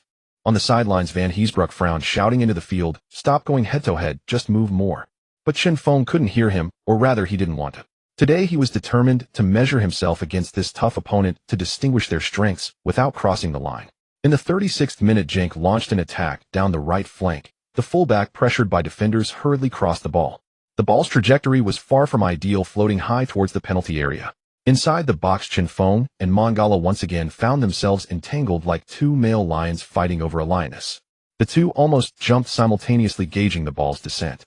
At the apex of their leap, Chen Feng felt a hard push from Mangala against his waist, losing his balance in midair.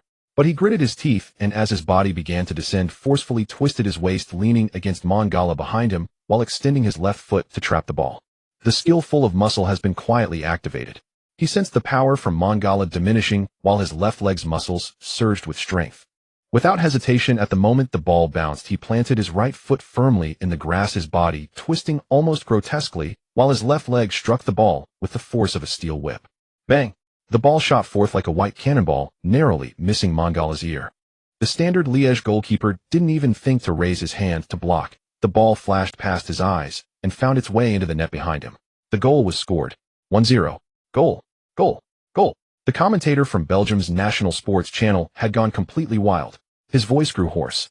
My God, look at this goal. He dances as if carrying a rhinoceros. Eliaquim. This young central defender, who had caught the attention of numerous clubs across Europe, appeared like a helpless child before Chen Feng. He tore through Standard Liège's defense in the most savage, unreasonable manner. The entire Sclesson Stadium erupted, with over 20,000 Genk fans rising from their seats, waving their scarves and shouting with all their might for their goal-scoring hero. Feng, Feng, Feng, Feng, Feng. After scoring, Chen Feng ran towards the loyal fans, cupping his hands to his ears, listening to their cheers. Then he spread his arms wide, soaking in the wave of sound. De Bruyne was the first to rush over, jumping onto Chen Feng's back, shouting excitedly, "You're a madman. I freaking love you." Other players quickly surrounded Chen Feng to celebrate. In the stands, He Wei and his team were captivated by the scene. He had seen fans chant for players before, but it was usually out of anger, not this unity. Record this. Record this. Capture the fans' reactions. He Wei excitedly shouted to Old Wong. He saw Genk fans around him, some in tears, some laughing, others passionately kissing their team crest. He suddenly understood why Chen Feng wanted to stay in Europe. Because here football is just football with atmosphere and soil. Meanwhile, Mangala, kneeling on the ground, spread his hands toward the referee, saying, "He fouled me. That goal was a foul." But the referee shook his head and pointed to the center circle, confirming the goal was valid. Chen Feng turned around and saw Mangala complaining to the referee, chuckling softly. The match resumed. This goal boosted Genk's momentum, overwhelming their opponents, while the opposing players, especially their defense, began to hesitate. But after all, champions are champions. In the 78th minute of the second half, the opposing midfield core, Steven Defour, unexpectedly received the ball just outside the penalty area, and with a sudden strike, he sent a long shot that curved past Courtois' fingertips into the net, grazing the post. Standard Liège valiantly equalized the score. The cheers in Sclesson Stadium abruptly ceased, with disappointment and frustration etched on the faces of the fans in the stands, while Van Heesbroek kicked the roof of the coaching box in frustration. But until the final whistle blew, the score remained unchanged. An intense derby match ended in a draw. For Genk, this result is acceptable, but it certainly cannot be deemed satisfactory. Chen Feng walked to the stands and applauded the fans who were cheering for them, and the fans responded with the warmest applause and songs for their goal-scoring hero. Teacher He, how was the intensity of this match? Asked Xiao Wang. Breathtaking. He Wei sincerely remarked, I didn't expect that the pace, physicality, and speed of transition in the Belgian Pro League are at least 3 levels higher than our domestic league. I finally understand why our players struggle to keep up with the rhythm once they go abroad. In this episode, he is absolutely confident it will become the most significant and controversial one in the history of world football. That night, Chen Feng rarely visited a restaurant in the downtown area of Genk City, where He Wei's team held a small gathering to celebrate the completion of their filming. Chen Feng and Xiao Wang were both invited, but the ever-present fat man Raiola had hurriedly flown to Spain the night before. It was said that the conflict between Abu and Guardiola at Barcelona had reached an irreconcilable point, compounded by Abu's high-profile announcement of his temporary withdrawal from the Swedish national team in the media. These troubles would keep him occupied for a while. Chen Feng, I raise my glass to you. He Wei lifted his orange juice. Thank you for your cooperation this week, and I wish you a smooth-sailing career ahead. Chen Feng raised his milk in response. Thank you, Teacher He. The gathering concluded, and everyone returned home. Just as He Wei got back to his hotel room, his phone vibrated again. A heavy Italian-accented English voice came from the other end of the phone. Mr. He, thank you for promoting Chen Feng this time. It was Raiola, and He Wei hadn't expected Raiola to call him. I should be the one thanking you. He Wei's voice carried a hint of sincerity. He has shown me that there is still hope for football in Xia country. Raiola chuckled over the phone. Hope. Hope isn't given by others, it's earned by oneself. Everything Chen Feng has now is fought for with his sweat and determination. Raiola's tone shifted to a serious one. Regarding that recording and the issue with your national team, I know it may put you in a difficult position, but I hope you understand that this is the most genuine and helpless choice a professional player can make after experiencing injustice. I understand. He Wei nodded, walked to the window, and opened the curtain, watching the flow of cars below. We will not distort his intentions, but what I want to say is that he is too young and impulsive. He is essentially gambling his entire future on a whim. No, Mr. He, you're wrong. Raiola's voice on the phone was tense, denying He Wei. He is not acting out of spite. He is fighting for himself and for the fair future of those children who love. In an environment where contributions determine everything, he will never gain true respect or opportunities. His only choice is to break away. Do not misunderstand, he is not challenging the nation, he is challenging that rotten system. I hope you can distinguish this clearly. Raiola paused, swallowing hard. When a genius can only find opportunities to play by moving far away, even at the cost of severing ties with his homeland, who should reflect him or that system? He Wei held his phone, unable to respond for a long time. Their team returned to the capital with the materials. When they presented what they had seen and heard on this trip to Belgium, as well as the interview content, the entire meeting room fell into silence. Even producer Lao Zhang, after hearing He Wei's report, dropped his thermos on the ground, spilling hot water everywhere. Did he really say that? Lao Zhang could hardly believe his ears. Not a word was missed. He Wei nodded. And he even recorded the video himself to prevent us from taking things out of context. My goodness. Has this kid gone mad? He is going against the entire football association. He isn't mad. He Wei looked at everyone present. He has been driven mad. He Wei recounted Chen Feng's experiences in the mountain city and the scandal surrounding the 10,000 gold list. Old Wang slammed his palm on the conference table in anger. Beast. This is destroying the roots of our football. Lao Zhang, we must air this episode, and we need to broadcast this content as it is. Host Lao Duan's attitude was very firm. Lao Zhang was still thinking as he bent down to pick up the thermos, realizing that the weight of this matter was no longer just an ordinary football feature, but a manifesto, potentially a controversial one, that could incite public outrage. Airing it meant danger. They might face pressure from higher-ups, and even the entire production team could be implicated. However, he couldn't get over that mental hurdle. As a media person who had loved football for over 30 years, choosing silence in the face of dark secrets was an unforgivable shame, a humiliation to being a media person. He raised his head to look at the staff in the meeting room. He had no choice. Do it. But how to do it is a technical. Lao Zhang picked up a pen and began to draw lines on the whiteboard. We need to tell the story in 2 parallel narratives. One is Chen Feng's success in Belgium, showcased with the most beautiful shots and the most passionate music, highlighting his talent, his efforts, and the respect and welcome he received there, portraying him as a hero, a lone hero of Xia country football overseas. The other narrative will start with the darkness in the mountain city. We don't need to name names directly or release the entire recording. Just need to reveal some shocking content. We should use more indirect writing, contrast, and the magnanimity and tolerance of those involved to highlight the filth and absurdity of this system. The director and the editor exchanged glances, seeing the spark in each other's eyes. This idea was absolutely right. Finally, we need to address the national team issue. Lao Zhang drew a circle under the words national team. This part is the most sensitive, but also the most explosive point for public opinion. Chen Feng's original words must be included, but we need to lay enough groundwork beforehand. We need to let the audience see how he has been harmed by that system first to evoke enough sympathy for him, and then reveal his resolute dialogue. This way the audience's emotions will be guided in the right direction. We shouldn't let them criticize Chen Feng for being unpatriotic, but rather let them criticize the bastards who force a genius to be unpatriotic. Do you understand? Understood. The entire staff in the meeting room grasped how to arrange this story. Lao Zhang's voice echoed in the conference room. First suppress, then uplift layer by layer, and finally ignite. For this episode, I will personally oversee the editing. Every shot, every piece of music, every narration must be flawless. In the following 2 weeks, the entire world football production team entered a frenzied working state. Under Lao Zhang's supervision, they adjusted the visuals and pacing over and over again. This segment of the fans' cheers when he scores should be raised a bit. I want that overwhelming feeling of sound. Change the music here. Use Into the Fire. Hiwei, your narration here is off. Do it again. You need to express both regret and anger, but it can't be too straightforward.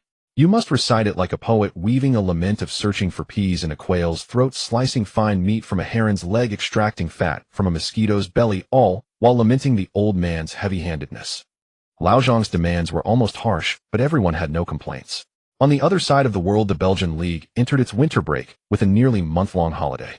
Many teammates tried to invite Chen Feng to travel together, but he declined them all, mainly because the system wouldn't allow it and the daily task load had increased.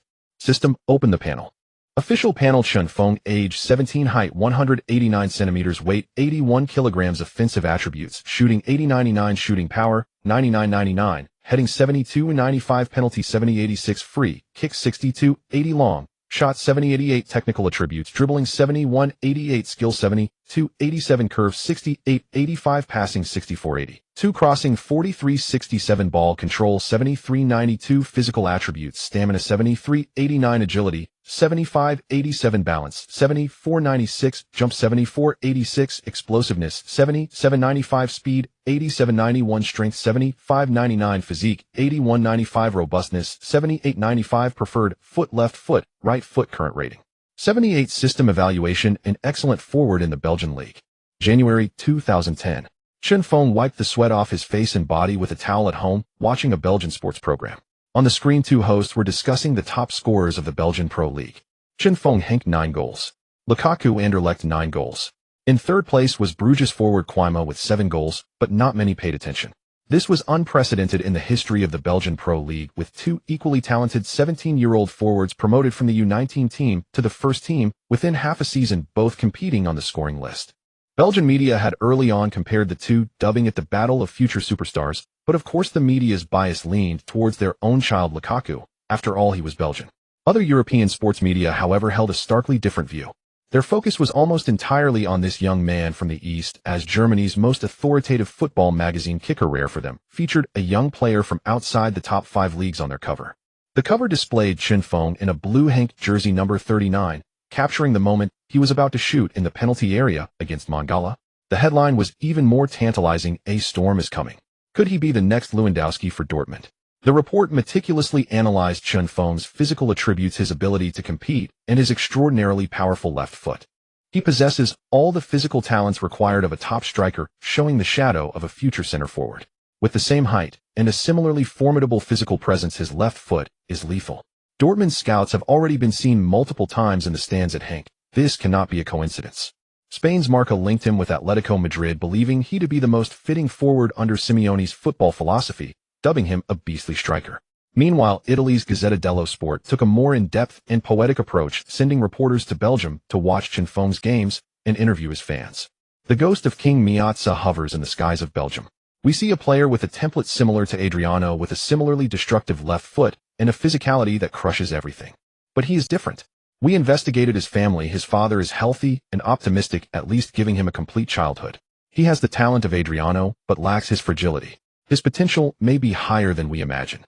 Throughout the winter break, Chen Feng became the subject of inquiries from multiple clubs in the European football winter transfer market.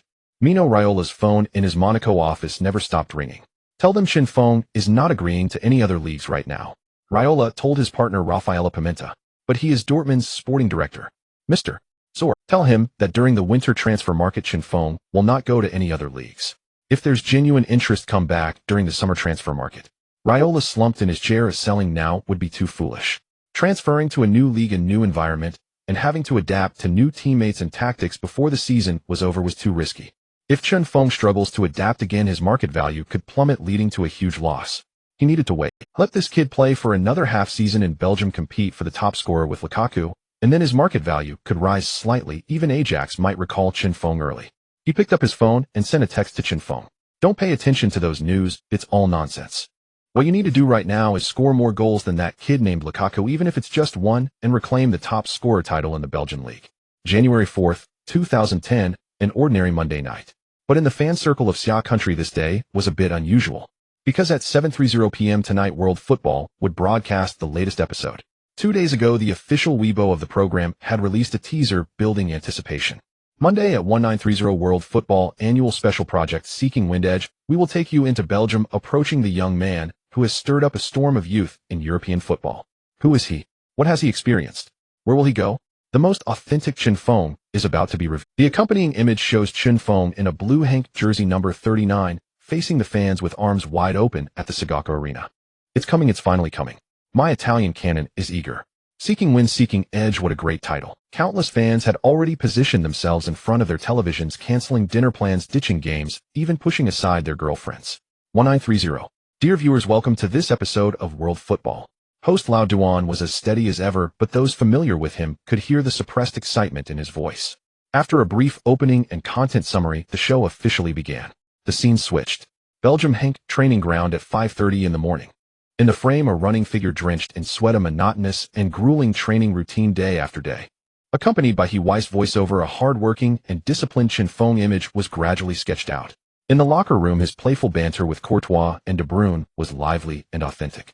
In the dining room, watching Courtois sizzling steak on his plate, Chen Feng's eyes revealed envy. Yet he ultimately forked up his plate of giant chicken breast. These detailed scenes made Chen Feng's image very three-dimensional and rich. He was no longer that young man who only knew how to shoot from the web videos, nor was he just cold data in the games. He was a living, breathing young man with dreams, persistence, and also helplessness. The program lasted a total of 37 minutes, which is not long for a character special of World Football. Yet for all the viewing fans, those 37 minutes were incredibly torturous. The audience's emotions ebbed and flowed along with Weiss' narration and the switching of scenes. When they saw Chen Feng forcefully holding off the tall and strong Mangala on the field and blasting the ball into the net, they would excitedly wave their fists, shouting, "Wow, amazing." When they saw De Bruyne and Courtois praise Chen Feng's talent and hard work, the audience would genuinely feel proud. However, when the camera turned to that smoke-filled office and the scandal of the 100,000 entry list was mentioned by Chen Feng in a nonchalant tone, their pride and self-satisfaction instantly turned to anger. The production team was clever, not releasing the entire recording, but instead subtly weaving in a line from the recording into the narration. The standard is that whoever contributes has the right to wear this outfit. This half-hidden approach had even more beast, simply inhuman. Some middle-aged fans angrily smashed their remote controls on the ground. Investigate. Must investigate. Who is Jean Aigua? Get him out. I want to vomit. Is this our football environment? The internet was already in an uproar. The name Jean Aigua instantly topped Weibo's trending topics. As the program approached its end, when Wei asked the question about the national team, Chen Feng fell silent on the screen. This silence weighed heavily on the hearts of every fan. Then he uttered the words that would undoubtedly be recorded in the history of Xia country's football. For me, since that day in Shanxing, that outfit has already been tarnished.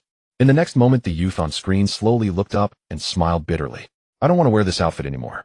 Countless fans in front of their televisions were taken aback by this statement, feeling an indescribable sadness. They wanted to scold him, to accuse him of not being patriotic. But then they remembered everything presented in the program before: the young man running alone in the morning, the prized talent, the victim who chose tolerance and generosity. They found themselves unable to utter a single word of reproach. All anger, all resentment ultimately converged into a profound sadness and endless hatred for that system. Why? Why did it come to this? Why would our own talent be forced to abandon the honor of representing their own? At the end of the program, the scene froze at Genk's home ground, where Chen Feng scored a goal, placing his hands to his ears as over 20,000 fans roared for him. Wind, wind, wind, wind. Weiss' closing remarks slowly rang out. He is the hope of Xia country's football, yet drifts in a foreign land. He once longed greatly, but ultimately chose to say goodbye. His story gives us an incredibly cruel, yet crystal clear answer. Some things that have rotted cannot return. Many fans in front of the television remained glued to their seats, quietly sitting feeling the immense sadness and helplessness. That night the Xia country football world was sleepless. I thought the storm would be fierce, but I never expected it to be this intense. That night, all the Weibo posts about the Xia Kingdom's football were completely overwhelmed. Regardless of whether they watched the program or not, anyone who heard football being criticized rushed to the comment section to express their anger.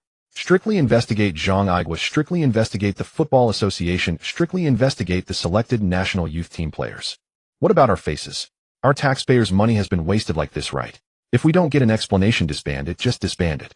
In a conference room of a tall building in the capital city, the ashtray was piled high with cigarette butts resembling a small mountain. How dare their production team make such a huge mistake? A leader with a Mediterranean hairstyle slammed the table, his voice agitated. What do we do now? The online public opinion is already out of control. Another man with gold-rimmed glasses kept tapping on the table. Zhang Aigua must be dealt with immediately. Otherwise we won't calm the public outrage. How should we handle it? A man in the corner who had been silent spoke coldly. How many people are involved behind him? If you touch him, you touch a whole chain. Each of these people knew that Zhang Aigua was just the tip of the iceberg. What about Chen Feng? The leader with the Mediterranean hairstyle tried to shift the topic to the 17-year-old youth. He has publicly declared that he will not serve the national team. What does this signify? This is an outright provocation against us. He must be banned to set an example. Ban him. The man with gold-rimmed glasses adjusted his glasses. How can you ban him? He is currently playing abroad. If we send a letter to his club asking them to ban him, they won't even pay us any money. If foreign media report that we are suppressing our own overseas players, we won't be able to clear our names. It might as well be disbanded then.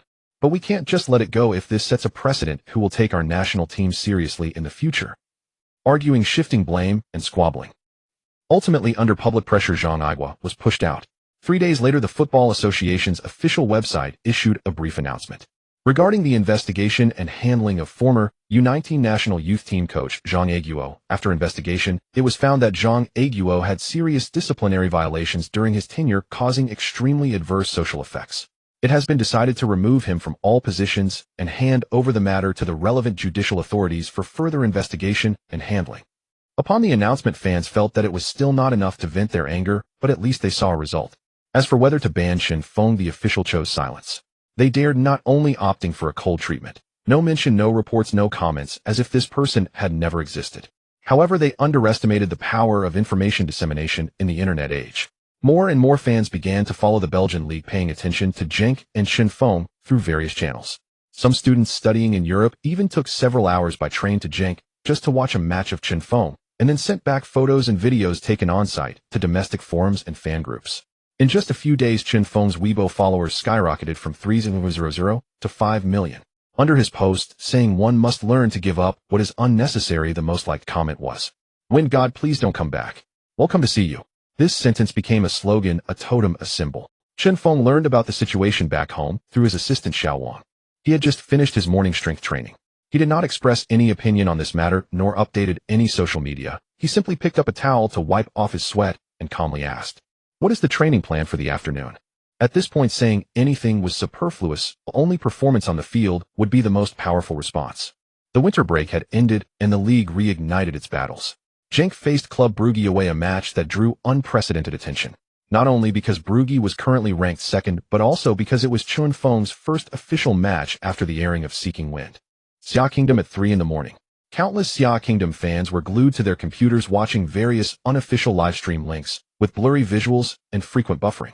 They all wanted to see if that young man was really as boastful as he claimed. Brugge Jan Bradel Stadium. In the stands, a unique sight appeared: dozens of young people with black hair and yellow skin wearing the blue jerseys of Genk number 39, their faces filled with excitement. In front of them was a white banner with no complicated slogans or passionate words. Only 5 large. "We are here to see you." They were students who had taken several hours of train rides from Belgium, the Netherlands, Germany, and even France to come. When Chen Feng walked out of the players' tunnel with the team, he immediately spotted them. His footsteps paused slightly, as if his heart had been gently touched by something. He looked at those faces that were just like his, with black hair and yellow skin, waving their arms with all their might, shouting something at him. The distance was too far for him to hear clearly. But he understood. He nodded earnestly in that direction. "Hey Chen, is that your fan group?" De Bruyne nudged him with his shoulder. Chen Feng did not speak, withdrawing his gaze and preparing for the match.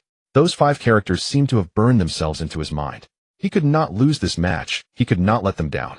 To be honest, although Brugge was considered a traditional strong team, they were not much stronger than Genk right now. Their most prominent player was the Paraguayan international center-back Antonin Alcaraz. Standing at 188 meters, he was relatively lean, but his defensive capabilities were very strong. It was said that he had attracted the attention of several Premier League and Championship teams. The referee blew the whistle to signal the start of the match. From the first minute, Chen Feng felt the deliberate attention from Alcaraz. Every time he tried to receive the ball with his back to the goal, Alcaraz would stick to him. Every time he attempted to make a forward run, Alcaraz's anticipation was incredibly precise, always managing to cut off his most comfortable passing lanes in advance. At least he wasn't just a center-back relying on physicality, he was a center-back who played with his head, which made him the most troublesome. Kid, this isn't the youth team. Antonin Alcaraz intended to provoke the young player Chen Feng. I know, so what are you doing here? Chen Feng shot back directly and walked away. Angered, Antonin Alcaraz cursed on the defensive line. In the 39th minute, Genk intercepted the ball in their defense, and after 2 passes it came to Chen Feng's feet in the attack. Chen Feng turned his back to the goal, firmly holding off Alcaraz behind him. Alcaraz attempted to make a tackle, but was held firmly by Chen Feng. At the moment Alcaraz was about to exert force, Chen Feng used his left heel to flick the ball, sending it through Alcaraz's legs. At the same time, Chen Feng turned and completely left the Paraguayan behind, but he didn't choose to shoot because he caught a glimpse of De Bruyne making a quick run. Chen Feng took the opportunity to pass the ball sideways. De Bruyne arrived just in time, meeting the ball with it. The ball skimmed along the grass and found its way into the far corner of the net. 0-1. After scoring, De Bruyne rushed toward Chen Feng, jumping onto his back and pumping his fist triumphantly. Chen Feng instinctively glanced towards the direction of the banner, where the small blue ocean had already started. After the interval, play resumed. Bouluri intensified their assault, both flanks relentlessly probing Genk's defensive line. Genk's goal area was once under severe threat, yet Courtois was exceptional today, producing several crucial saves to keep the net intact. By the 71st minute, a Bouluri corner was headed clear by Genk's center-back. The ball fell to Chen Feng at the top of the arc. He glanced up and saw no one had tracked him. He had to carry it himself. Counterattack. His legs felt as if fitted with motors, his pace spiked instantly. Now rated 87, he was already counted among Europe's elite speedsters, though such open space for a full sprint was rare. The first to try and stop him was Bouluri's defensive midfielder, but a simple change of direction unbalanced the challenger. Chen Feng drove forward across the halfway line. The Bouluri defenders who had been in Genk's box realized he was attacking their half and bolted back, only to find they could not catch him. Only the left back Bide Van Hayden managed to close him down, slightly charging in from the side in an attempt to barge him off the ball. At most, a yellow card awaited. At the moment of contact, Chen Feng lowered his center of gravity and withstood the charge, instead sending Bide Van Hayden sprawling, rolling across the turf. Chen Feng pressed on into the penalty area. Only the rushing goalkeeper remained between him and goal. The few dozen overseas students in the stands were already on their feet. Facing a goalkeeper who had cut down the angle, Chen Feng did not choose his trademark thunderous shot. Instead, hurtling forward at speed, he feinted with his right foot as if to strike. The keeper reflexively lunged to one side. In that instant, Chen Feng flicked his left ankle and gently guided the ball around the keeper's far side. The match was sealed. Chen Feng watched the ball settle in the net. He offered no wild celebration, merely turned to glance toward that small sea of blue. He extended his right hand to point at them, then tapped his chest. At least he had not let them down. The final Hunka completed a 20-away victory over Bouluri and rose to second place in the league.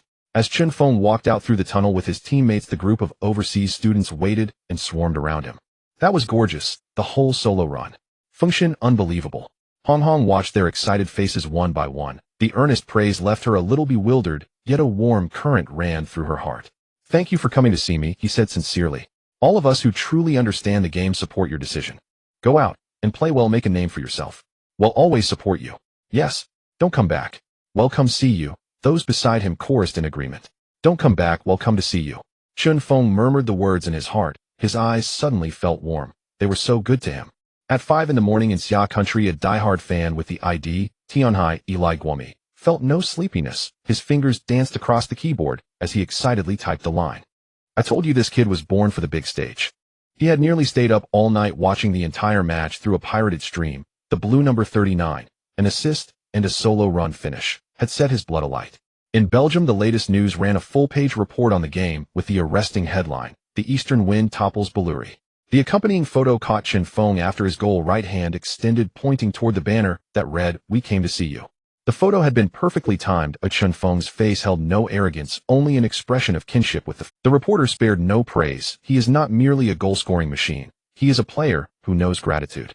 That gesture toward the stands is his most sincere reply to supporters who traveled from afar. On the same day, another match concluded.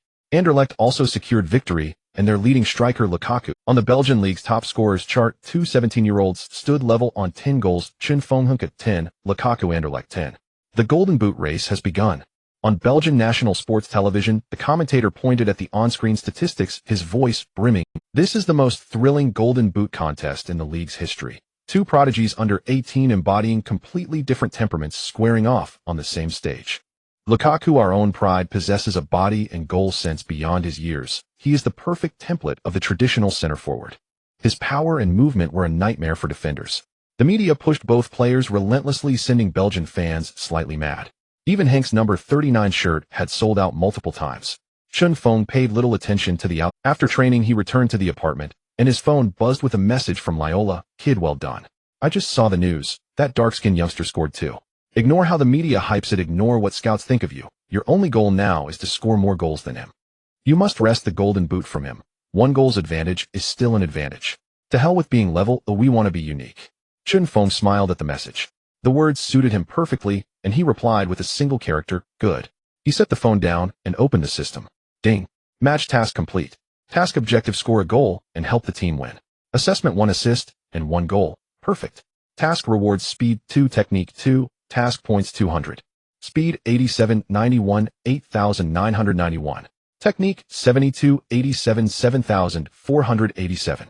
His speed was approaching its ceiling, just one step from 90. He considered whether to allocate those 6 potential points into speed. The rise in technique also made his heel-through move more graceful. His task points had exceeded 1100, and he planned to buy that injury recovery potion at once. Ding. Spent 100 task points to successfully purchase 1 injury recovery potion. It has been added to the system inventory. That item was the greatest insurance in his career, unless his leg was literally broken in 2. Drinking the potion should significantly shorten recovery time. With that trump card, he could charge into challenges on the pitch without restraint. In recent weeks, the Belgian First Division had erupted into a white-hot sprint. The air between the top 5 teams grew increasingly volatile, and media and fans alike trained their eyes on the two names neck and neck atop the scoring charts. Chen Feng, Lukaku, Genk at home against Lokeren.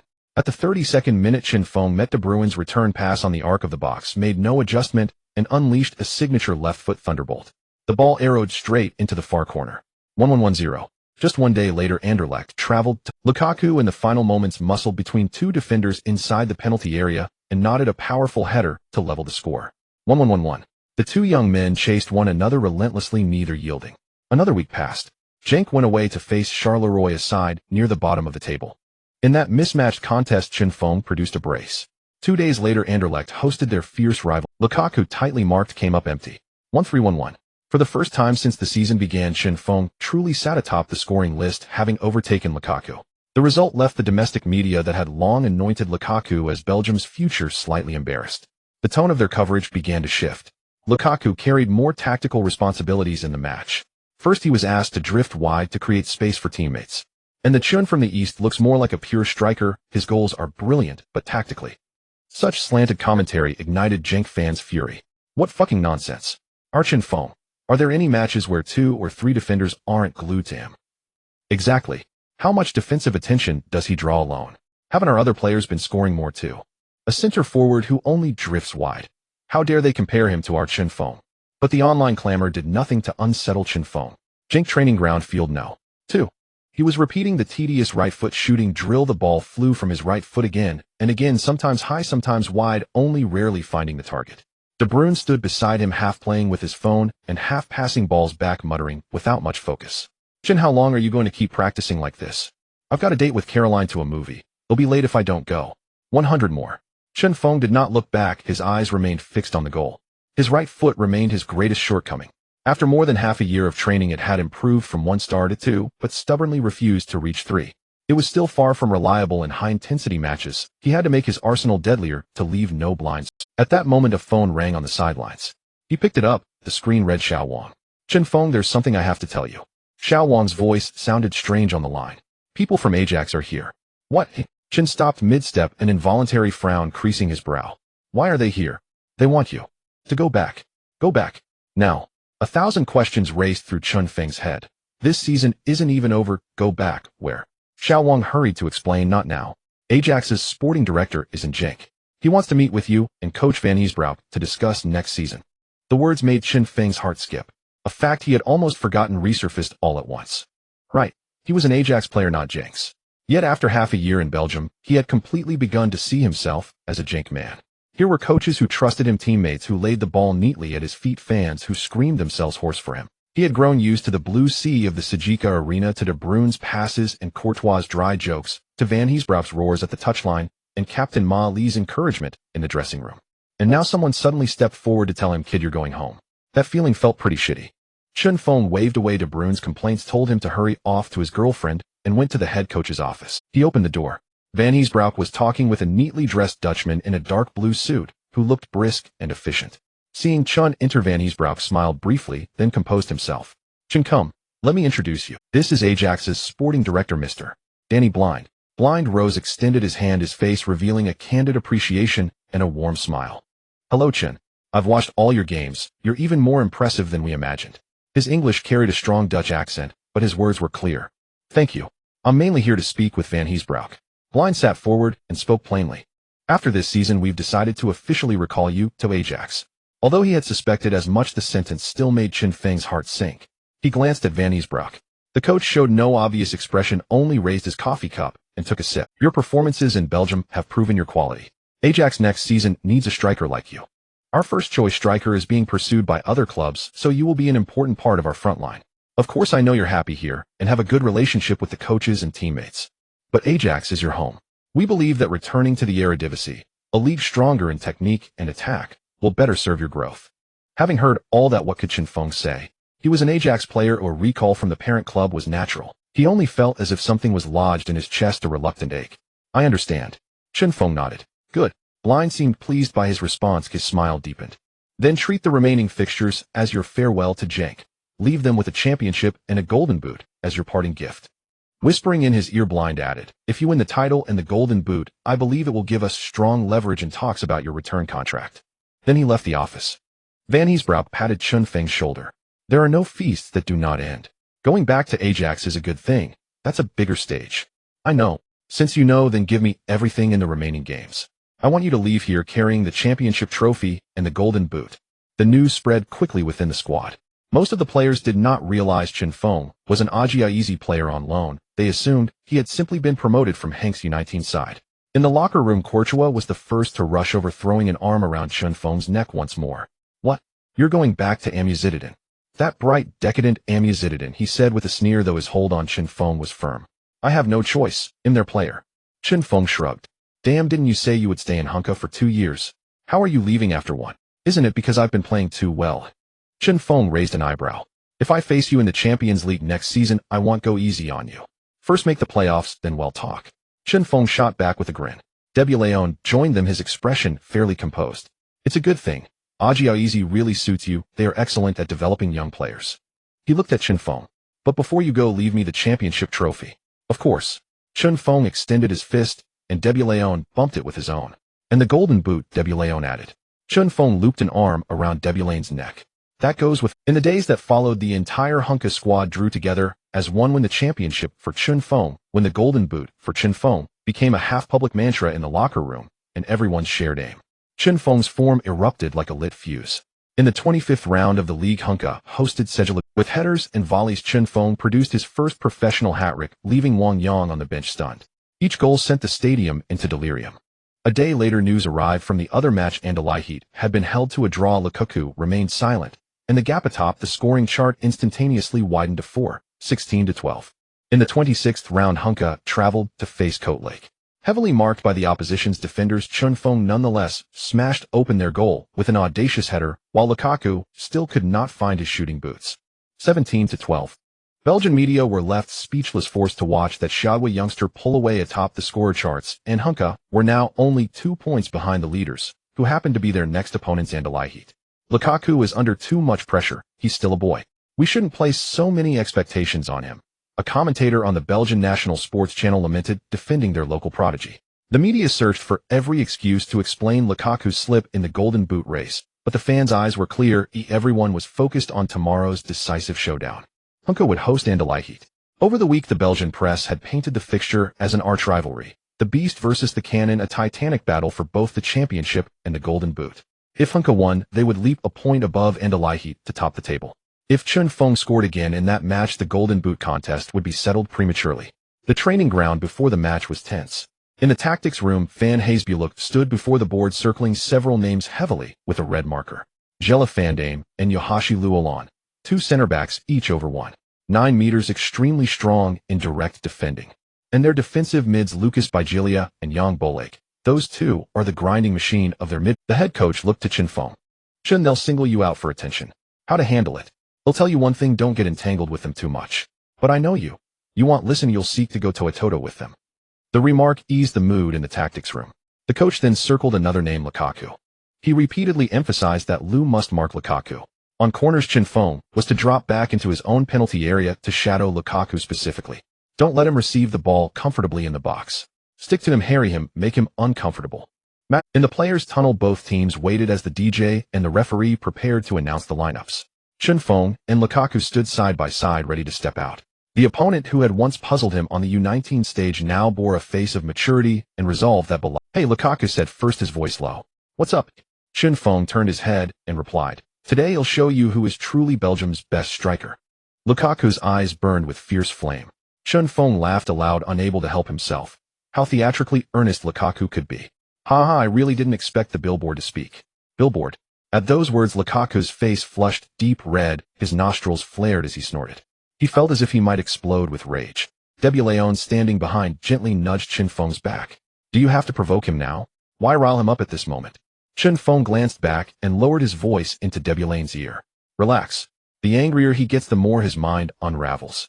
The more his mind unravels, the worse he plays. The referee's whistle blew. The match was underway. Anderlecht immediately seized control. They had come with a coiled intent, Lukaku above all.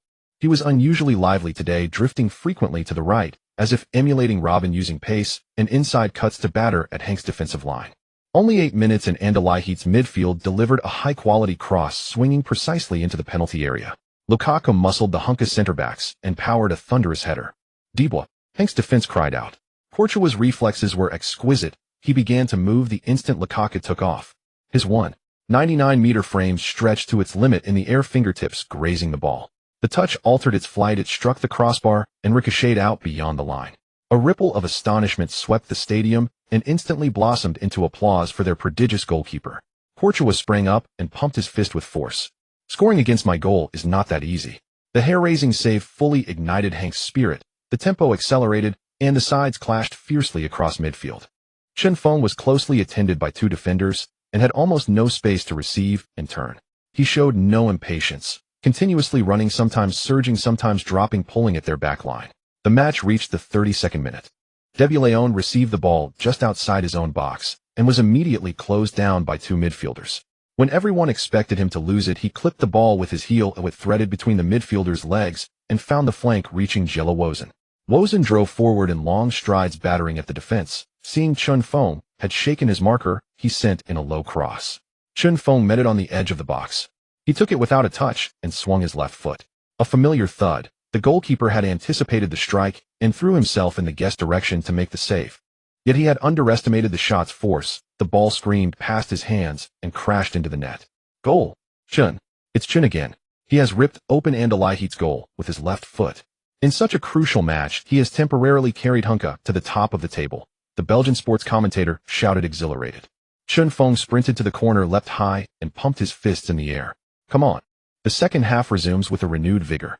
Van Haesbroek's adjustments during halftime proved to be immediate. The entire defense of KRC Genk becomes remarkably resilient, like a vast blue net that Anderlecht cannot tear through no matter how hard they attack. Courtois' performance is nothing short of miraculous. His long arms seem to cover every corner of the goal, repeatedly denying the opponent's shots, each save eliciting cheers from the stands. As the match reaches the 67th minute, Anderlecht initiates a corner kick, which is once again cleared by Genk. The football lands perfectly at De Bruyne's feet. A quick counterattack. De Bruyne doesn't even need to look up. He already knows where Chen Feng will be positioned in the center circle. He sends a precise through ball along the grass with his right foot. It slices through the entire Anderlecht defense, and Chen Feng's speed is like lightning darting between two towering center backs in an instant. Unknown. Unknown. Chen's solo chance. The voice of the Belgian national sports broadcaster trembles with excitement. Anderlecht's goalkeeper decisively charges out, arms wide open, attempting to block all possible angles for Chen. But at this moment, Chen Feng remains composed, showing no signs of slowing down. With a gentle flick of his left foot, he bypasses the grounded goalkeeper and pushes the ball gently toward the net. Over 20,000 Genk fans in the stands leap to their feet, cheering for this goal. But just as the ball rolls into the net, a dark figure rushes in from the diagonal rear, executing a desperate slide tackle at the last moment, leaving a mark on the grass. His toes poke the football just before it crosses the goal line, sending it out for a corner kick. Oh! The entire Sajika arena erupts in disbelief. He actually sprinted all the way back from the front line to the penalty area.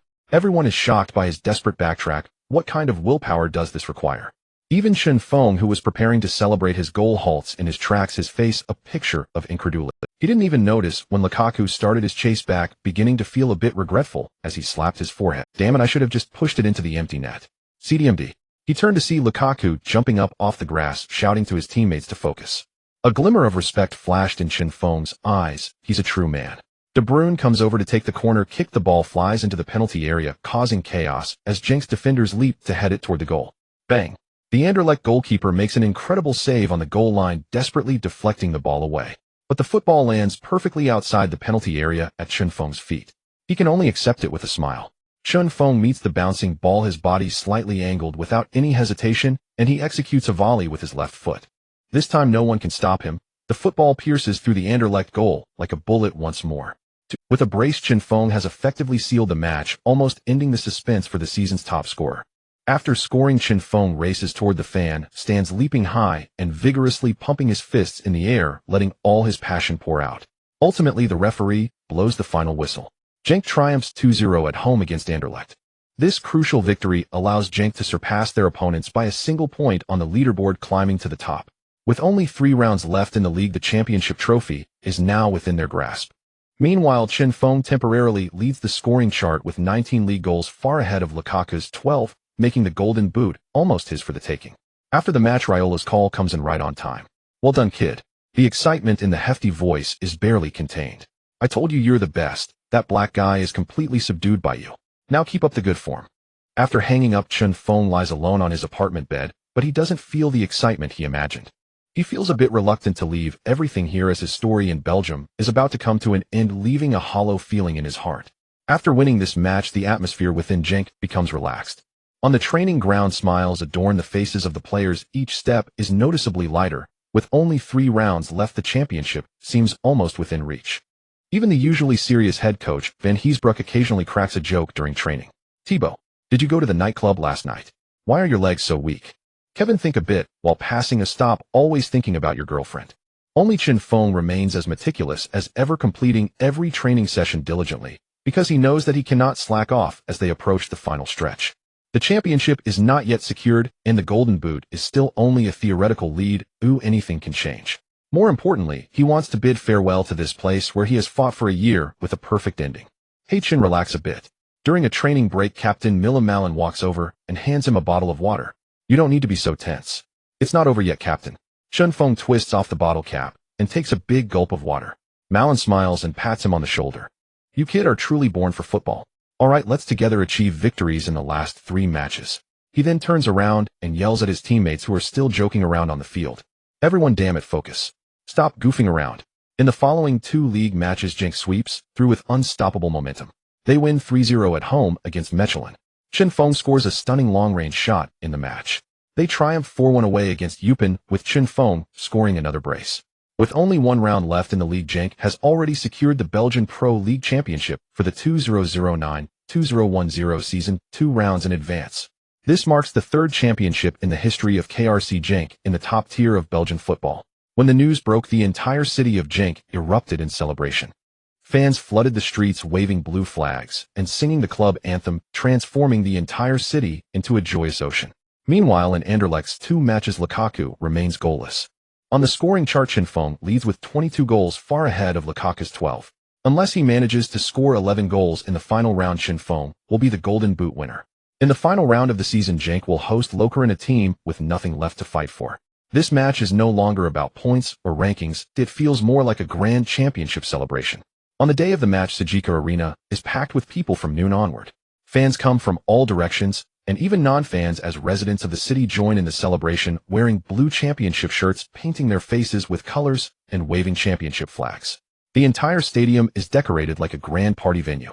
Guys, in the pre-match locker room, Van Heesbroek stands before all the players, his voice a bit hoarse, and his eyes slightly moist. I don't know what to say. We have been through a lot this season, facing lows and doubts, but we have persevered together. Today, over 20,000 fans are waiting for us outside. They have accompanied me through the whole season. They are the most lovable fans in the world. Look at the people beside you. They are our teammates, our brothers. There is only one match left now, so go out there and enjoy this game, enjoy our party. For Genk. HUP, HUP, HUP. The players roar as they charge out of the locker room. The moment they stepped onto the pitch, deafening cheers nearly shook the entire stadium to its foundations. Champions, we are champions. Foam, foam, foam. Fans welcomed their heroes with thunderous applause and raw and passionate. Chen Feng stood among his teammates, gazing up at the stands, listening to those synchronized chants, and felt a tide of emotions surge within him. He recalled his early days, the skepticism, the mockery, the cruel jeers demanding he go back where he came from, calling him a yellow monkey. Now he had become their king, their hero in heart and legend. That feeling was utterly intoxicating. The match began swiftly. Lokeren FC clearly refused to serve as mere backdrop to a championship celebration. They fought with fierce determination. Yet Henk's squad, buoyed by the roaring support of over 20,000 home fans, was unstoppable. By the 25th minute, Kevin De Bruyne launched a precise, soaring long pass from his own half, straight into Chen Feng's path. Chen Feng read the play, instantly darting from behind the defensive line, timing his run to perfection, breaking free on a clean through ball. Facing the goalkeeper, he made no superfluous feints or flashy dribbles, choosing instead the most direct, most devastating method to seal the contest. A ferocious left-footed strike. Thud. The ball rocketed into the net. 10. Chen Feng's 23rd league goal of the season. The entire Sedka Arena erupted, explosively. Cheers, shrieks, and spontaneous anthems flooded every corner of the stadium. After scoring, Chen Feng did not sprint toward the stands as he usually did. Instead, he dashed straight for the technical area. He threw his arms wide and embraced the veteran head coach who had given him everything, Van Heesbroek. "Thank you for believing in me, coach," he whispered softly into the old man's ear, words meant only for them. Van Heesbroek held him tightly in return, his hand, so often raised mid-match to command and direct, now pounding firmly, warmly upon Chen Feng's back. No words came, but tears unbidden and unrestrained streamed down his cheeks. That goal shattered Lokeren's psychological defenses completely. What followed was an overwhelming one-sided onslaught. De Bruyne unleashed a thunderbolt from distance. 20. Jell Watson pounced on a loose ball in front of goal for a clinical tap-in. 30. In the second half, Van Heesbroek gradually introduced substitutes from the bench, ensuring every player shared in the glory of this triumphant celebration. At the 60-minute mark, the fourth official raised the electronic substitution board. Its glowing red digits read 39. Chen Feng was substituted. As he walked off the pitch, the entire crowd, over 20,000 strong, rose to their feet in unison, greeting him with the longest, most fervent ovation of the season. "Feng, Feng, Feng, thank you, Chen. Don't leave, stay with us." Their cries rang with sincerity and sorrow, and hearing them, Chen Feng's eyes grew misty.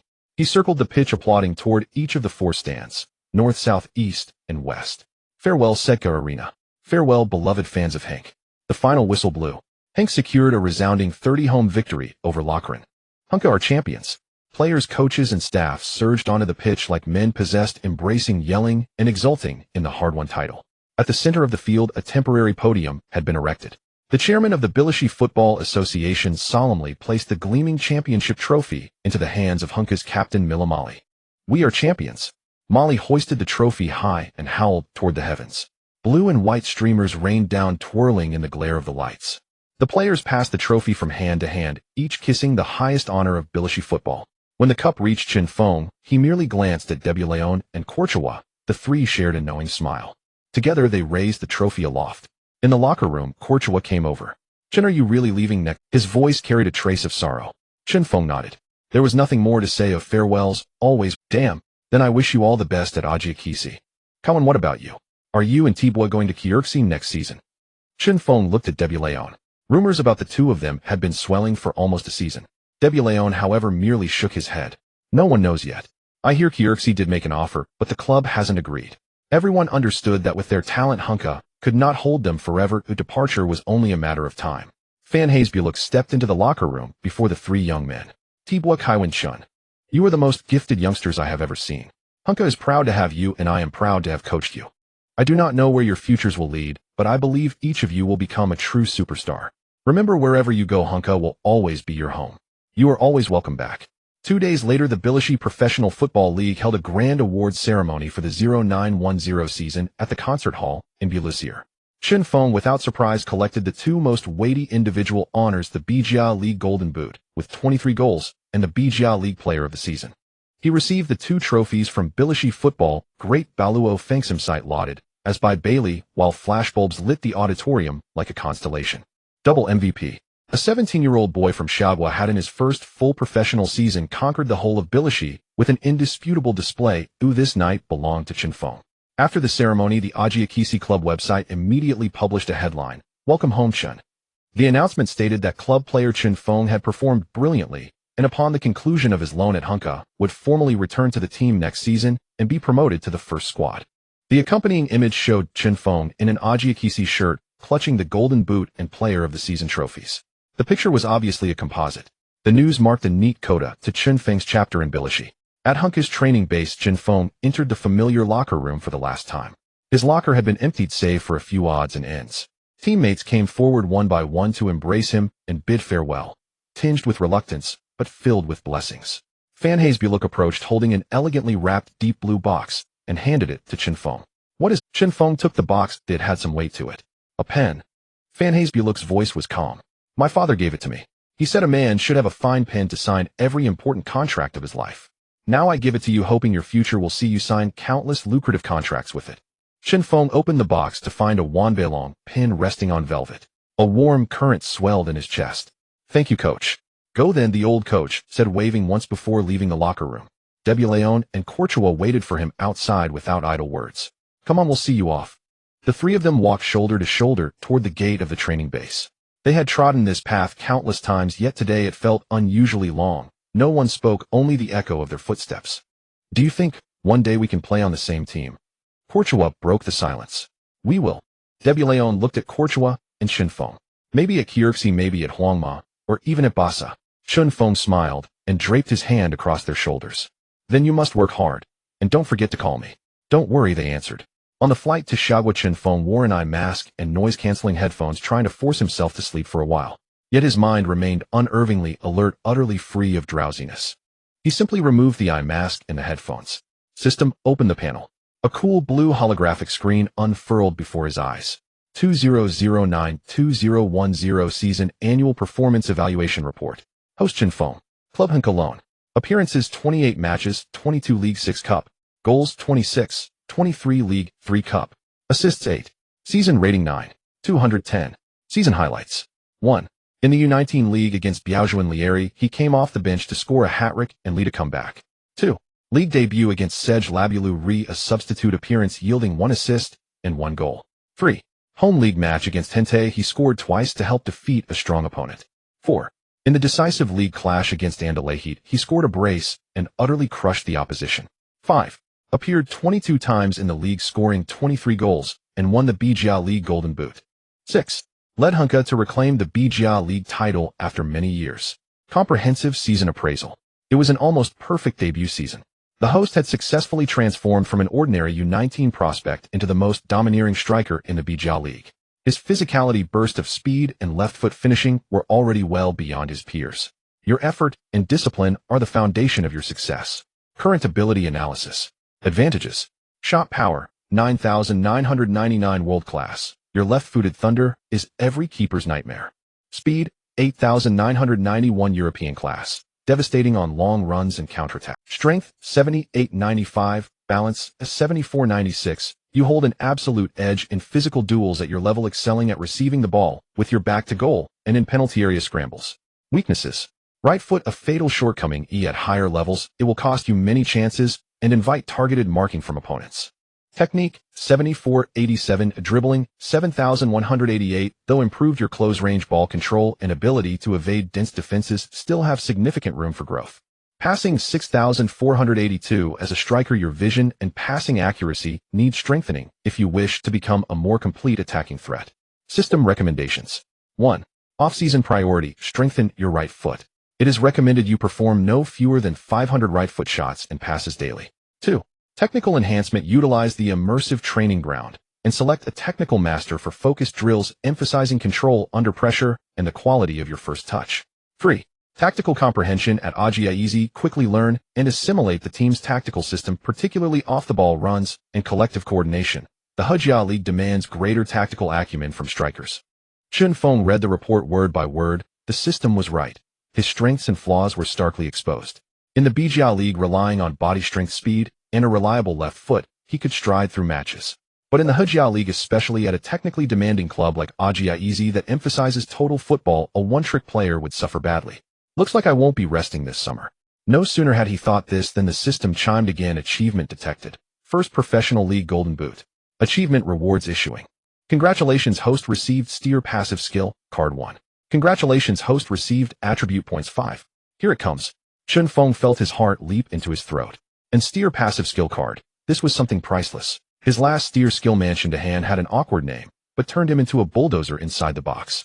He wondered what this one would be. Use the skill card immediately. Ding. Steer passive skill card activated. Countless golden gleaming figures tumbled through the air and froze onto a single card. It was a smiling bald man in a Brazil jersey. Luo Bacho Kalawosi. Congratulations, host obtained steer skill, Kalawosi's free kick. Skill description. Inheriting Luo Bacho Kalawosi's iconic thunderous free kick, your set pieces will possess unparalleled power and a peculiar outside off-the-foot swerve. The farther the shot is taken from goal, the more menacing it becomes. Best used with Kalawosi's immersive training ground for optimal effect. He almost leapt out of his seat. This skill felt tailor-made for him. He had already tried spending 200 task points to enter Kalawosi's immersive training, but results were mediocre. The skill demanded both raw power and precise curl. Of course, his power was already world-class at 99. What he lacked was the arc technique to harness that strength. Before he could finish reading the skill description, the system chimed again. Ding. Achievement detected. Belgian League Season Best Player. Achievement rewards issuing. Congratulations, host received attire passive skill, card 1. Congratulations, host received bonus free attribute points 5. Huh. Only an attire for the best player. Chen Feng grumbled inwardly. Host, it is because the Belgian League's level is too low, the system replied coolly. Well, better than nothing. Use the attire passive skill card. This time, there were no blazing gold lights. Instead, countless silver cards spun in the air before settling. Congratulations, host obtained attire skill, Bayarbadafu's ball sense. Skill description. You will inherit the silky, supremely graceful ball control of the elegant Dimita Bayarbadafu. Your first touch and control will be greatly enhanced, allowing you to command the ball with effortless elegance. Your treatment of the first touch will become consummate. Although only attire, Chen Feng was genuinely delighted. This skill was incredibly useful. Bayarbadafu, famed for his effortless grace, played with an almost absolute elegance. Last season at Monlian, he famously covered only 2032 meters as a starter, shattering expectations about forward movement, sometimes slower than the referee on the break, always finishing matches with hair intact and little sweat. As a goalscorer, his last season was merely ordinary with just 12 goals, but his ball mastery, particularly his control, was indisputably world-class. Former Leverkusen manager Kelto Pumul once described his control as like raising a glass of wine to toast one's own elegance. With this skill, his crude technical shortcomings would be patched. He glanced at his remaining points. Free attribute points 10. Potential points 6. Speed was his lifeline, and no matter how tactics evolved, an absolutely fast striker would always be the opponent's nightmare. System used 4 potential points to boost speed. Ding. For potential points consumed, speed potential cap increased to 95. Chen Feng issued another command. Max out speed. Ding. 6 free attribute points consumed, speed 6. Speed, 9,595. Done. Chen Feng felt as if the muscle fibers throughout his body had been rewoven. He could vividly sense the explosive power in his calves and thighs. Now he wanted to run down the cabin aisle. All remaining 4 free attribute points add to free kicks. 4 free attribute points consumed, free kick 4. Free kick 7480. Having finished, Chen Feng reopened the finalized attribute panel. Official panel. Chen Feng. Age 17. Height 189. 3. Weight 82 kilograms. Offensive attributes. Shooting 80-99. Shot power 99-99. Heading 72-95. Penalties 70-86. Free kicks 74-80. Long shots 70-88. Technical attributes. Dribbling 71-88. Technique 74-87. Curve 73-85. Passing 64-82. Crossing 43-67. First touch 83-92. Physical attributes. Stamina 73-89. Agility 75-87. Balance 74-96. Jump 74-86. Explosiveness 77-95. Speed 95-95. Strength 75-99. The plane touched down smoothly at Genk Coastal International Airport. Chen Feng, wearing a black baseball cap and carrying an unremarkable backpack, stepped calmly into the arrivals hall, hailed a taxi, and gave the driver the address of a residential compound. Knock, knock, knock. Who is it? A hoarse yet robust voice came from inside. It's me. The door cracked open a sliver, and Ali Han poked his head out. Seeing the young man standing at the threshold, a flicker of puzzlement crossed his face. I didn't order any delivery. You are. Chen Feng removed his cap, revealing a face darkened by the sun, its planes sharply defined. Coach, it's me. Ali Han's eyes widened until they were nearly round. Chen Feng, you little bastard. How did you get here? The old Dutchman's wrinkles bloomed into a grin as he threw his arms wide and embraced Chen Feng with genuine force. Why the hell didn't you tell me you were coming? Hee, I wanted to surprise you. Haha, wonderful. What a surprise. Ali Han pulled Chen Feng onto the sofa and appraised him with pride. You kid, you make us proud. Champion Golden Boot. The old man's string of praise was more gratifying than any media report. Chen Feng took several boxes. Coach, I brought a few small gifts from Belgium. He opened the first box to reveal elegantly wrapped Liège waffles and Godiva chocolates. I know you can't eat sweets. These are for your players and colleagues. Chen Feng produced another parcel wrapped in deep blue velvet. He unwrapped it layer by layer to reveal a life-size replica of the Belgian Pro League Golden Boot trophy. He cradled the trophy in both hands and solemnly presented it to Ali Han. Coach, this was made especially for you. Without you there would be no him, and certainly no me. Ali Han's hands trembled as he accepted the weighty trophy. When he read the engraving on the base, Chen Feng and 23 goals, his eyes immediately grew wet. Good boy, tonight drinks are on me. We'll have a good one. By the way, take that trophy with you, we'll take a photo later. He'll hang that picture in the most prominent place in my office so those brats can see what a true striker looks like. In a down-to-earth restaurant in Genk, the place was alive with people and steam rising from woks. Dishes like soy-sauted pork, crisp fried carp, and the old three-style stir-fry filled the table, authentic local flavors everywhere. Chen Feng did not hold back. He was in the off-season and had at least a week to indulge himself. He must eat heartily and savor every mouthful. Ali Han poured himself a glass of strong liquor and then filled Chen Feng's cup with orange juice to the brim. Kid, tell me, how was your year in Belgium? How did you make it through? Between bites, Chen Feng recounted the year, picking out the important moments and telling them to the old man with quiet composure. He spoke plainly, from initial discomfort to U19 cohesion to his breakthrough in the first team and finally the championship. The old man listened with rapt attention, occasionally interjecting a remark offering professional critique. Van Haesbroek is a good coach. His use of you was sensible. He didn't burden you with too much too soon. De Bruyne and Courtois. I've heard of those two. Chelsea's chief scout De Wiss has sharp eyes. I've dealt with him before. If he spots you, that speaks to genius. As for Ajax wanting to recall you, that was to be expected. Ali Han took a sip of the fiery white liquor. Remember this, the Eredivisie is not the Belgian league, especially Ajax. Their football philosophy, descended from Cruyff, is ingrained in their bones. When you go there, don't rely only on physicality. Think more, make runs, and participate in the combinations. Your speed and shooting are advantages, but you must develop technique and your right foot. I understand, coach. Chen Feng nodded emphatically. The old man's advice echoed what the system had told him. These veteran coaches' eyes for talent were ruthlessly sharp. And one more thing. Ali Han set down his cup, closed his eyes to gather the memory, and began to share his experience of coming up at Ajax. The Ajax dressing room is not easy to navigate. There are too many geniuses there, each proud and lofty, especially the local lads who carry a born sense of superiority. As a foreign player from Xia country, talent alone won't secure your footing. Then what should I rely on? Chen Feng asked. Fists, Ali Han answered bluntly. He glanced at Chen Feng's face and then smiled.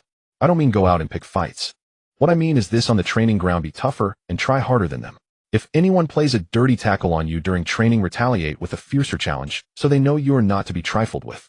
Chen Feng pondered and nodded. He reflected that he had not faced this problem at Genk because in the U19s he had already been friends with De Bruyne and Courtois. The next day at noon, when Chen Feng dragged his suitcase to the front door, his mother was busy in the kitchen. Seeing her son, she nearly threw down her spatula in excitement. Mom, I'm back. Son, you're back. No words were needed. His mother rushed to give him a fierce hug. His father emerged from his room with a grin that split his face. It's good to have you home, it's good to have you home. Over the next 6 days, Chen Feng entered full indulgence mode. though not entirely reckless since after each feast he still spent 2 hours in the gym. All the foods that had once made his mouth water but were forbidden were now laid out for him to enjoy. At the table his father poured him beer and looked upon his son with nothing but approval. That night, lying on his small bed, Chen Feng opened his mobile banking app and began to tally the season's earning, a weekly wage of 2,500 euros. After roughly 40 taxation in Belgium, his take-home was about 1,500 euros per week. After sending money home and covering daily expenses, he could save roughly 3,000 euros. Of course, that was base pay. The bulk came from bonuses. He appeared in 22 league matches with appearance bonuses of 1,100 euros, each totaling 2,420 euros. He scored 23 league goals.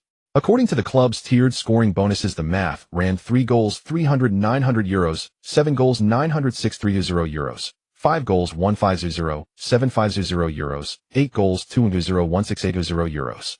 Goal bonuses summed to 31500 euros. Adding the championship bonus and various sundries, his post-tax income for the season amounted to roughly 6,000 euros, about 5,000 in Xia currency. At dawn the next day, Chen Feng dragged his parents out and headed straight for a newly opened housing development. They quickly settled on a 130 square meter 3-bedroom living room unit, a square practical layout, north-south ventilation, and a large balcony perfect for drying clothes. Somnus. His mother stared at the price tag and the long string of zeros. Mom, don't worry about it. Chen Feng led his parents to the sales office and went straight to the signing desk. With a 30% down payment of 3,500, a card swipe, and a signature, the house problem was solved. Chen Feng then dragged his father to the car dealership. Dad, buy a car. You won't have to ride that battered electric scooter to the construction site anymore, exposed to wind and sun. His father insisted it was unnecessary, but his eyes kept drifting to the SUVs. Chen Feng finally decided on a black Haval H6, practical and well suited for his father's occasional trips to the worksite. Watching his parents sitting in the new car, pride rose in Chen Feng's chest. The 40-some thousand that had evaporated from his account felt wholly worth it. This, he thought, was the purpose of his relentless pursuit on the pitch. The remainder of his savings was less than 1,000 and had to cover renovations for the new home and miscellaneous expenses. After a season of hard work, he was back where he had started. He was still in the end a poor man. He had to go to a bigger stage, sign a larger contract, and earn far more. Xiao Wang called Chen Feng over and waved at him in the arrivals area of Amuzitidin's Shijipu Airport. Xiao Wang steered the car and explained that Mr. La Iala had already found him an apartment in Amuzitidfin, only a 10-minute drive from the training base. He added that life would be convenient with large supermarkets and shopping centers nearby, and that Chen Feng could contact him anytime if he needed anything. Chen Feng looked at the cream-colored 2-story house with its small lawned garden and marveled at how the corpulent agent had managed to secure such a fine place for him. Xiao Wang handed Chen Feng the keys and explained that the house was rented and that Mr. La Iala had already paid a year's rent, so he could move in with peace of mind. Xiao Wang said it was a reward for Chen Feng winning the Golden Boot and the Best Player award. Chen Feng dragged his suitcase into the house, changed into slippers, walked out onto the second-floor balcony, leaned on the railing with both hands, and watched the unfamiliar street where occasional cyclists passed by. A new journey had begun. He resolved to conquer this place as he had conquered Tbilisi.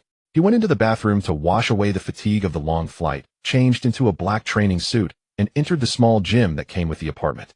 He called on the system to release his tasks, and a pale blue screen materialized before his eyes with a notification that the off-season was over and daily tasks had been restored.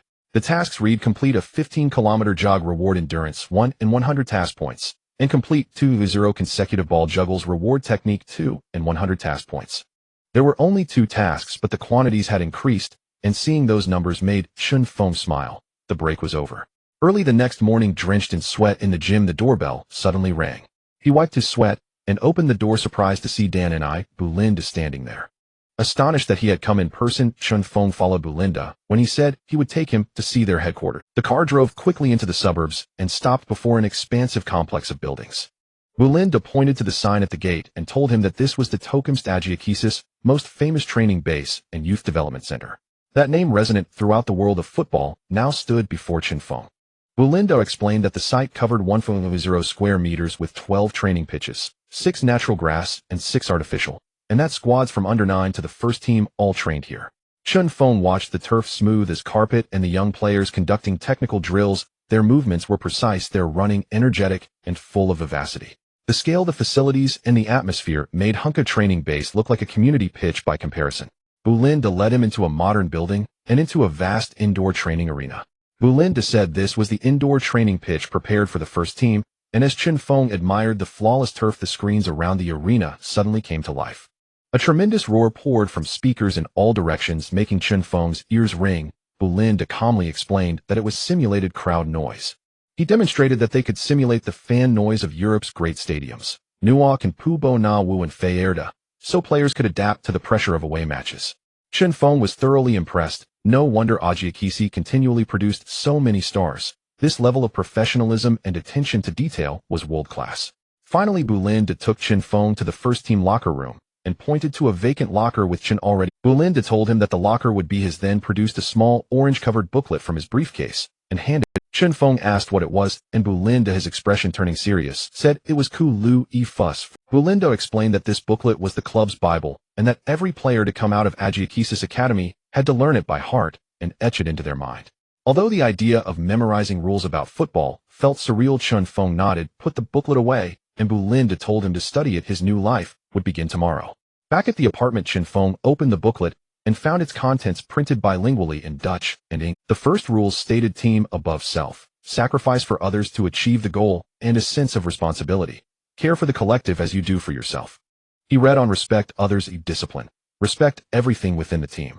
The opening rules were largely about teamwork, responsibility, and respect, principles that seemed almost self-evident. When he reached the 10th rule, he hesitated. Think proactively, outcreate proactively, and beneath it a line printed in bold caught his eye.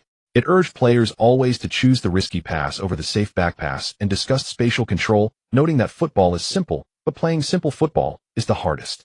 The booklet also spelled out the 3-second rule. Upon losing the ball, one must initiate a press within 3 seconds, not only to regain possession quickly, but to exploit the opponent's disarray before they can mount an effective attack. Kulu E Fuss football philosophy distilled into those few lines suggested to him that there was another smarter, more creative way to play the game.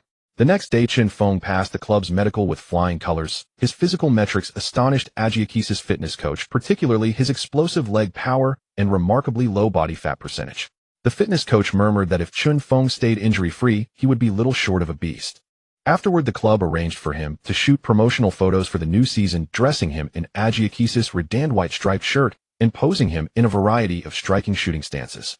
Seeing a jersey bearing his name and the number 19 stirred a strange feeling in him. He had to conquer this place to earn the right to play in Europe's top leagues. With several days until the first team assembled, Chen Feng did not rest. After completing the paperwork, he went straight to the Tocom's gym to get his body into peak condition before the season began. When he pushed open the door, he found someone already inside. A young man of similar age, lean and blonde, was working on a balance ball, doing core exercises with graceful light movements. He stopped when he saw Chen Feng and smiled warmly, greeting him in English with a slight Nordic accent and asking if he was Chen Feng. Chen Feng introduced himself, and the young man offered his hand, giving his name as Kuli CD and Ai Li Ku's son, and noting that he was a Dane who had also just been promoted to the first team. Chen Feng had a faint recollection of the name from FM 2010, where the player had been a promising young talent. During the off-season, he liked to scout such prodigies, including himself. Kuli CD and Ai Li Ku's son glanced at Chen Feng's muscular, well-defined thighs and exclaimed that they were almost thicker than his waist. Chen Feng laughed and patted him, answering that it came from training. The two young men quickly grew friendly. When Chen Feng performed heavy squats, Kuli CD and Ai Li Ku's son stood behind him, hands ready to spot and protect.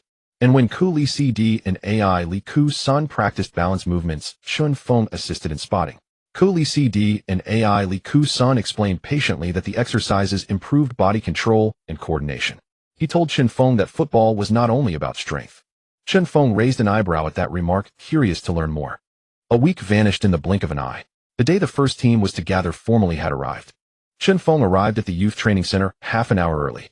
When he stepped into the first team locker room, many players were already there. This place felt like a world apart from the Hunka locker room. At least now no one was shouting or horseplaying.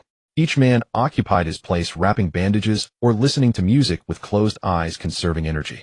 He found the locker labeled Chen, opened it silently, and began to change. "Hey, are you the Bijia Golden Boot from Xia?" A voice came from beside him. Chen Feng turned and saw a tall, blonde, handsome player leaning against the adjacent locker, arms folded as he sized him up. He even noticed that other players' movements slowed, feigned casualness, yet every gaze had shifted toward. He nodded politely to the blonde man. "Hello, I am Shimu De Jong, the team's vice-captain." The man held out his hand. "Welcome to Ajiaizi." "Thank you," Chen Feng replied, shaking it and feeling the other's strength in the grip. I heard you were impressive in Bilashi, De Jong said casually. But I've never heard of anyone from Xia playing football. His gaze was an unabashed appraisal. Chen Feng's expression remained unchanged. He answered coolly. Not bad, perhaps you are simply ill-informed. Chen Feng could keenly sense that every look in the locker room carried a sting of scrutiny, as if appraising a newly delivered, overpriced trinket. In a corner, another player with an Asian face stared at him intently, the hostility in his eyes almost. It seemed Ali Han had not been wrong. Talent here was so plentiful that each man bore his pride and believed himself the most exceptional. To win respect here, trophies from the Bijia meant nothing at all. De Jong had clearly not expected the taciturn Xia man to speak with such composure. He laughed heartily. Then he'll see during training whether I was the one who's ill-informed. Soon the head coach Mating Yuer entered the locker room, a stern Mediterranean-haired Dutchman. He briefly introduced the new signings and youth promotions, including Chen Feng, then proceeded to outline the day's training.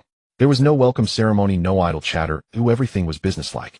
Before long, training began. Warm-ups, stretches, each motion precise and ordered. The first drill was Adjiaiki's famed and proud exercise, the pressing circle.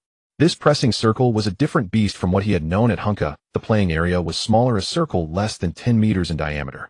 More players took part. 8 battled outside the circle, while 3 contested within. The tempo was suffocating. The ball zipped under their feet, like a high-speed steel marble, releasing a rapid staccato of thuds. Only 1 touch per pass was allowed. A second touch was forbidden. As a newcomer, Chen Feng, Alekizan, and another youth promotion were assigned to the trio inside the circle. Chen Feng relied on his speed and explosive power, sprinting madly back and forth in the ring, trying to use pressure to disrupt the opponent's rhythm.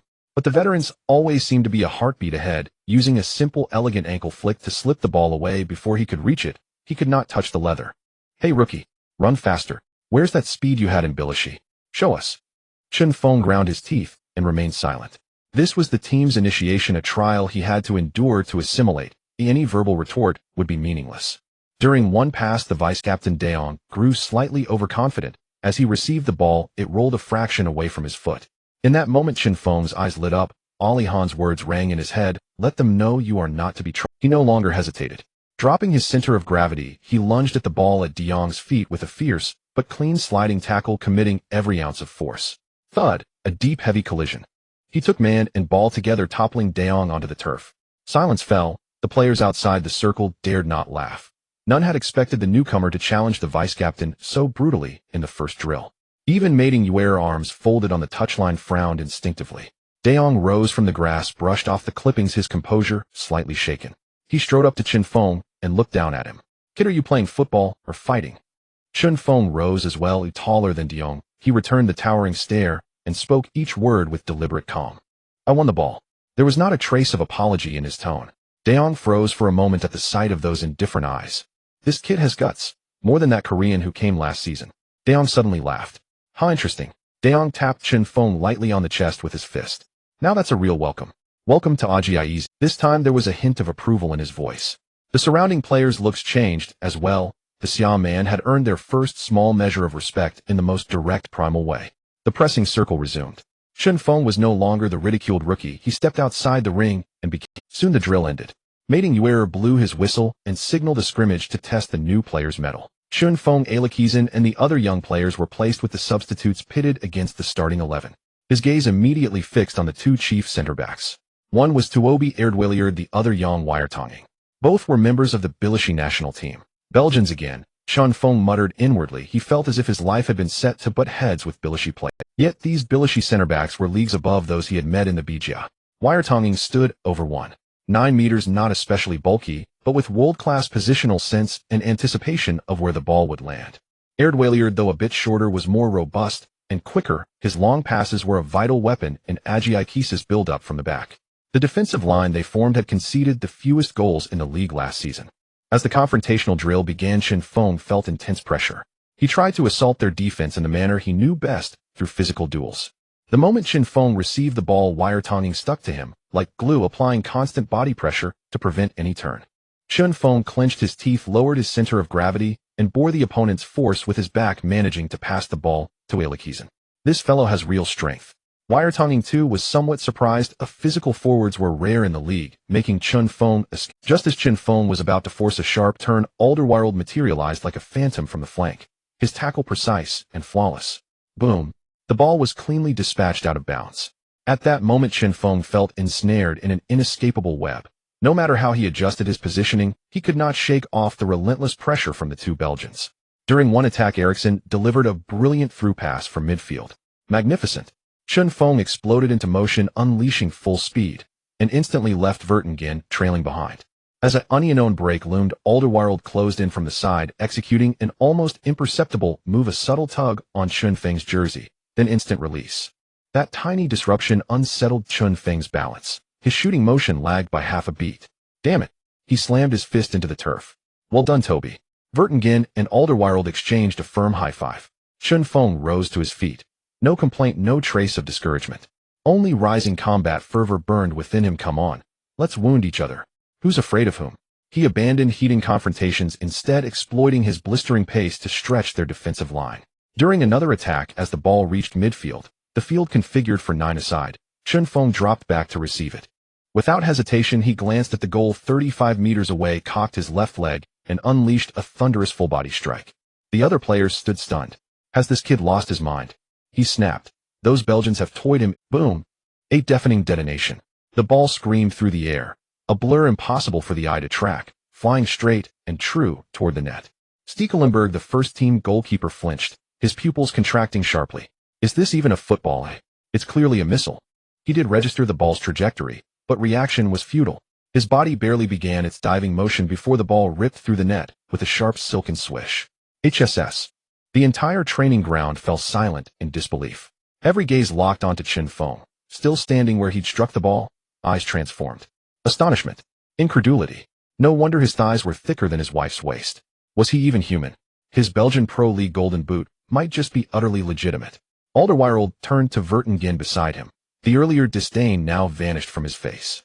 Vertonghen nodded solemnly. Such raw, unreasonable power. That single goal ignited the reserve's collective spirit. Their glances toward Chen Feng now shimmered with trust and reverence. Thereafter, every pass instinctively sought Chen Feng's position. With only 5 minutes remaining in the scrimmage, the starters intensified pressure. A cross soared into the penalty area. Chen Feng and Alderweireld leapt simultaneously inside the box, contesting a header. Midair, Chen Feng's shoulder crashed violently into Alderweireld's side. Thud. Both crashed heavily to the ground. Alderweireld sprang up instantly and jabbed a finger toward Chen Feng's face, roaring, "Hey, you did that on purpose." Chen Feng rose, just as defiantly stepping forward to meet him. "You pulled me first. That's called fairness." As the two bristled, poised to lock horns, a figure darted between them, gripping both in an iron grip and wrenching them apart. It was Captain Suarez. "Both of you, cool it down. Are we training or starting a war?" From the sideline, head coach Martin Jol stood, arms crossed, observing in silence, his expression unreadable. Yet inwardly, he was deeply impressed. He cherished players like Chen Feng, bold, fierce, unyielding. When the 20-minute scrimmage concluded and Chen Feng walked off the pitch, veteran teammates who'd mocked him earlier now approached, clapping his shoulders. "Solid performance, kid. Welcome aboard."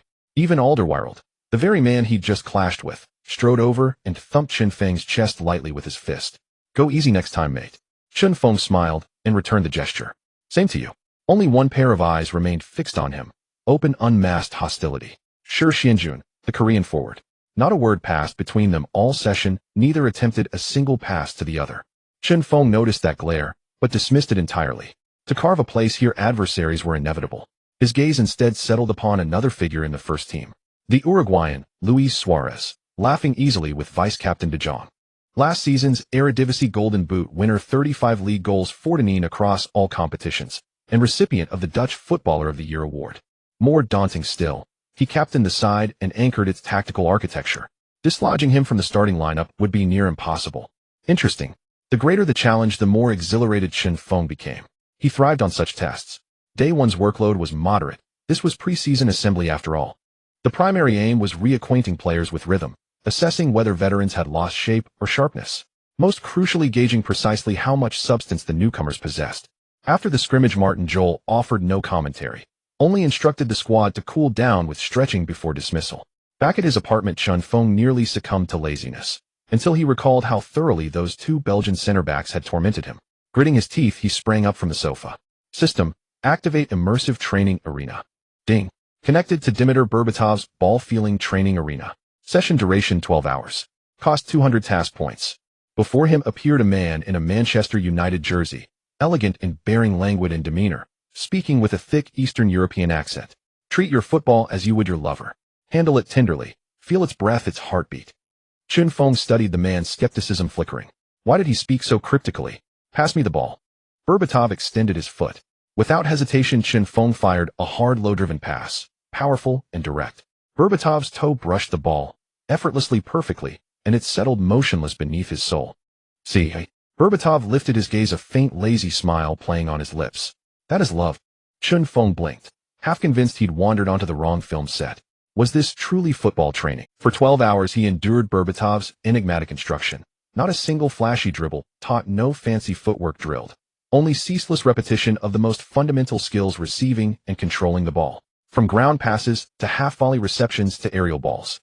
When receiving a high ball, do not meet it with brute force. That is crude. Sense its descent.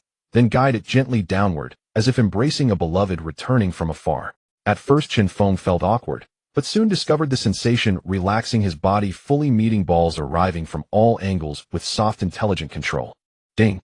Immersive training complete. Your ball control stat has risen to 8,592. Your technical ability stat has risen to 7,887.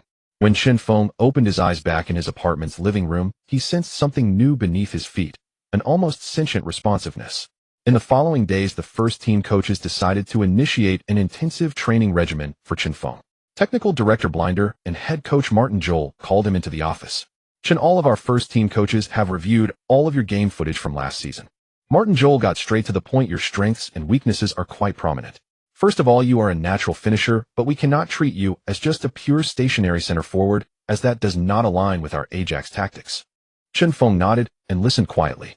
First of all, our captain Luis Suarez is the irreplaceable number 9 of the team, so you cannot become our starting center forward for the time being. Martin Joel's tone was very direct, without any hint of beating around the bush. Chen Feng was already prepared for this and did not feel surprised. However, to place a player with your talents on the bench would be a tremendous waste and a sin. You are in a critical period of development and must gain consistent playing time. So we have devised a brand new development plan for you. At that moment, the office door was pushed open. A tall, elegant man with no visible signs of age walked in. Chen Feng's eyes widened in astonishment, as if he were seeing an idol. Dennis Bergkamp, the Ice Prince, the Dutchman who doesn't fly. Hello, Chen. Bergkamp greeted him with a warm smile and extended his hand. Dennis is the offensive tactics advisor for the first team, and also the technical coach for the U19 youth team, focusing on the development of forwards and attacking midfielders. We have planned 3 paths for you. Chen Feng listened attentively, as this would determine his future at Ajax. First, as long as Suarez is not on the field and your training performance is better than the other forwards, you will be our substitute forward. Second, if substitutions are needed during the match, as long as it is not for Suarez, you will come on as a right winger playing as an inverted winger. Third, to implement the second point, starting today, Dennis will conduct specialized training for you, teaching you his techniques and how to position yourself within our 433 formation. What? Bergkamp is personally teaching me techniques and positioning. This is like winning the lottery. Chen Feng's heart raced wildly. This surprise came too suddenly, leaving him a little speechless. Such is the privilege of the elite clubs. They casually bring out a world-class teacher. Of course, Blinder added, we noticed that during your time at Genk you had some conflicts with players like Lukaku. Reports from Belgian media suggest that you have a bit of a temper. Additionally, on your first day you clashed with your first-team teammates. So to help you better integrate into the team, we have arranged psychological counseling sessions. Chen Feng's smile froze. Psychological counseling. Do I have a bad temper? No, it was Ali Han who told me to do this. He said to use my fists to earn the respect of the veteran first-team players. Why does everyone from the coaches to the director think I have a bad temper? I am clearly a model youth. After training, while the other players went to rest, Chen Feng was kept behind by Bergkamp. Suarez even patted Chen Feng on the shoulder, telling him that when he first came to Ajax, Bergkamp had also coached him, so he should learn well. The positioning of an inverted right winger is not to run to the flank, but to ultimately position oneself at the edge of the attacking midfielder role. As for the inverted winger, that goes without saying, the key point is the shot after cutting inside. So whether it's an inverted winger or an inverted forward depends on the tactics assigned by the head coach. Each match, Bergkamp personally demonstrated his movements light and graceful. I have watched your games. Your left foot has significant power, but your shooting style is rather one-dimensional. Don't always think about taking a powerful shot. That's too aggressive. Bergkamp looked at Chen Feng. When a winger cuts inside, there will be many players in the penalty area. What if you knock someone out with a shot? Without thinking, Chen Feng blurted out, then let them substitute another player. It wastes a substitution slot. Bergkamp was momentarily speechless, staring blankly at Chen Feng, whose serious expression didn't seem like he was joking. This kid, does he have a slightly abnormal thought process? No wonder they want him to have psychological counseling. However, after thinking it over, wasting the opponent's substitution slot doesn't seem like a bad tactic. I noticed you took a few shots. Your curling ability is quite good. You should try using the inside of your foot to curl the ball, more aiming for angles. Bergkamp decided to change his approach. This is more efficient and elegant. In the following days, Chen Feng absorbed the knowledge imparted by Bergkamp. Ajax also officially launched its preseason warm-up match mode. The opponents were mostly weaker teams from the Dutch Eerste Divisie and German Zweite Bundesliga. Head coach Martin Jol also gave Chen Feng plenty of opportunities. In every match, he was able to get 30 to 40 minutes of playing time in the second half, with his position fluctuating between forward and right winger. In the first match against Eerste Divisie's OSS team, Chen Feng came on as a substitute and scored with a header during a corner kick. In the second match, Chen Feng received a through ball from Eriksson in the penalty area, executed a very stylish turn, instantly shaking off the closely defending defender, and easily slotted the ball home. The opponent in the third match was from the Zweite Bundesliga. In the final moments of the match, Chen Feng received a through ball from vice-captain De Jong, creating an unknown situation. Facing the goalkeeper, he executed no fancy tricks, but simply unleashed a powerful shot with his left foot. 3 friendly matches, 3 goals. Chen Feng showcased his terrifying scoring ability with remarkable efficiency. Meanwhile, the Ajax fans watching the warm-up matches were filled with anticipation for this young talent from Xia country. This guy shoots really hard. Looks like Suarez has a partner now. Chen Feng is much more useful than that. During team training, Chen Feng was always on the substitute team, partnered with Shi Xianjun. Shi Xianjun received the ball on the flank, and Chen Feng made a brilliant run to find open space in the middle. If the ball was passed over, it would be a unknown. He raised his hand high and shouted for the ball. Over here. But Shi Xianjun acted as if he hadn't seen it, not even lifting his head. He chose to dribble inside, then faced 2 defenders attempting a ridiculously long-range shot. Damn. Chen Feng cursed angrily. But the scrimmage continued, and he quickly adjusted his emotions. This time the ball came to Chen Feng's feet. He received the ball just outside the penalty area, while Shi Xianjun was in a better position, almost in front of an open goal. The Korean also raised his hand, loudly shouting in a mix of Korean and English, "Pass it. Pass. Pass it, my ass." Chen Feng didn't even glance at Shi Xianjun. He firmly held off the defender behind him, turned forcefully, and unleashed a powerful shot with his left foot. Bang! The football flew directly into the corner of the goal. It's in. After scoring, Chen Feng coldly glanced at Shi Xianjun, not far away. His eyes seemed to say, "Do you see that? This is what a shot looks like." Shi Xianjun's face instantly turned beet red. He felt greatly insulted. He rushed up to Chen Feng, pointing at his nose and scolding him in Korean. "You selfish bastard. You should have passed the ball. I scored." Chen Feng's response was simple and direct, even too lazy to say another word. "You." Shi Xianjun was so furious that he trembled all over, suddenly stretching out both hands and pushing Chen Feng hard. Chen Feng, already filled with anger, pushed back without thinking. He directly pushed the tall Shi Xianjun back several steps, causing him to sit down on the ground in a heap. Everyone on the field was stunned by this scene. No one expected that these 2 Asians would directly get into a fight on the training ground. Shi Xianjun was also a dramatic person. After falling, he immediately covered his face and rolled around on the grass in agony, making exaggerated moans. "Oh, my face. Keep acting, why don't you?" Chen Feng disdainfully cursed him in Dutch, mocking his clown. These 2 words clearly reached the ears of everyone on the field. Suarez and De Jong exchanged glances, both catching a hint of amusement in each other's eyes. This kid really knows how to provoke. In the end, it was head coach Martin Jol who blew the whistle to stop the training, sternly calling the 2 to the sidelines and giving them a good scolding. Shi Xianjun, feigning an injury, was assisted by the team doctor, limping his way into the medical room. Meanwhile, Chen Feng was penalized with 10 laps. This incident made Chen Feng well known in the team. Everyone realized that this newcomer from the Xia country was completely different from the humble and gentle Xia people in Chinatown. Not only was he fierce on the field, but he was also no pushover in fights. Ajax is hosting at the Johan Cruyff Arena, facing the weaker team, VVV Venlo. Martin Jol announced the starting lineup and substitutes before the match. Chen Feng's name appeared on the substitutes bench. He was not surprised by this, even considering it to be expected. After all, the team's star striker and captain is the all-powerful Luis Suarez. As for the Korean player Seo Hyunjin, he didn't even make the matchday squad. He was absent from training and was reportedly demoted to the reserve team by the head coach. Once the match began, Chen Feng sat on the bench, carefully observing Suarez on the pitch. "This guy is truly..." Chen Feng silently sighed in admiration. Suarez may not possess Chen Feng's extraordinary physical attributes and absolute speed, but his judgment of the ball's trajectory, his anticipation of its landing, and his calmness and agility in front of the goal are all qualities Chen Feng yearned to learn. He is like a hunter lurking in the penalty area, always appearing in the most dangerous spots. Chen Feng mentally noted several of Suarez's running paths, preparing to analyze and study them after the match. However, the match did not proceed as smoothly as imagined. The ball was almost constantly in VVV. Nevertheless, the opponent set up a standard iron wall defense with all 11 players huddled near the penalty area, making it impossible for Ajax to find a single shooting opportunity despite their passing and ball control. Suarez was closely marked by 2 or 3 defenders playing in a very frustrating manner. As time passed, the score remained 0-0. The over 50,000 fans at the Johan Cruyff Arena began to grow impatient, with sporadic boos echoing. During halftime, the atmosphere in the locker room was somewhat oppressive. Head coach Martin Jol had a grim expression, saying nothing as he continuously drew circles on the tactical board, adjusting the offensive strategy for the second half.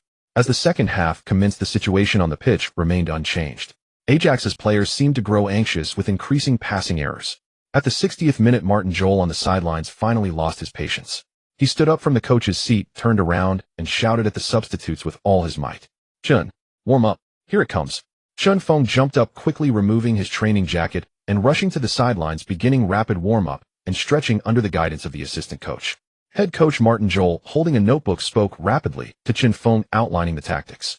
"Listen, the game is one-sided now. Our players are congested in the middle. When you go in, you must occupy the internal position on the right side of the pitch. Use your speed and impact to break through their defense. Remember, after conceding a goal, you must track back. Pay attention to Suarez's positioning. He will create space for you, and if there's a chance, shoot directly without hesitation." Chen Feng nodded, while listening, taking a sip of water to rinse his mouth. Soon the ball went out of play, and the fourth official raised the electronic substitution board, substituting in Chen Feng number 19 for the right winger Jeffrey Schlupp. As he stepped onto the pristine grass of the Johan Cruyff Arena, a voice echoed in his mind. "Ding. Host detected for his debut in the Eredivisie. Special task issued: score in your debut. Task objective: to score during the match and help the team secure victory. Task reward: 5 free attribute points, 300 task points. What the hell, I only have at most 30 minutes including stoppage time. You want me to score?" When the live DJ announced Chen Feng's name with his booming voice, over 50,000 fans responded with sparse applause. Most of them learned about the Belgian Golden Boot winner arriving this summer through the news, but they did not expect him to be from the Summer Kingdom. Countless eyes in the stands scrutinized this Eastern youth making his debut for Ajax. Does this kid really deserve to wear Ajax's jersey? This thought floated in the minds of countless fans. In the first second after stepping onto the pitch, Chen Feng charged at VVV Venlo's left defensive line like a fierce beast. The left back of VVV Venlo began to curse inwardly, feeling that he was facing not just a player, but a heavy truck charging recklessly. His speed, his strength. Damn, where did this winger come from? How is he so tall and so strong? Damn, his speed is astonishingly fast. As the match reached the 72nd minute, vice-captain Frenkie de Jong received the ball in midfield. He spotted Chen Feng making a run on the right and unhesitatingly delivered a low pass. Chen Feng sprinted toward the ball. The left back of VVV Venlo could not keep up with him. As he reached the edge of the penalty area, the left back just steadied himself, but Chen Feng showed no signs of slowing down, quickly nudging the ball to his left with his left foot, cutting inside and shaking off the left back. Then, gathering all his strength, he swung his left foot and shot. The opposing goalkeeper closely observed Chen Feng's movements and anticipated his action. This kid is going for the far corner. He swiftly moved his feet, readying himself for the save. But bang! The sound of the shot echoed, and in the next moment the ball flew toward the goal like a cannonball, leaving the goalkeeper with no time to react. Duong! The ball struck the crossbar hard, causing it to emit a buzzing tremor. All the fans in the stadium were startled, followed by an eruption of gasps. That guy's shot power is terrifying, right? The VVV Venlo goalkeeper glanced at the still trembling crossbar, his palms sweating profusely despite the gloves. Is this guy even human? Chen Feng held his head in both hands, his face filled with frustration. Damn, I should have kept the ball lower. However, his frustration lasted only a second as the match continued. With Chen Feng on the pitch, the pace of the game picked up again, and Ajax's attacks became increasingly fierce. The entire left defensive line of VVV Venlo became alarmed due to their inability to contain Chen Feng's threat. On the sidelines, head coach Martin Jol was particularly pleased, knowing that placing Chen Feng on the right was indeed effective. As the match reached the 81st minute, Ajax earned another corner kick opportunity. De Jong stood at the corner spot, starting to search for his teammates' positions. According to the set-piece tactics, Suarez positioned himself right in front of the goalkeeper, affecting the goalkeeper's actions. Two Belgian center-backs had already pressed into the penalty area. Chen Feng quietly moved towards the back post. De Jong took the corner, drawing a perfect arc heading straight for the center of the penalty area. The penalty area was in disarray as the over won.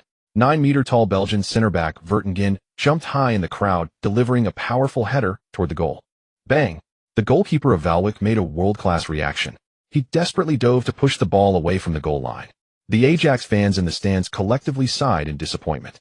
But the ball did not fly far, landing just on the edge of the small box, as everyone was still in awe of that incredible save. Chen Feng's figure appeared like a ghost. He started moving the moment Vertonghen jumped for the header, watching the goalkeeper's movement and predicting the ball's second drop point.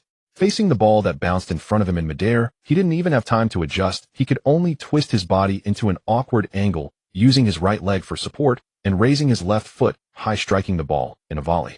Fast, fierce, accurate. The ball slipped through the only gap between the goalkeeper and the defenders. Whoosh. The ball is in.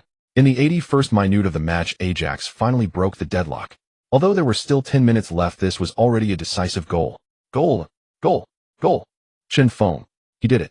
In his debut match for Ajax in the Eredivisie, he scored the decisive goal. The commentator from the Amsterdam Sports Channel was already hoarse from shouting.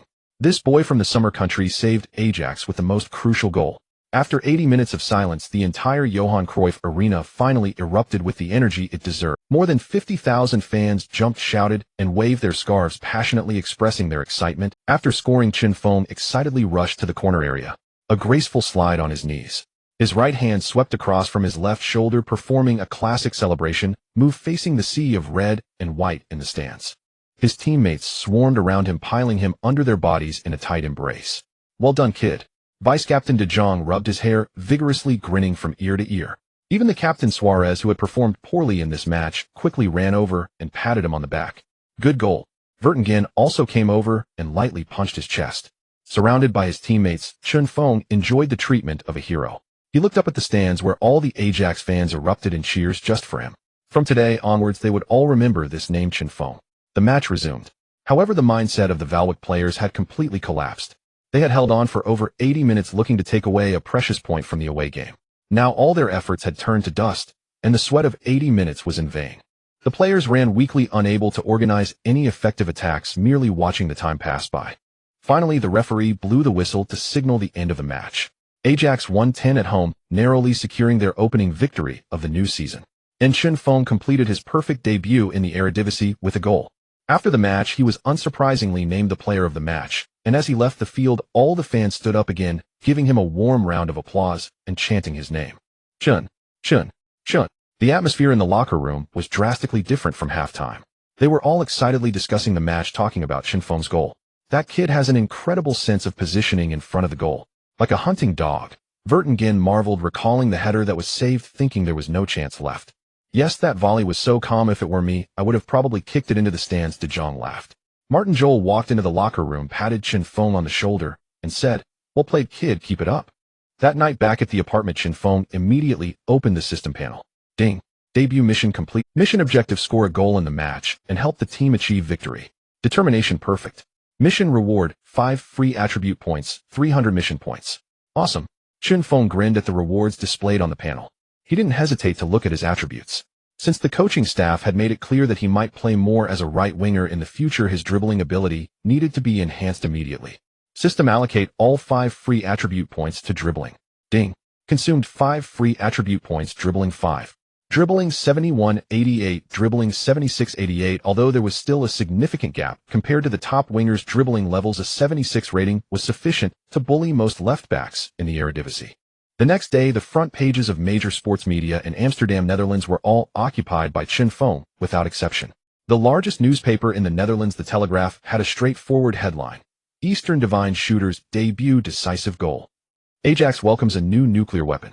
The subheading read, Liverpool has once again offered Ajax a bid, hoping to take Suarez away. The Common Daily used a photo of Chen Feng celebrating with a stylish slide on his knees in the Cruyff Arena as their cover. Overnight, Chen Feng's name echoed throughout the Netherlands. And far away in the summer country, fans were completely ecstatic. Although the match took place in the early hours of the morning, domestically countless fans still managed to watch the live broadcast through various unofficial channels. When they saw Chen Feng score the decisive goal, the fan groups and football forums instantly exploded. Wow, wow, wow. A decisive goal on his debut. The wind god is awesome. This has really brought glory. Scoring a decisive goal in his first game at home. Just thinking about it gives me goosebumps. Stop boasting, I just want to ask, where can I buy Ajax's official jersey now? I want to print the number 19. The heat from the decisive goal on his debut did not last long within Ajax. When the players returned to training, everything returned to calm. There are no eternal heroes here, only eternal competition. A single goal may earn you a day's respect. To establish a firm footing here, you must speak through stunning performances. Chen Feng was well aware of this. He worked harder and more frantically than ever. In the morning on the training ground of the future youth training center, he could always be seen practicing free kicks.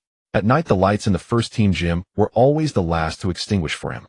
His discipline and near-maniacal dedication were noticed by everyone on the team, etched in their hearts. After training, Suarez wiped his sweat while watching Chen Feng still practicing shooting on the field and said to De Jong beside him, "This guy is tough." Yes, he seems to not know what tiredness is. De Jong nodded, his eyes filled with admiration. Honestly, I've never seen an Asian train like him. No, I've never seen anyone train as hard as he does. Suarez looked at Chen Feng, a complex emotion flashing in his eyes. There was admiration, but more so an intense battle spirit. He could clearly feel that this young man from the Xia Kingdom was attempting to threaten his position in the team. The other forwards in the team, such as Miduo Xuanjuan and even Emmanuelson, posed no threat in his eyes. They seemed more like players trying to just fill positions, merely gilding their resumes. But this Chen Feng was different. The desire in his eyes for goals mirrored his own. Suarez shook his head, a smile involuntarily creeping onto his lips. This kid truly arrived at just the right time. Liverpool's calls had nearly overwhelmed his agent, and the personal terms of the contract had already been settled. Now they were stuck on Ajax's transfer fee, which they stubbornly refused to budge on. Leaving was only a matter of time. Once he was gone, this young man from the Xia Kingdom would definitely step into the starting lineup immediately. Days later, in the second round of the Eredivisie, Ajax faced Groningen away. Before the match, nearly all Dutch media and fans predicted that Chen Feng would undoubtedly secure a starting position as the right winger. However, coach Martin Jol once again placed his name on the bench. When the list was announced, Chen Feng quietly put on the yellow vest for substitutes, showing no emotion. He wanted to start, he craved it. But he knew that all he could do now was wait, seize the opportunity, and make the most. Once the match began, Groningen's home advantage was evident. Chen Feng couldn't understand why Ajax, who played so fiercely last season, was struggling so much this season. Was it a tactical issue? Only one midfielder, Demi Dezu, had left this season, but the impact shouldn't be this significant. Groningen's aggressive and almost brutal pressing and quick counterattacks caused tremendous trouble for Ajax's defense. Ajax's players seemed unable to recover, playing with hesitation and frequent passing errors. Suarez was isolated in the front line, caught in a siege. The first half ended 0-0, with both sides failing to score. In the locker room, the atmosphere was terrifyingly oppressive. Coach Martin Jol's face was as dark as the bottom of a pot. Are you all dreaming on the field? He kicked the tactical board. Show us your aggression, look at yourselves, we are Ajax. As the second half began, Ajax's offense finally showed some improvement. But Groningen's defense was incredibly resilient, firmly blocking their goal. On the sidelines, Martin Jol finally lost his patience. He turned his gaze towards the bench. Chen, get ready to come on. In fact, he didn't even need to shout. As soon as the second half began, Chen Feng was already pulled aside by the assistant coach to start warming up and stretching. The fourth official raised the electronic substitution board high. Number 19 came on, replacing the right winger Jeffrey Salpin, who wore number 7. Salpin looked at the board in disbelief, pointing at himself. Me again. I haven't played badly this match. Oh, I was even proactive in defense. But orders are orders, and he could only reluctantly jog off the field. The moment Chen Feng stepped onto the pitch, a chorus of boos erupted from the stands of Euroborg. That guy from the Xia Kingdom is coming on. Mark him. Don't let him shoot. Clearly his previous match-winning goal had alerted all teams in the Eredivisie. They had even pulled up videos of Chen Feng's matches at Genk overnight, studying him thoroughly down to counting the hairs on his left leg. Chen Feng paid no mind to the boos. Boo all you want, the more you jeer, the more excited I become. Groningen's left back, the Swedish Fredrik Stenman, approached him. He was not much shorter than Chen Feng, standing at 187 centimeters, and was also quite muscular. Hey buddy, Stenman greeted in English, a hint of curiosity on his face. What do you usually eat to grow so big? How come you're taller and sturdier than me, a defender? Chen Feng suddenly envisioned his mother's oil-braised prawns and red-braised pork. Suddenly, he snapped back to reality, seeing that Fredrik Stenman had already moved on to defend. What a cunning ploy, I almost fell for it. Chen Feng frowned, staring at Fredrik Stenman. But he had actually misunderstood Stenman. When he saw Chen Feng's lack of reaction, he thought he was unapproachable and quietly walked away. After a brief exchange, the battle resumed. In the 75th minute, Martin Jol made his second substitution, bringing on Eriksen for defensive midfielder Ezekiel, signaling an all-out offensive. In the 78th minute, the newly entered Eriksen received the ball in midfield, glanced up, and immediately delivered a precise over-the-top pass. The football crossed Groningen's entire midfield line. Chen Feng instantly sprang into action, his speed fully unleashed. Steinman looked astonished. How could someone so tall run so fast he couldn't even catch up? Forcing away past. A clear chance on goal. Groningen's goalkeeper Luciano saw this and decisively charged out of his goal to intercept Chen Feng. Shoot. Dribble past him. In a flash, Chen Feng noticed another figure speeding in from the side. His position was better. Almost an open goal. At the moment Luciano was about to make contact with the ball, Chen Feng gave up the shot, gently nudging it with the back of his left foot. A selfless pass rolled perfectly in front of Suarez. Suarez rushed and, facing this golden opportunity, wasted no time and easily slotted it home. The ball hit the back of the net. 0-1. Once again, with nearly 80 minutes into the match, Ajax took the lead. After scoring, Suarez immediately opened his arms and rushed towards Chen Feng, who had assisted him, enveloping him in a tight embrace. What a beautiful assist, kid! The Uruguayan excitedly shouted in Chen Feng's ear, nearly deafening him. In the end, Ajax held on to the score of 1-0 until the final whistle. Post-match, in the mixed zone, Suarez was surrounded by reporters, showering all the praise onto Chen Feng. Chen Feng is an extremely outstanding player. He possesses incredible talent and plays selflessly. That assist was more crucial than my goal. I'm glad to be his teammate. This statement, captured by the media, spread throughout Amsterdam, instantly skyrocketing Chen Feng's status in the Ajax locker room. With a key assist, he earned the public recognition of the team captain and the Eredivisie Golden Boot. This was more effective than scoring 10 goals himself. The road ahead just got easier. In the upcoming matches, Chen Feng's role remains that of a pivotal figure capable of changing the game's course in the second half. He continues to appear as a substitute, yet he always manages to make the most direct contributions to the team within limited time. In the third round of the league, they faced Heerenveen at home. He came on as a substitute in the 70th minute, and during a corner kick overpowered the opposing defender with a powerful header, scoring the first goal for the team. In the fourth round of the league, they faced Utrecht away. Once again, he entered the match in the final stages and delivered a brilliant assist, helping Suarez score a brace. The Ajax fans were completely captivated by this efficient young star from the East. They affectionately gave him a new nickname, Super Substitute. Even at the 60-minute mark, Ajax fans would sing from the stands, "Where is our Eastern cannon? Hurry," and call him out to warm up. For league matches, all as a substitute with a total time of less than 150 minutes. 2 goals, 2 assists. This stat has already made the team management and fans extremely satisfied. However, Chen Feng was quite displeased. Very displeased. Super Substitute. Damn that title. What I want is to be a starter. The core of the team. But opportunities came even faster than he imagined. In Nyon, Switzerland, at UEFA headquarters, the draw for the new season's Champions League group stage was being held with great fanfare. When Ajax's draw was revealed, the entire Europe felt pity for them. Indeed, they had been placed in a truly formidable group. Their opponents included the La Liga giant, the Galacticos Real Madrid, the Serie A powerhouse, the Rossoneri AC Milan, and also the League One stronghold Auxerre. When the draw results were announced, the Ajax conference room fell silent, as if mourning a death. The faces of all the executives were etched with 2 words: despair. Real Madrid. AC Milan. How the hell are we supposed to play? Are we supposed to accompany the young prince in reading? Do we really look like pushovers? But Chen Feng, watching the television, felt his blood ignite. Cristiano Ronaldo, Kaká, Zlatan Ibrahimovic, Ronaldinho, and that legendary defender Nesta, who is already 34 years old. Not to mention Thiago Silva, recently hailed as the best center-back. These names, which only existed in television and games, were about to become his real-life opponents. This is just too exhilarating. Chen Feng was so excited that his whole body trembled, unable to sleep. Let's do this.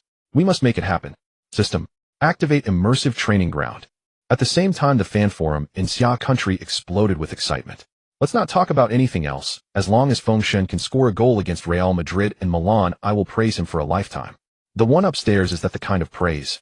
That's my mom's praise. Holy shit, a death group. Feng Shen is going to face Real Madrid and Milan. According to the nature of Xia country's fans, the only standard to test a forward's caliber is whether they can score against the giants. The next day, at the Future Training Center, when the detailed Champions League schedule was posted, the atmosphere in the locker room was both tense and filled with a strange excitement. "We're going to San Siro." The young Eriksen couldn't hold back and shouted excitedly. San Siro, or me. These 2 names hold a sacred allure for any young professional player, filled with magic. And their first opponent is AC Milan, a team boasting legends like Ibrahimovic, Ronaldinho, Pirlo, Seedorf, Gattuso, and many other superstars. Hey Chen, didn't you say Ibrahimovic is your idol? The vice-captain De Jong walked over with a smile and elbowed. Now you can get up close and personal with him. Chen Feng looked confused. When did I say Ibrahimovic was my idol? De Jong was also taken aback. Huh? Before you came I read all your news, and it didn't say that. You said your playing style is very similar to his, because your idol is Ibrahimovic. Chen Feng instantly understood. It must have been that fat agent Mino Raiola talking nonsense in the media. However, thinking of Ibrahimovic reminded him of that letter, the Nike Mercurial boots on his feet, and the phone in his pocket, all gifts from him. Sometimes fate is truly mysterious. He never expected to meet on the field so soon in a real match. But, can we actually play against them? A hint of worry flashed across Eriksen's face. His words instantaneously silenced the entire locker room. Even if we can't when we must play, the captain Suarez declared resolutely. There are no weaklings in the Champions League. He looked at Eriksen. Whoever is scared can leave right now. Oh, it seems like you haven't been registered. What? Eriksen's voice shot up 8 octaves, and his face turned pale. De Jong hurriedly hugged him, comforting. You are registered. He was just joking, don't listen to him, he's trying to scare the kids. In the pre-match preparations, the atmosphere of the entire team became tense yet excited. Head coach Martin Jol locked himself in his office, repeatedly studying AC Milan's match footage, attempting to find even the slightest flaw in their seemingly flawless system. However, this Milan squad had no apparent weaknesses. The center-back duo of Nesta and Thiago Silva formed a defense as solid as a wall. In midfield, Pirlo orchestrated with precision, Gattuso tore through with ferocity, and Seedorf provided all-around coverage. Up front, there were Ibrahimovic, Ronaldinho, and Robinho. No matter how the formation was arranged, it felt hopeless unless there were 12 players. All the coaching staff believed that Ajax's only way out in this group was to fight with all their might to earn points against Auxerre from Ligue 1. As for Real Madrid and Milan, if they could lose by fewer goals, that would be considered a victory. Even a draw would be a divine blessing. Finally, 2 days before the match, Martin Jol announced his tactics. A formation capable of switching between 442 and 451, and most surprisingly, Chen Feng's name appeared on the starting lineup. He would form a dual forward partnership with Suarez. Chen Feng come to the office for a moment. After training, Martin Jol called Chen Feng aside. In the office, Chen, for this match I'm giving you a special task. Martin Jol's expression was very serious. Chen Feng straightened his back and listened earnestly. I want you to be at the forefront. Don't worry about tactical positioning. You just use your body and speed to impact them. Go and create chaos. Disturb their defense until it's turned upside down. And then, whenever there's an opportunity, unleash your cannon and bombard their goal. I don't care where you are, outside the penalty area or 30 meters away. As long as there's even the slightest chance to shoot, take it. Got it. He wanted to use Chen Feng's indiscriminate Italian cannon to blast open the San Siro's gates. Chen Feng was instantly ignited. This is exactly the tactic made for me. He nodded vigorously with all his might. Got it. Coach, first appearance in the Champions League. First start. The opponent is AC Milan. I must take a few powerful shots at them. The day before departing for Milan, Raiola's call arrived as expected. Hey kid, are you ready? You're going to meet your eye. The signature voice of the chubby man carried a hint of excitement and schadenfreude, and he did not expect his player to face off so soon. Chen Feng frowned and reiterated, he is not my idol. Ha ha ha. Raiola's loud laughter came from the other end of the line. Listen, this match is extremely important for you. I know. Chen Feng's tone was very calm. No, you know, but you don't understand. Raiola's voice grew. This is not just an ordinary Champions League match. It's your first stage to showcase yourself to all of Europe. You could say it's your final exam. You will be facing the world's best defender, Alessandro Nesta. Club scouts and coaches from all over the world will be watching this match. You need to capture their attention by showing how you confront them and how you solve problems on the field. You must take something real away from this match, even if it's a goal, a beautiful dribble, or a good pass. Oh, any of these can double your market value immediately. Chen Feng nodded while listening to the phone. The chubby man paused and his tone became strange again. In this match, you need to swap jerseys with Ibrahimovic. This statement left Chen Feng stunned. Why should I swap jerseys with him? I had planned to swap with Ronaldinho. Raiola was also taken aback. So you actually like Ronaldinho? That's easy. He'll call his agent and have him send you his jersey. But on the field, you must swap with Ibrahimovic. Raiola's voice was very firm. After my year of vigorous promotion, most media outlets believe your idol is Zlatan Ibrahimovic. Think about it, what headline could be more exhilarating than a player fulfilling their dream on a Champions League stage? I tell you, UEFA loves this kind of drama. Chen Feng. This damn chubby man is truly underutilized if he doesn't get into pyramid schemes. The plane landed smoothly at Milan Malpensa Airport. Hundreds of crazed Milan fans and a swarm of Italian reporters surrounded the exit, blocking it completely, with flashes going off like crazy. The fans shouted in Italian. Although Chen Feng couldn't understand, he guessed it wasn't anything pleasant. Suarez, are you going to Liverpool? With Roy Hodgson as the manager, Liverpool has not won in 5 matches at the start of the season. Will this affect your decision to join Liverpool? Suarez, wearing a hat and expressionless, ignored all the questions and quickly walked towards the team bus, escorted by the team leader. In the airport, a small number of reporters also aimed their cameras and microphones at Chen Feng. Chen Feng walked through the crowd wearing noise-canceling headphones. Did you think the reporters were there to ask questions? No, they were there to mess with his mindset. Most of the reporters were die-hard Milan fans, especially coming to affect the team's morale. Judging by their questions directed at Suarez, it was clear that everyone knew Liverpool was interested in him. But this was a secret Ajax could not speak of. With the big match approaching, morale was paramount. Yet these reporters insisted on breaking through this facade, wanting to tell everyone that their main striker was leaving. So why did Chen Feng spend money on an expensive pair of noise-canceling headphones? Did he really think he was listening to music? No, he was actually listening to comedy. That night, a large number of Milan fans gathered outside the hotel where the team was staying. They sang AC Milan's team song, Milan Milan, waving red and black flags, applying pressure on the visiting team. This time, Eriksson, who was a substitute, pulled back the curtain and looked at the frenzied fans below. Chen, if this continues, I really won't be able to sleep. Chen. Eriksson turned his head only to find that Chen Feng had already put on his headphones, breathing evenly and fast asleep. The next day, as Ajax's team bus slowly drove towards San Siro Stadium, Chen Feng marveled at the grandeur of the stadium. The stadium now resembled a massive magnetic field, attracting thousands of Milan fans dressed in red and black stripes from all directions of the city, flowing towards the same destination like a tidal wave. During warm-ups, his gaze fell upon the tall figure with a flamboyant ponytail on Milan's half, Zlatan Ibrahimovic. He seemed to notice Chen Feng's gaze as well. He turned his head, and across half the field he revealed a playful smile directed at Chen Feng. After warm-ups in the visiting team's locker room, Suarez walked over to Chen Feng and lightly nudged him with his shoulder. Hey kid, are you nervous? Not nervous. Chen Feng shook his head, but very excited. Who are you trying to fool? Suarez grinned. When I played my first Champions League match, my legs were shaking. He patted Chen Feng's back hard. Don't overthink it. Just treat it like an ordinary league match and show your ding. The bell in the locker room rang, signaling that it was time for the players to prepare to go out. Chen Feng followed the team towards the players' tunnel. He glanced at the AC Milan players on the opposite side, Pirlo, Seedorf, Gattuso. Each of their faces bore an expression of relaxed ease, as if this were just another ordinary league match. As he held the ball boy's small hand and stepped out of the players' tunnel onto the San Siro pitch, he finally felt the roar of over 7,000 fans, truly a wave upon wave. When the stirring theme song, Champions League, echoed in San Siro Stadium, Chen Feng stood on the field feeling as if his blood was igniting. He had never imagined that this song, which he had heard countless times on TV, would make him tremble with excitement when heard live. Beep. With the referee's long whistle, the match officially began.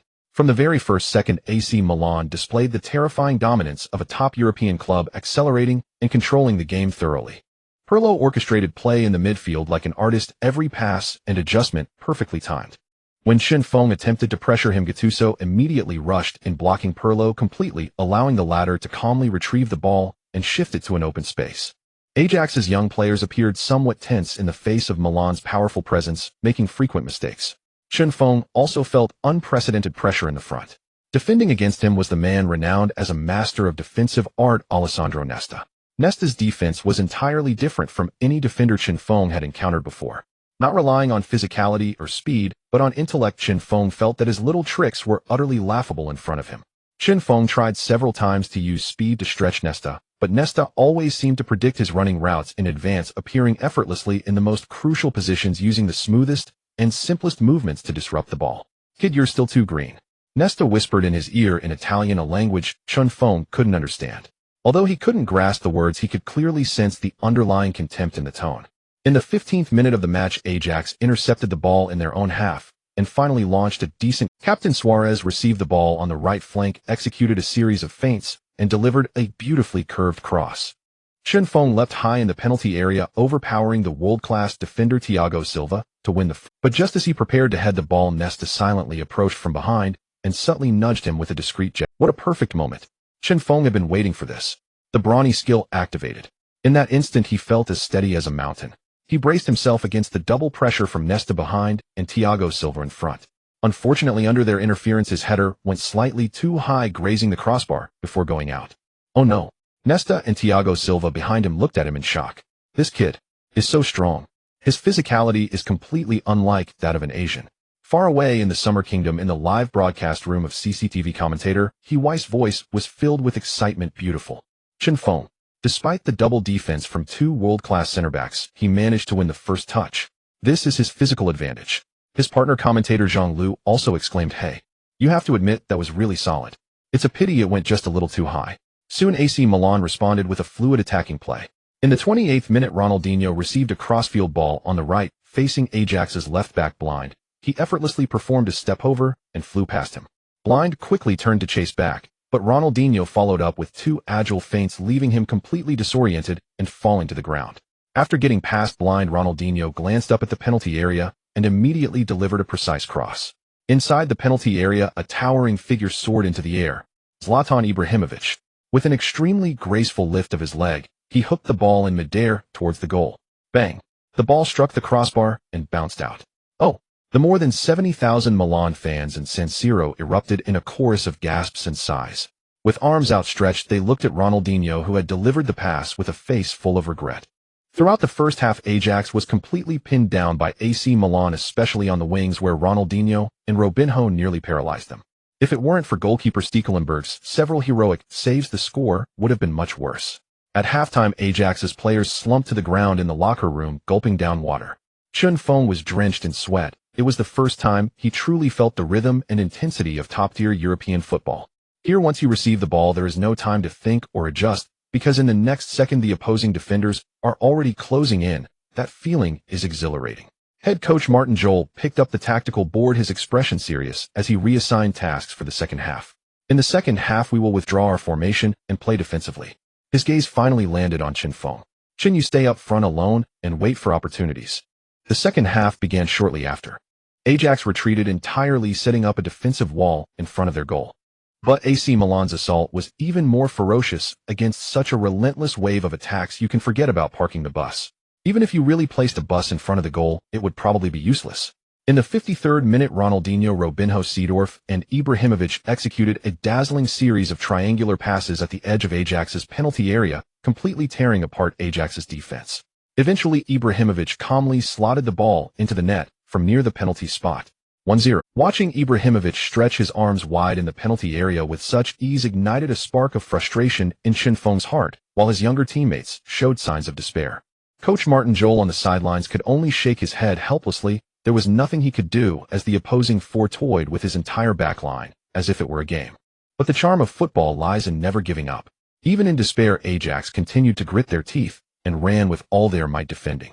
In the 67th minute, Pirlo sent a long pass from midfield, which was desperately headed away by center-back Vertonghen. Finally, the opportunity had arrived. The ball landed at the feet of vice-captain De Jong. Without hesitation, De Jong made a sweeping long pass. The ball crossed over half the field, finding Chen Feng in the forward position. Chen Feng jumped high, using his chest to cushion the long pass with perfect control. The feeling of Berbatov's ball control reached its peak at that moment. He could even feel the elasticity of the ball as it pressed against his chest, incredibly compliant. Nesta immediately closed in, but just as the ball landed, Chen Feng used his left foot to push the ball forward with a powerful burst of energy. Speed. He was determined to overtake. Chen Feng. Brilliant. He's gone past. Weiss' voice instantly rose by an octave. Thiago Silva charged in from the side, pulling at Chen Feng's jersey. Chen Feng spread his arms, forcefully creating space between himself and Silva. The boos from San Siro reached a crescendo at that moment. Just as Chen Feng was about to enter the penalty area, Gattuso came flying in from an oblique angle. With a brutally fierce sliding tackle, he took Chen Feng down, ball and all. Beep. The referee's whistle blew, and he unhesitatingly showed Gattuso a yellow card. Gattuso shrugged indifferently. He didn't even know what he had done wrong. He approached Chen Feng, who was still sitting on the ground, rubbing his right leg, leaned down, and whispered an insult about his mother that nobody else could hear. Damn. Chen Feng's anger surged instantly. He sprang up from the ground and confronted Gattuso. Suarez and De Jong rushed over to separate the two. Suarez kept appealing to the referee, pointing at Gattuso, claiming he had insulted Chen Feng's family, but the referee merely shook his head without any response. But in reality, Chen Feng was not genuinely angry. He just wanted to use this opportunity to buy his teammates, who had fought hard for nearly 70 minutes, some precious breathing time, and to push the team's formation forward. This is a well-known tactic on the field. Chen Feng is not someone who easily gets angry on the pitch. He is very smart. In the CCTV broadcast room, commentator Zhang Lu pointed this out sharply. This was a free kick from a distance of at least 38 meters from the goal. All his teammates had moved into AC Milan's penalty area, leaving only Blind and Van der Wiel to defend in the back. Suarez, De Jong, and Chen Feng stood over the ball. "He'll take this shot," Chen Feng said with a serious tone that brooked no argument. The two captains exchanged glances, knowing this did not conform to the team's tactical plan, but seeing the killer instinct in Chen Feng's eyes, they ultimately had to trust him, turning to run into the penalty area. Coach Martin Jol on the sidelines looked bewildered. What was this kid doing? Why was he taking the free kick? "Just wait until I deal with you." Chen Feng positioned the valve of the ball towards himself. Then he began to step back, 1 step, 2 steps, 3 steps. He retreated a full 7 large steps. The spectators watching the match were left dumbfounded. Oh, why was he stepping back so far? In the next second, Chen Feng took a deep breath and began his run-up. First came small steps, then he suddenly leaped forward, channeling all his strength into his left leg. At that moment, all the fans watching the live broadcast around the world knew. Everyone's gaze was fixed on the young man from the Xia Kingdom, who was gathering momentum. Time seemed to be pressed on slow motion at this moment. In Chen Feng's eyes, there was not a shred of hesitation or confusion, only the wall formed by AC Milan stars and the goal behind them. Now is the moment. After a few quick steps, he sprinted towards the football at high speed. The muscles in his left leg tightened instantly, each fiber as visible as steel. He swung his left foot. No technique, no curve, only the purest, most savage power. Chen Feng had no intention of blasting the ball over the wall. His target was the near corner of AC Milan's goalkeeper Abbiati. He was absolutely confident that there were only 2 outcomes for this shot. Either Abbiati wouldn't react in time and the ball would go in, or he would react quickly enough to make the save, but his wrist would definitely break. "Let's see if you dare to catch it." Bang! A deafening sound that sent chills down the spine exploded in the San Siro stadium. The football soared like a white cannonball, flying straight towards the goal. Among the wall, all the Milan players trembled involuntarily. Just hearing the sound of the shot, they knew this ball was definitely abnormal. Among the wall, Gattuso, closest to the ball's flight path, felt a white flash of lightning whip past his cheek, the gust of wind sending a shiver down his spine, even making him feel a scorching sting. That was not a football at all. It was clearly a cannonball. Abbiati's pupils instantly shrank to the size of pinpricks. He saw it. He saw the football hurtling towards him at high speed. He wanted to move. His brain was frantically sending commands to his body to make the save, but it was just too fast. His body simply couldn't keep up with his mind's speed. Just as he lifted his arm, swish! The football had smashed into the net behind him. Even the net was bent by this force. Ajax had equalized. The entire San Siro stadium fell into a 3-second silence.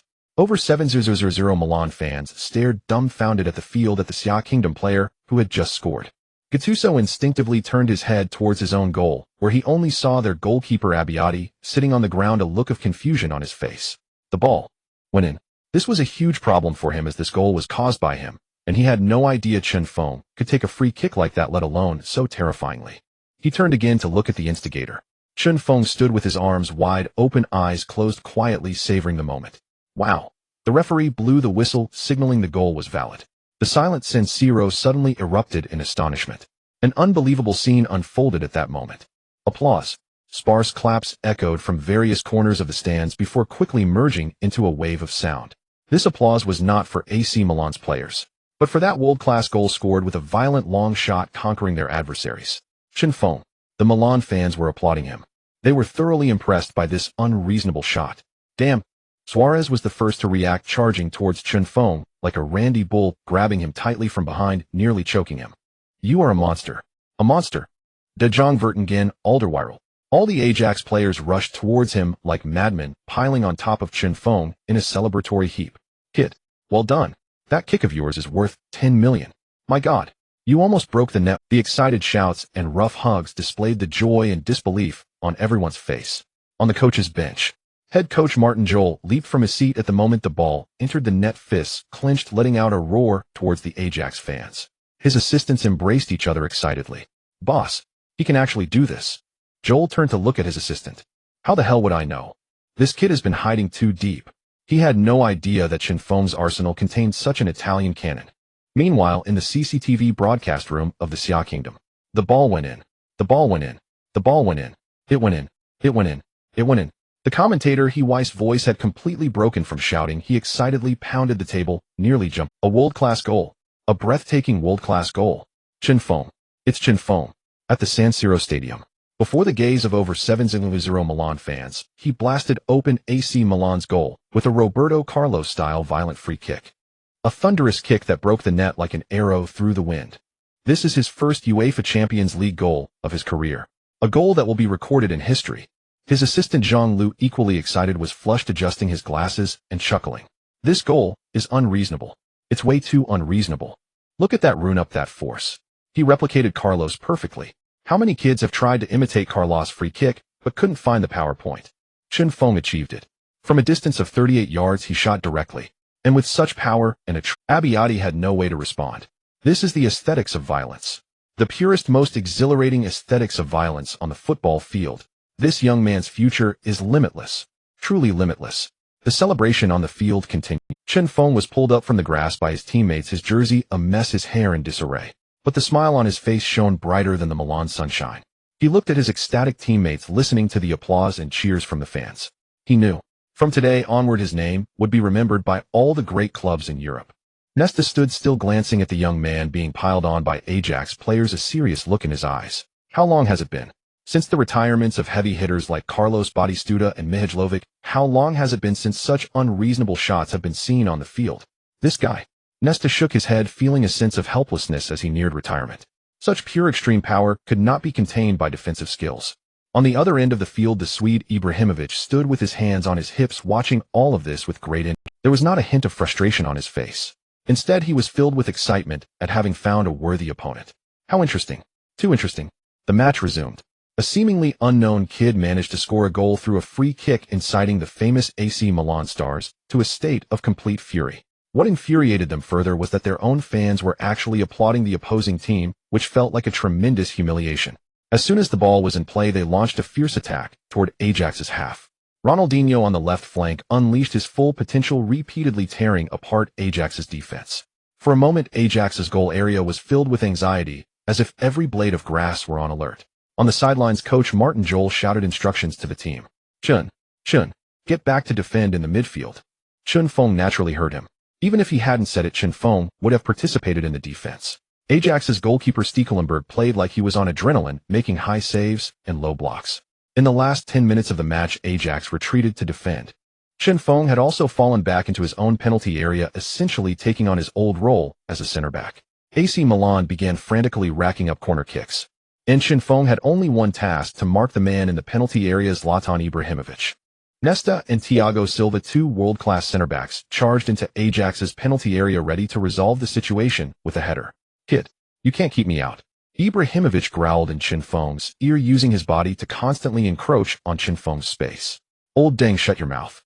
Chen Feng retorted without backing down, spreading his arms wide to firmly hold his position. Ibrahimovic looked at Chen Feng in disbelief, thinking, how dare you call me old dang? The two of them struggled like two bulls in heat, shoving and exchanging trash talk in the penalty area. In the 89th minute of the match, Milan's attack surged once more. Ronaldinho received the ball on the left flank. Facing Ajax's right back Van der Wiel, it was as if he had returned to the days at Camp Nou, executing an unbelievable nutmeg that instantly left Van der Wiel in his wake. Immediately following that, a precise cutback pass. The football rolled into the penalty area. There, Ibrahimovic had already positioned himself against Vertonghen. He received the pass without a moment's pause, executing an extremely smooth and beautiful turn. A fierce shot. The action flowed seamlessly. Bang! In the blink of an eye, Chen Feng suddenly appeared in the path of the flying football, his hands firmly clasped behind his back, chest puffed out. He braced himself to take the incoming football heat in. Thud!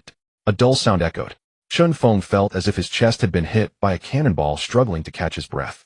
Alderweireld quickly cleared the football with a powerful kick. Opt!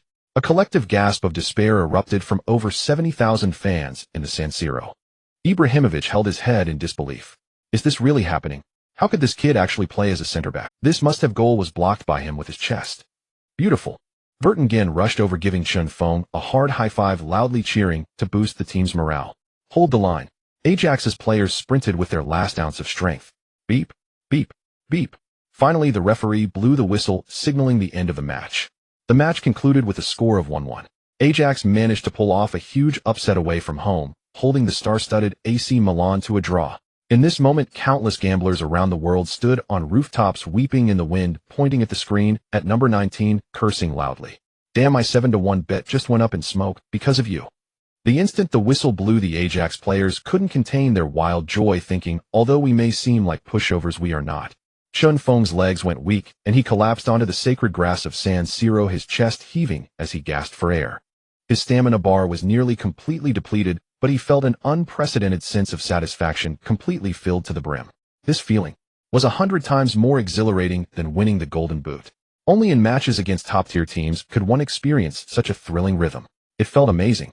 Just then a huge shadow loomed over him. Chen Feng opened his eyes to see a smiling face looking down at him. It was Zlatan Ibrahimovic. "Kid, you played quite well," Ibrahimovic said, bending down to extend his hand, using his arm strength to pull Chen Feng up from the grass. "Your shot had great power, very good." Ibrahimovic looked at Chen Feng, then cupped his mouth and lowered his voice. "But your technique is a bit rough. You remind me of my former partner Adriano at Inter, but his footwork is way better than yours. You'd better work on your technique more." Chen Feng was taken aback, not expecting Ibrahimovic could see that he was a template of Adriano. "Thank you, will work hard in that direction." Ibrahimovic pointed at the jersey Chen Feng was wearing. Without hesitation, Chen Feng took off his sweat-soaked number 19 jersey and handed it over. Ibrahimovic also swiftly removed his number 11 jersey, tossing it to him. "Next time we meet, I won't give you any chances. Don't forget Ajax is also my home ground." With that, Ibrahimovic turned and left. Chen Feng held the red-black jersey that still retained warmth, casually draping it over his shoulder. Click, click, click. Around him, reporters with cameras rushed forward, surrounding Chen Feng. Undoubtedly tomorrow, all sports media around the world will headline this match, this moment. That fat man Raiola's plan succeeded. At the post-match press conference, AC Milan's coach Allegri had a grim expression. "We didn't play poorly, creating enough opportunities, but the opposing goalkeeper performed outstandingly." When asked by reporters how he would evaluate the world-class goal scored by Chen Feng, Allegri was a bit speechless. "I don't know, because I can't find any words to describe that goal. And I don't even know if it was luck or if he truly has skill." His words sounded like praise, but everyone understood that he looked down upon a goal scored purely by chance. On the other side, Ajax's coach Martin Jol was beaming. "Chen, a natural-born scorer, a player meant for big moments."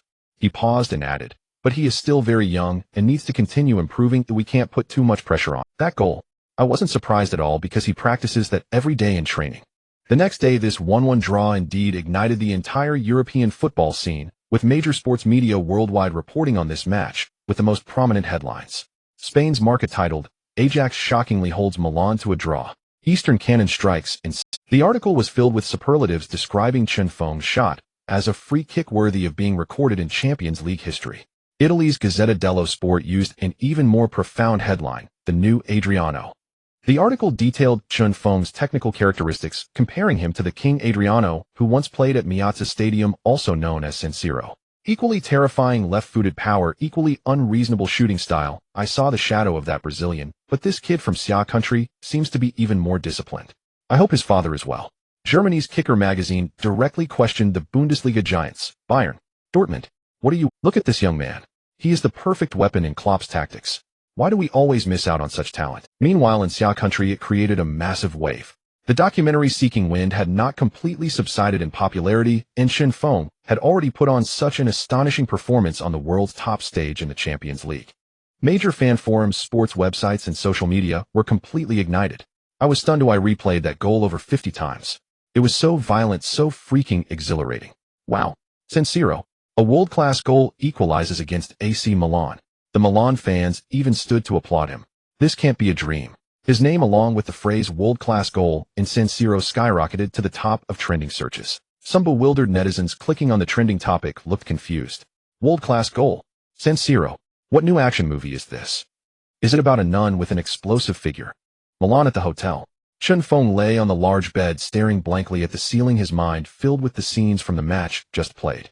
This was the stage he had longed for, facing off against the world's top players. He picked up his phone, glancing at the overwhelming praise, and simply smiled calmly. What mattered more to him was, "System, open the panel." Ding. Detected that the host has completed a special achievement. Champions League debut goal. Achievement description: announce your presence to all of Europe with a goal in your Champions League debut. Achievement rewards are being distributed. Congratulations, host. You have received free attribute points 5. Potential points 5. Here they come. Free attribute points and potential points.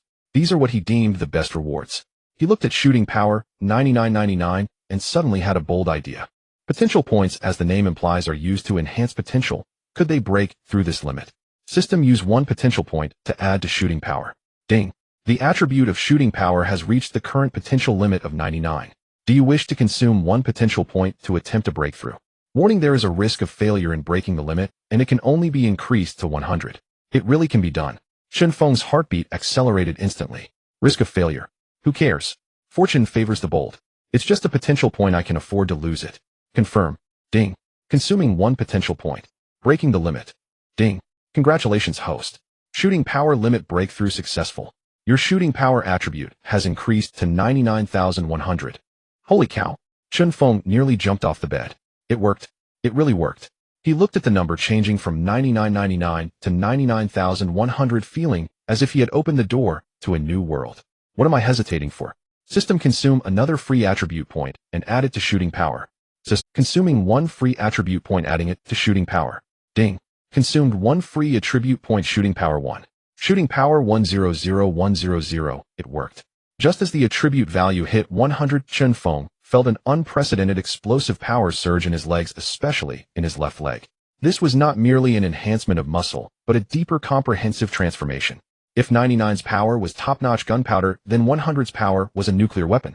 Chen Feng even had the impulse to rush downstairs right now, find a football, and kick it hard against the wall to see just how terrifying this 100 shooting power could be. But he remained somewhat rational, returning to the attribute panel. He still had 4 free attribute points and 4 potential points left. His gaze fell upon speed. System: add all the remaining 4 potential points and all attribute points to the potential value of speed.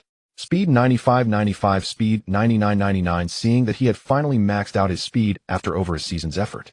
Back in the days of Pro Evolution Soccer 8, the fastest man in the game was Nigeria's Martins with a speed rating of 99. When using Inter Milan, all you had to do was pass the ball to Martins, hold down the sprint key, and run forward. No one could catch up. Now he was Martins running on the field. Wouldn't he be taking off? He looked at his new attributes and let out a long sigh of relief. This Champions League debut was truly worth it. Back in Amsterdam, the excitement brought by the Champions League quickly settled, and the Ajax players returned to preparing for the Eredivisie League. But Chen Feng could feel that something was different. The most obvious change was Chen Feng's status within the team. Previously, his teammates saw him merely as a physically explosive super substitute with a powerful shot. Now they looked at Chen Feng with a hint of respect in their eyes, a recognition of a strong individual. A player who can lead the team to score world-class goals in a death group certainly deserves everyone's respect. Even during training, De Jong and Eriksen would subconsciously pass the ball more comfortably and accurately. Even the head coach no longer required him to wear a substitute vest. Captain Suarez would actively engage in more communication and cooperation with him during practice matches. Chen, I will pull wide later, you pay attention to cut into the center. Vertonghen and Alderweireld are slow to turn, use your speed to dash behind them. Okay. Chen Feng nodded. This feeling was quite nice. However, the team's performance did not become smooth sailing due to Chen Feng's breakout. Upon returning to the league, Ajax consecutively lost to Roda JC and ADO Den Haag. In those 2 matches, Chen Feng started as a right winger and delivered impressive statistics of 1 goal and 2 assists. But it didn't help. The team's defense and midfield seemed to be sleepwalking, making frequent mistakes, easily caught out on counter. Head coach Martin Jol was furious on the sidelines, breaking several tactical boards in the locker room. Chen Feng himself played poorly, feeling like an artilleryman desperately firing at the front line while the rear was being flanked. This sense of helplessness was quite frustrating. Perhaps this was a common issue with young teams. Their performance fluctuated too much. When playing with the wind, they could do anything. Once they fell into adversity, they could easily collapse. At this moment, a chubby figure appeared in Chen Feng's home. Mino Raiola. This notorious agent known for stirring up trouble across Europe had arrived again. Hey, my champion, how have you been lately? Raiola was dressed in an expensive custom suit, sporting his signature beer belly and a warm smile on his face. Not great, the team just lost 2 in a row, Chen Feng replied unhappily. Haha, don't worry about it, kid. Raiola waved his hand dismissively. Football is like this. There are wins and losses. What's important is your individual performance. Oh, everyone is watching. He opened the fridge in Chen Feng's house, took a look, and found nothing but milk and water. He could only take a bottle of water, closed the fridge, and said while drinking, "Let me tell you some news, not sure if it's good or bad. Ajax is preparing to offer you a new contract." Chen Feng raised an eyebrow. Yes, a brand new contract for 5 years, with a salary bump to €110 per week. Raiola's eyes sparkled. Mainly because they were scared by your performance at San Siro, and they feel they might not be able to keep you next year, so they want to lock you down in advance. €11000 per week. My current weekly salary is €2500, which means a quadruple increase. For Chen Feng, or for any 17-year-old, This is definitely a lucrative contract. To be honest, he's very tempted. Who would turn down money? I suggest you do not sign. Just when Chen Feng was feeling a bit swayed, Raiola suddenly changed his tone. Why, oi? Chen Feng looked at him in confusion. Raiola's lips curled into a mysterious arc. Because the initiative is now in your hands, kid. Everyone sees your brilliance, you shine like a diamond, but they don't know how big or how pure this diamond truly is. If you sign this contract, you are essentially selling your future to Ajax in advance, and your market value will be determined. Moreover, with Ajax's character, they will certainly price you exorbitantly, scaring off the other party. Raiola looked at Chen Feng very seriously. If it were my other players, I wouldn't care whether they signed or not. But you are different. In the sports market, what I fear most is the idea of repayment for even the smallest favor, like you people from Xia country. Just like your NBA superstars, the Lakers offered a 5-year, $90 million maximum contract. Kobe personally lobbied, and even Zen Master got involved. Is it just because of the Rockets' recognition that you feel loyalty? Raiola scoffed. So do not try to be loyal to a capitalist in the football world. In their eyes, you are just a player. There are always newcomers in the market who can replace you. He took out a document from his briefcase. Take a look at this first. Chen Feng took it. It was a long list. Manchester United, Arsenal, Tottenham Hotspur, Atletico Madrid, Borussia Dortmund. Raiola's tone carried a hint of pride. These are the clubs that contacted me yesterday expressing strong interest in you. Sir Ferguson from Manchester United sent his chief scout Jim Lawler specifically to Milan to watch your game. Wenger from Arsenal called me last night, saying he really appreciates players of your type, and asked if you would be interested in joining Arsenal. 3 Premier League clubs are planning to have you join in the winter. Chen Feng felt a bit excited hearing these names, but he was also incredibly clear-headed. He wouldn't fully trust Raiola's words. Atletico and Dortmund have already used up their transfer budgets this year, so they can only submit formal offers next summer. After hearing Raiola's grand promises, Chen Feng looked up at Raiola. Do you think Manchester United and Arsenal are willing to give me a starting opportunity? Chen Feng asked pointedly. Raiola seemed a bit intrigued looking at Chen Feng. Take Manchester United for example. They currently have Rooney, Berbatov, and Hernandez in their attack. If I go there, what position would I hold? Would I just sit on the bench and watch the water cooler? Chen Feng shook his head and continued, I'm not afraid of competition. But what I fear is that even if I win in competition, the coach may still not choose me. Chen Feng was clearly aware of this. In elite clubs, sometimes ability isn't the only determining factor. Experience, fame, and even nationality can significantly influence playing time. With so little reputation, having only played one good Champions League match in Europe, what's the use?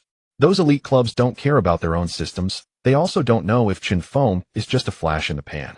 Well said. Raiola praised as he patted Chen Feng's shoulder. I knew you were a clear-headed kid, just like I thought. He withdrew the list. So we cannot proceed, but at the same time we cannot sign a contract. We need to hold the initiative in our hands. We want those teams that truly need you and promise you a core position to see hope. Raiola spoke rapidly. If you sign a long-term contract, the transfer fee can easily reach 30 to 40 million. Many clubs that are sincere but lack funds like Dortmund would be directly shut out. This does not align with our interests. Chen Feng nodded. His thoughts were the same as Raiola's. Raiola indeed had a point. All right, I'll listen to you and not sign. That's right. Raiola smiled satisfactorily and then took out another contract from his briefcase. However, his smile turned a bit eerie. All right, we've finished discussing the important matters. Let's talk about something that will make... This is a contract for a brand ambassador. He handed the contract to Chen Feng. 1 year, €7,000 after tax, limited to the Netherlands and Belgium. The job is very simple. Just shoot a 10-second advertisement and attend 2 events. That's it. €7,000 after tax. This fat man just told me not to sign a big contract, and now he offers me a money-making opportunity. This money came too quickly, too unreal. I'll sign. Raiola grinned widely. Very good, kid. You made a wise decision. This contract is just the beginning. Chen Feng eagerly took the contract, wanting to see which naive brand had such vision to choose him. Then his smile froze on his face. The logo on the contract was one he was all too familiar with. Durex. He wondered if he was seeing things, rubbed his eyes and leaned in for a closer look. It was oh damn. 1,000 thoughts raced through Chen Feng's mind. He looked up to Raiola, who wore a grin that said, I knew you would react this way. No, did you make a mistake? You want me to endorse this? A 17-18-year-old vigorous and sunny youth, and you want me to endorse condoms? If this gets back to my country, won't my name, wind god, instantly collapse? Is there a problem? Raiola spread his hands innocently. What a great brand, of Fortune 500 company, highly recognized, and they pay well. But what? Raiola interrupted him. You need to change your mindset. This is Europe, and here this thing is as common as chewing gum. People have a very open and healthy attitude towards it. Seeing Chen Feng still looked conflicted, he switched to a more earnest tone. Why do you think they approached you? Because you are impressive. Raiola slapped his thigh. Your shots are fast and fierce with tremendous power, which forms an excellent contrast, in contrast with their brand image of being safe and reliable. Just think, if even your explosive shots can be blocked, wouldn't that advertisement be very impactful? Chen Feng was momentarily stunned, as if there was some truth to it. Most importantly, Raiola leaned closer to his ear. This is a collaboration between the brand and the health departments of the Netherlands and Belgium to promote a youth health initiative to prevent AIDS. As a brand ambassador, you will promote the importance of safety to young people. This is a good thing, a great thing. Raiola spoke earnestly like a heavenly angel. Just think, not only can you earn a significant amount of money, but you can also contribute to social welfare, establishing a public image of responsibility and commitment. It's a win-win situation. After being persuaded by Raiola, Chen Feng felt his perspective shifting. Indeed, it sounded quite positive. Making money while doing good seems not so unacceptable. Isn't it just shooting an advertisement? After finishing his conversation with Raiola, Chen Feng's life returned to normal. His fame from the Champions League match secured his position as the starting right winger for the team. It seemed that Martin Jol had found the manual for utilizing Chen Feng. In the league matches, he did not demand excessive defensive efforts from Chen Feng, instead granting him immense freedom to attack, allowing him to relentlessly assault the opponent's defense. The results were immediate. Although the team's overall performance remained inconsistent, placing third, Chen Feng's individual statistics were on the rise.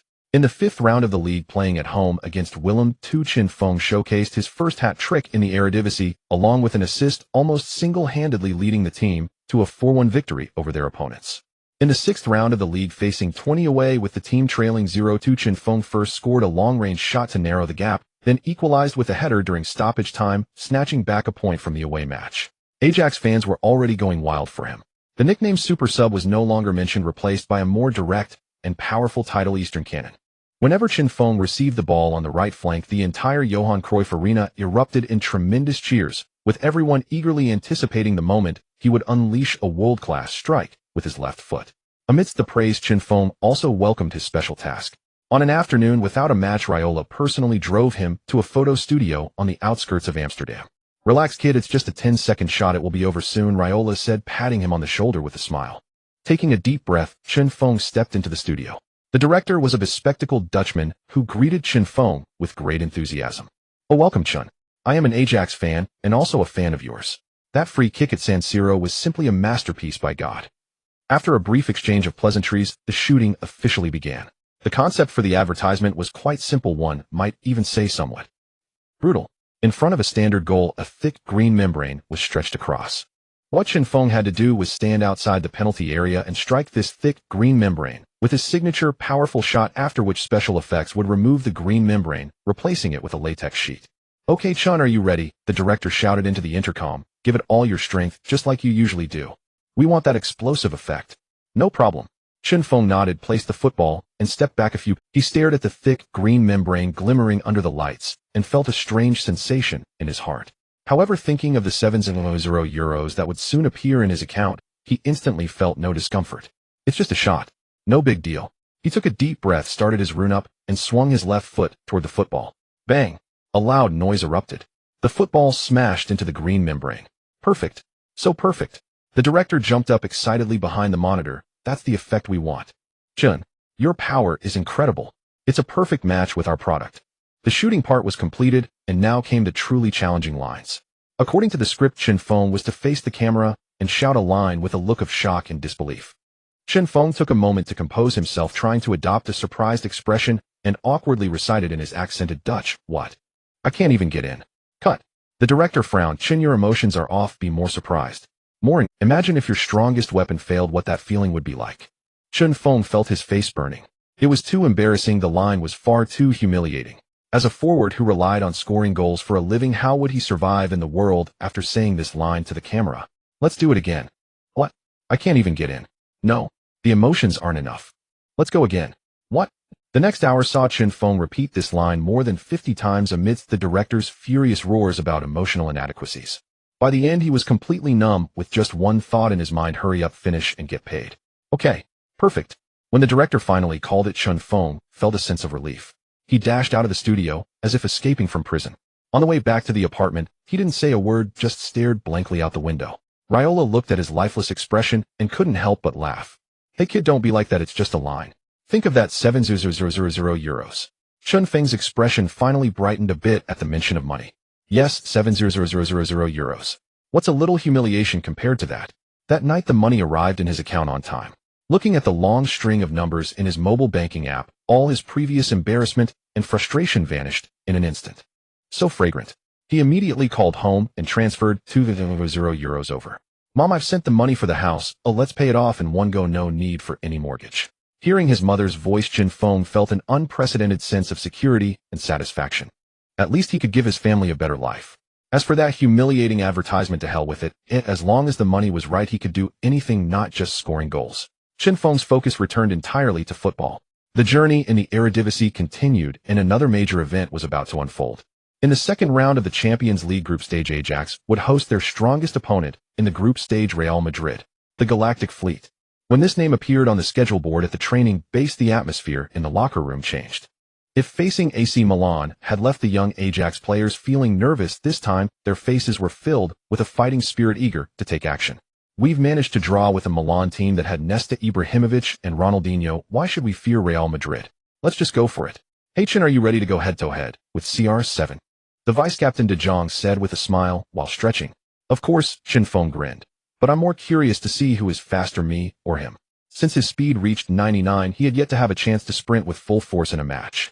And Cristiano Ronaldo, one of the best men on the planet, who combined speed, strength, and technique, was the best. Head coach Martin Jol spent nearly 24 hours in the video analysis room, repeatedly studying Real Madrid's matches. Especially their coach, the madman Jose Mourinho. This Real Madrid is different from any opponent we've faced before. In tactical analysis class, Martin Jol's expression was more serious than ever. Their tactical discipline is extremely strong, especially the speed at which they transition from defense to attack is breathtaking.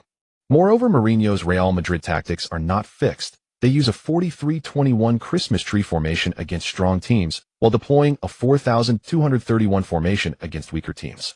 So to understand whether Ajax is strong or weak in Mourinho's mind, just look at the formation he chooses. Martin Jol sketched Real Madrid's classic 42-31 formation on the tactical board. Their two defensive midfielders, Xabi Alonso and Khedira, are the team's metronome, especially Alonso, whose long passes orchestrate Real Madrid's counterattacks. We must find ways to limit him. In the front line, Di Maria, Ozil, and Ronaldo have very flexible positioning. They constantly switch places, stretching our defense to create space for center forwards Benzema or Higuain. At the same time, pay attention to their two fullbacks Marcelo and Ramos, who possess strong assisting capabilities and can push up to create numerical superiority at any moment. This Real Madrid sounds simply flawless. Martin Jol's gaze swept over every player. In this match, defense is of utmost importance. We absolutely cannot give them any chance for a counterattack. Chen, he fixed his eyes on Chen Feng. In this match you will still play as a right winger, but your task is heavy. You must not only focus on attacking, but also support our right back Van der Wiel at all times, because you will be facing the relentless assaults of Cristiano Ronaldo and Marcelo. Do you understand? Understood. Chen Feng replied loudly. Although the support role would consume a lot of his stamina, he had no complaints, as his opponent was Cristiano Ronaldo, a player from Real Madrid. To converse directly with such players required him to give his all. On the day of the match, the entire Amsterdam was engulfed in celebration, as Ajax rarely encountered such a formidable opponent. Real Madrid's expedition also drew immense attention. During an interview at the airport, head coach Mourinho appeared very relaxed. Ajax is an excellent young team with many talented players. When asked by reporters about his views on the opponent, Mourinho gave a very official answer. That striker from Summer Nation. Yes, I've watched his game footage, especially the match against Milan. Mourinho's lips curled into a subtle smile. That free kick was very beautiful, very powerful. Without a doubt, he and Suarez are the key players we need to keep an eye on in this match. Mourinho paused and added, but I believe in my players. We are here with only one goal, which is to take away 3 points. Mourinho was filled with confidence. On match day, the Johan Cruyff Arena was packed, with 70 being Ajax fans, and the remaining 30 being traveling supporters of Real Madrid. As the Real Madrid players walked out of the tunnel to warm up, a huge chorus of boos erupted. But stars like Cristiano Ronaldo, Casillas, and Alonso, who were used to such scenes, remained unfazed. During warm-ups, Chen Feng kept his eyes on the figure wearing the number 7 jersey, Cristiano Ronaldo. He was casually juggling the ball with Marcelo. That casual footwork and effortless motions exuded a powerful confidence. After warm-ups, both teams returned to the locker room. Martin Jol was making the final tactical arrangements. Guys, look outside. Over 50,000 fans are cheering for us. I know the opponent is strong. They are Real Madrid. But this is our home ground, the Johan Cruyff Arena. Show your courage. Show your fighting spirit. Let them see that we Ajax are not easy prey. Go fight. Fight like. As Chen Feng stepped onto the familiar grass with Captain Suarez, he felt his blood ignite once more, a feeling that could not be experienced in league matches. Just moments ago in the tunnel, he stood next to Cristiano Ronaldo, clearly catching a whiff of the subtle scent of cologne on him. The stirring UEFA Champions League anthem played again. Beep. With the referee's long whistle, this highly anticipated focal battle officially began. From the very start, the match completely fell into Real Madrid's rhythm, with no probing, directly employing high-intensity pressing and quick passing to control the game. Summer Nation CCTV Broadcast Studio. Good evening, viewers. Welcome to the highlight match of the second round of the 2010-2011 UEFA Champions League group stage, where Dutch giants Ajax host Spanish giants Real Madrid. The commentator, He Weiss's voice carried a hint of excitement. We see the young talent Chen Feng from Summer Nation starting as a right winger in this match, a historic moment for him and all fans from Summer Nation. The ball is quickly being passed at the feet of the Real Madrid players, while Ajax's young players are exhausted, unable to even touch the ball. In the stands of the Cruyff Arena, the cheers of Ajax fans have not ceased since the match began, but the current situation on the field has left them anxious. The confrontations on the field have been intensely fierce from the very first second. The right side, where Chen Feng is located, has become the most frequent battleground, as Cristiano Ronaldo's explosiveness, when combining with the ball, is simply unreasonable. A simple change of direction followed by an acceleration can leave his right back Van der Wiel in disarray. And behind him, Marcelo continuously made high-speed runs, forming sharp combinations on the flanks with Cristiano Ronaldo. Both Chen Feng and Van der Wiel felt immense pressure. Chen Feng almost abandoned his attacking duties, pouring all his energy into defense. He used his strong physique to engage in physical battles, with Cristiano Ronaldo running to defend against Marcelo. He was like a mad dog, expending all his energy, dashing back and forth on the right side, biting into Real Madrid's attacking players.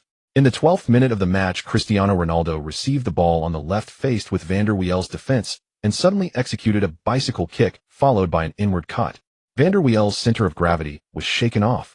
Cristiano Ronaldo charged into the penalty area, his right foot already lifted, preparing to shoot. At that critical moment, Chen Feng rushed in from the diagonal rear. With all his might, he slid along the ground, executing a clean and precise tackle, sending the ball out from under Cristiano Ronaldo's feet and out of bounds. Beautiful. Chen Feng. A world-class defensive play. He Wei exclaimed, leaping up from the commentary booth, his voice nearly breaking. So crucial. At the moment when Cristiano Ronaldo was about to shoot, Chen Feng's reckless slide tackled the crisis. His commitment to defense today has been remarkable, but I worry about his stamina later on. The Johan Cruyff Arena erupted in applause. All Ajax fans applauded this spectacular defensive play. Cristiano Ronaldo glanced at Chen Feng, who was on the ground, and without complaint silently walked into the penalty area, awaiting the corner kick. He knew that his opponent was a tough one. This Summer Nation player had an absurdly good physique. Although Ajax was passive in the game, they had not given up as the match reached the 21st minute. Ajax intercepted the ball in their defense and launched a quick counterattack. Vice-captain De Jong received the ball in midfield and sent a long pass to the front line for Chen Feng. Chen Feng received the ball with his back to the goal and could clearly feel Marcelo pressing against him from behind. He braced himself against the Brazilian, glancing back to see a huge gap behind him. Now's the time. Chen Feng turned inward and burst forth with all his speed.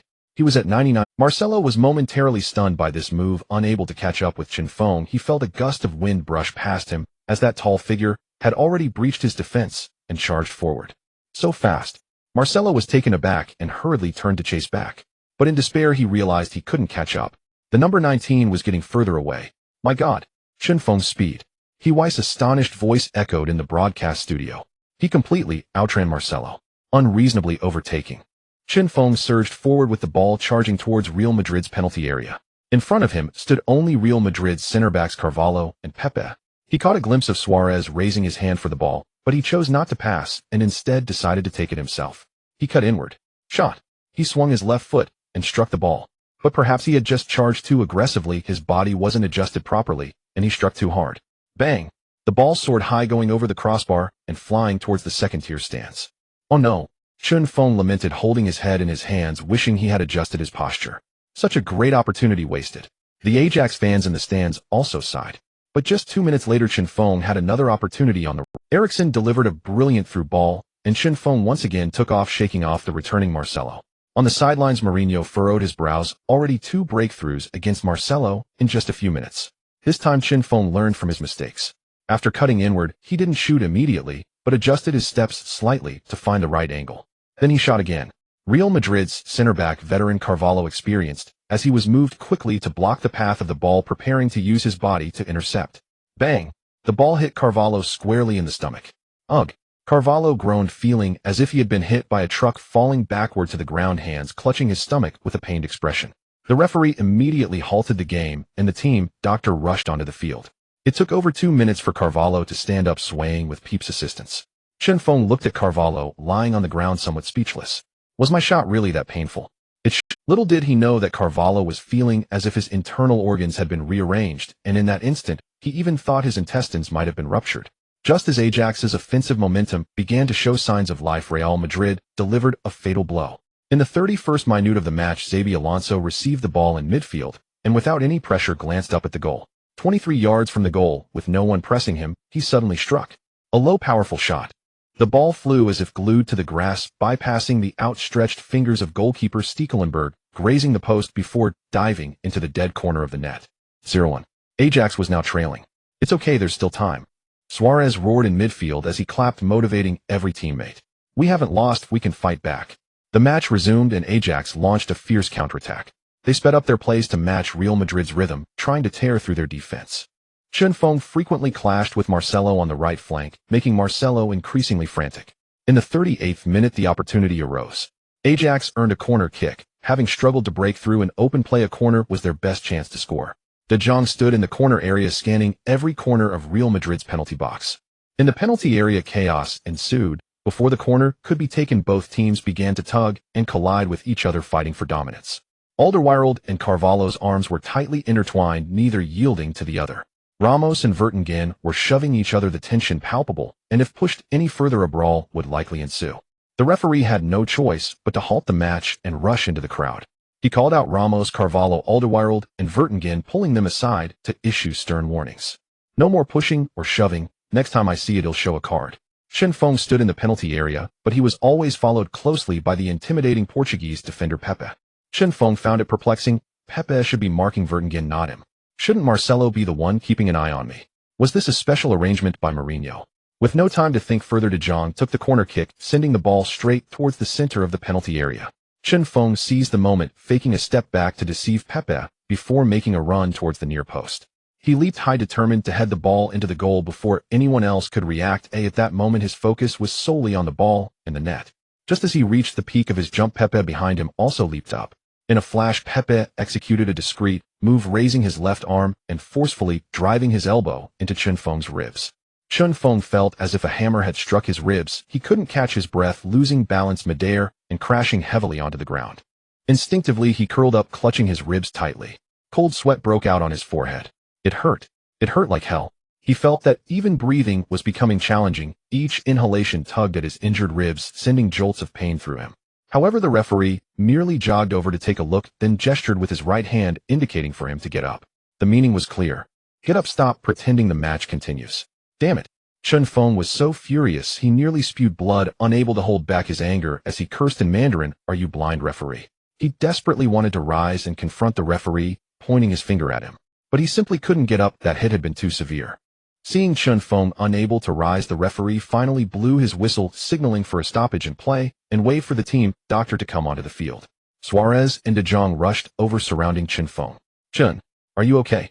Suarez asked. "Ribs? Damn it, that bastard Pepe." Chen Feng gritted his teeth, squeezing out a few words through clenched jaws. The Ajax team doctor rushed onto the field to examine Chen Feng. The doctor gently pressed on his ribs. "Does this hurt here?" "This," Chen Feng gasped in pain. The doctor's expression turned serious, but his initial assessment suggested it was likely just a contusion. The chance of a fractured rib was low, but he had definitely taken a hard hit. "Can you continue?" the doctor asked. "I can." Chen Feng gritted his teeth, almost shouting. "You think I'll let this little injury take me out? Dream on." "Absolutely not."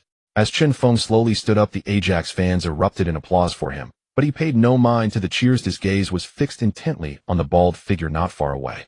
Pepe was casually chatting with Ramos, a smile on his face, as if everything that had just happened had nothing to do with him.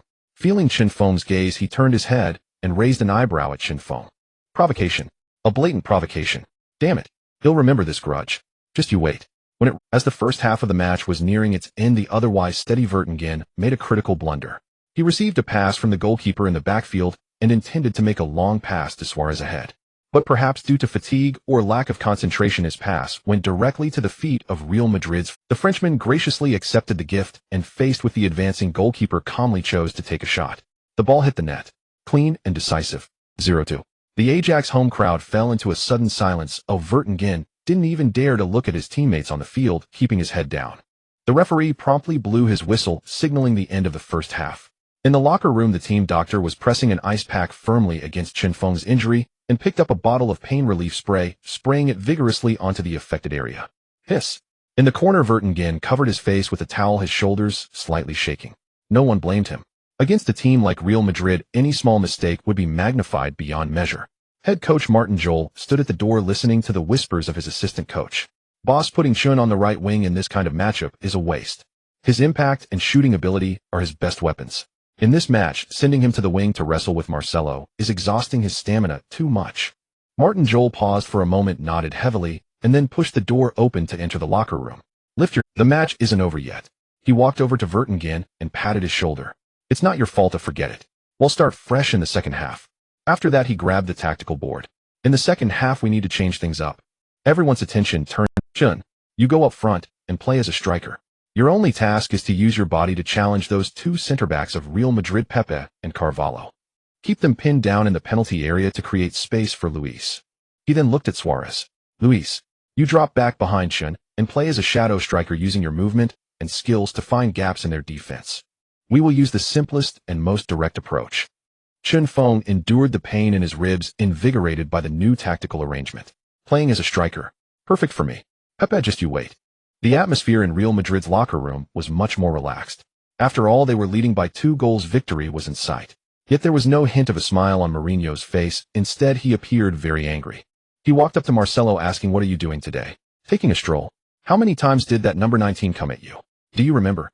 Marcelo had initially been quite happy, but at this moment he dared not smile. "Listen, the referee was very lenient in the first half. I don't care what method you use, and make sure to take him down before he accelerates, understood? Take him down directly." Marcelo nodded repeatedly. Mourinho looked at the group of stars. Leading by 2 goals doesn't mean victory. Keep applying pressure and completely seal the game. The second half began. Ajax's formation change caught Real Madrid somewhat off guard. Mourinho stood on the sidelines, noticing Chen Feng had moved to the center-forward position while Suarez lingered behind him, slightly furrowing his brow. He quickly realized Ajax was putting up a desperate struggle, but he was not worried. The advantage of a 2-goal lead combined with the team's formidable strength gave him enough confidence. He simply walked to the sideline and gestured to Pepe and Carvalho, reminding them to pay attention to the suddenly advancing center-forward. Pepe on the field naturally noticed Chen Feng's positional change. The flesh on his face squished together as he smiled like a blooming chrysanthemum. "What's wrong? Did I push you a bit, and you're not happy? Want to come for revenge in the middle? You've got guts." After the match resumed, Real Madrid's players noticeably relaxed in their mentality. They weren't pressing as intensely as they had in the first half, instead they slowed down the tempo, patiently passing the ball in the midfield and backline, attempting to wear down Ajax's stamina and fighting spirit. This inherent arrogance of a wealthy team gave Ajax an opportunity. In the 61st minute of the second half, vice-captain De Jong executed a fierce slide tackle in midfield, cleanly dispossessing the ball from Aris. He quickly got up and made a direct pass, the ball slicing through the now vulnerable Real Madrid defense. Chen Feng immediately sprang into action. He charged forward like a large leopard, using his 191 centimeters height and 90 kilograms weight to forcefully push against Pepe. Pepe was also caught off guard by Chen Feng's astonishing speed and power. The force of the push left him. He initially planned to extend his leg from behind and directly take Chen Feng down. But it was too late. Chen Feng had already gotten ahead, shaking off this Portuguese butcher. Damn it. Ramos was seen madly chasing from behind, yet he could only watch in despair as Chen Feng moved further away from him. Now it was just Chen Feng facing the goalkeeper Casillas. Faced with this world-class goalkeeper, Chen Feng had no extra thoughts. He watched as Casillas charged at him without choosing a direction or going for a finesse shot. Instead, he swung his left foot directly. With 100 power, a nuclear strike. The ball shot past Casillas' hands like a streak of white light. Casillas felt the gust of wind from the ball almost painfully against his gloves. He only managed to make a token diving attempt before the ball crashed into the net behind him. Goal scored. 1-2. The entire Cruyff Arena erupted in an explosion of sound. Martin Jol was waving his fists on the sidelines while Mourinho remained expressionless, chewing gum as he watched Casillas. Chen Feng jumped up from the ground and rushed toward the corner area, performing a powerful sliding celebration. The stadium DJ repeatedly shouted his name. Chen Feng. Chen Feng turned his head to see Pepe in the Real Madrid penalty area pointing at him with his index finger, the meaning unspoken. Did you see that? I scored. Can you stop me, you bastard? Pepe's face instantly turned the color of liver. He felt deeply insulted that an unknown kid from Xia country dared to prance around in front of him, so arrogant. Well done, Chen. Suarez was the first to rush over, giving Chen Feng a solid pat on the back. Ajax's players were pumped up, each one as energized as if they had been given a shot of adrenaline. But the reason wealthy teams are successful is that they possess superstars who can end a game at any moment.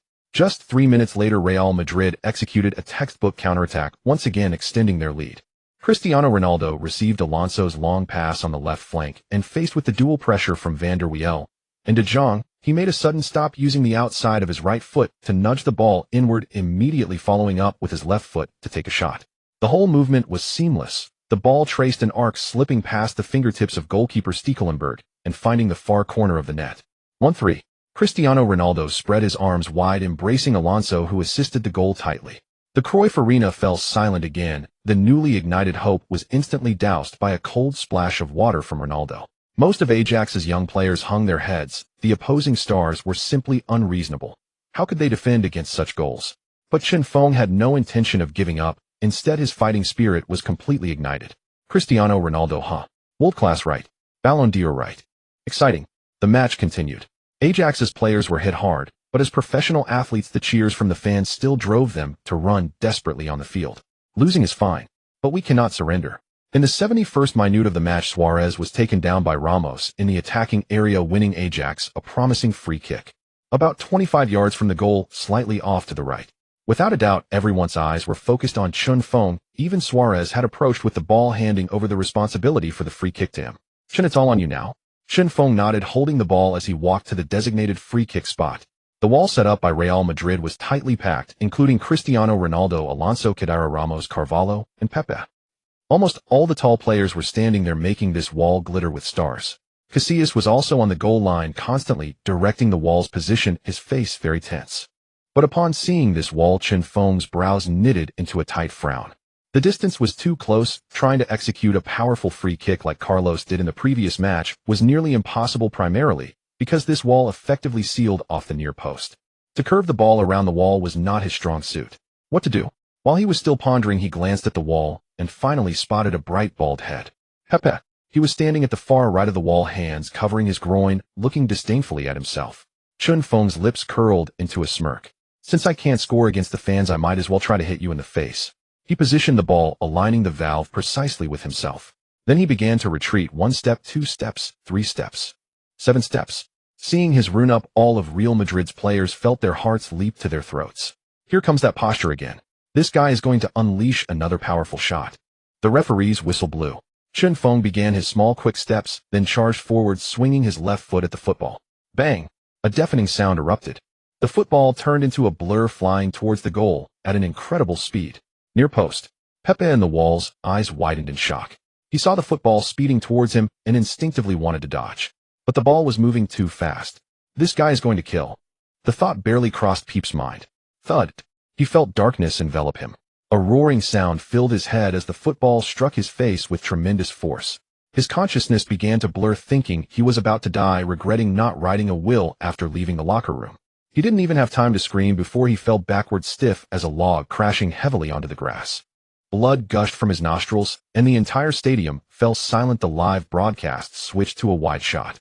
Ajax fans, Real Madrid fans, commentators, coaches on the sidelines. All were stunned. Damn it. Suarez looked at Pepe, who had collapsed. He instinctively cursed. What power? Ramos reacted quickly, hurriedly adjusting Pepe's head and calling out loudly to the sidelines. Team doctor. Team doctor. Real Madrid players rushed over, finding Pepe lying motionless on the grass, eyes tightly closed, face pale, with blood still oozing from his nose. In Xia country, at the CCTV broadcast studio.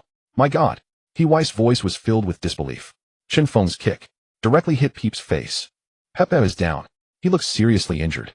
Suarez stared at Chen Feng with a gaze like he was looking at a monster. This guy did it on purpose, right? However, Suarez's heart roared. Well done. Mourinho, watching from the sidelines, instantly darkened his expression. He wasn't a fool. He could see that the Xia country kid was targeting Pepe. What a ruthless person. Mourinho immediately turned and shouted at the bench. Albiol, hurry up and warm up. The Real Madrid team doctor rushed onto the field squatting beside Pepe. After a quick examination, the doctor's movements were urgent, signaling for a substitution. Pepe was likely concussed and unable to continue. He was secured on a stretcher and carried off the field. Mourinho had no choice but to substitute Albiol for the injured Pepe. Real Madrid fans booed Chen Feng, unable to accept Pep's exit. Meanwhile, in their own fan stands, Ajax supporters cheered with glee. They didn't care whether Chen Feng did it on purpose. All they knew was that the most despised butcher of Real Madrid had been taken down by their Eastern cannon. It was satisfying. The entire crowd chanted Chen Feng's name to drown out the opposing fans' boos. Feng. Feng.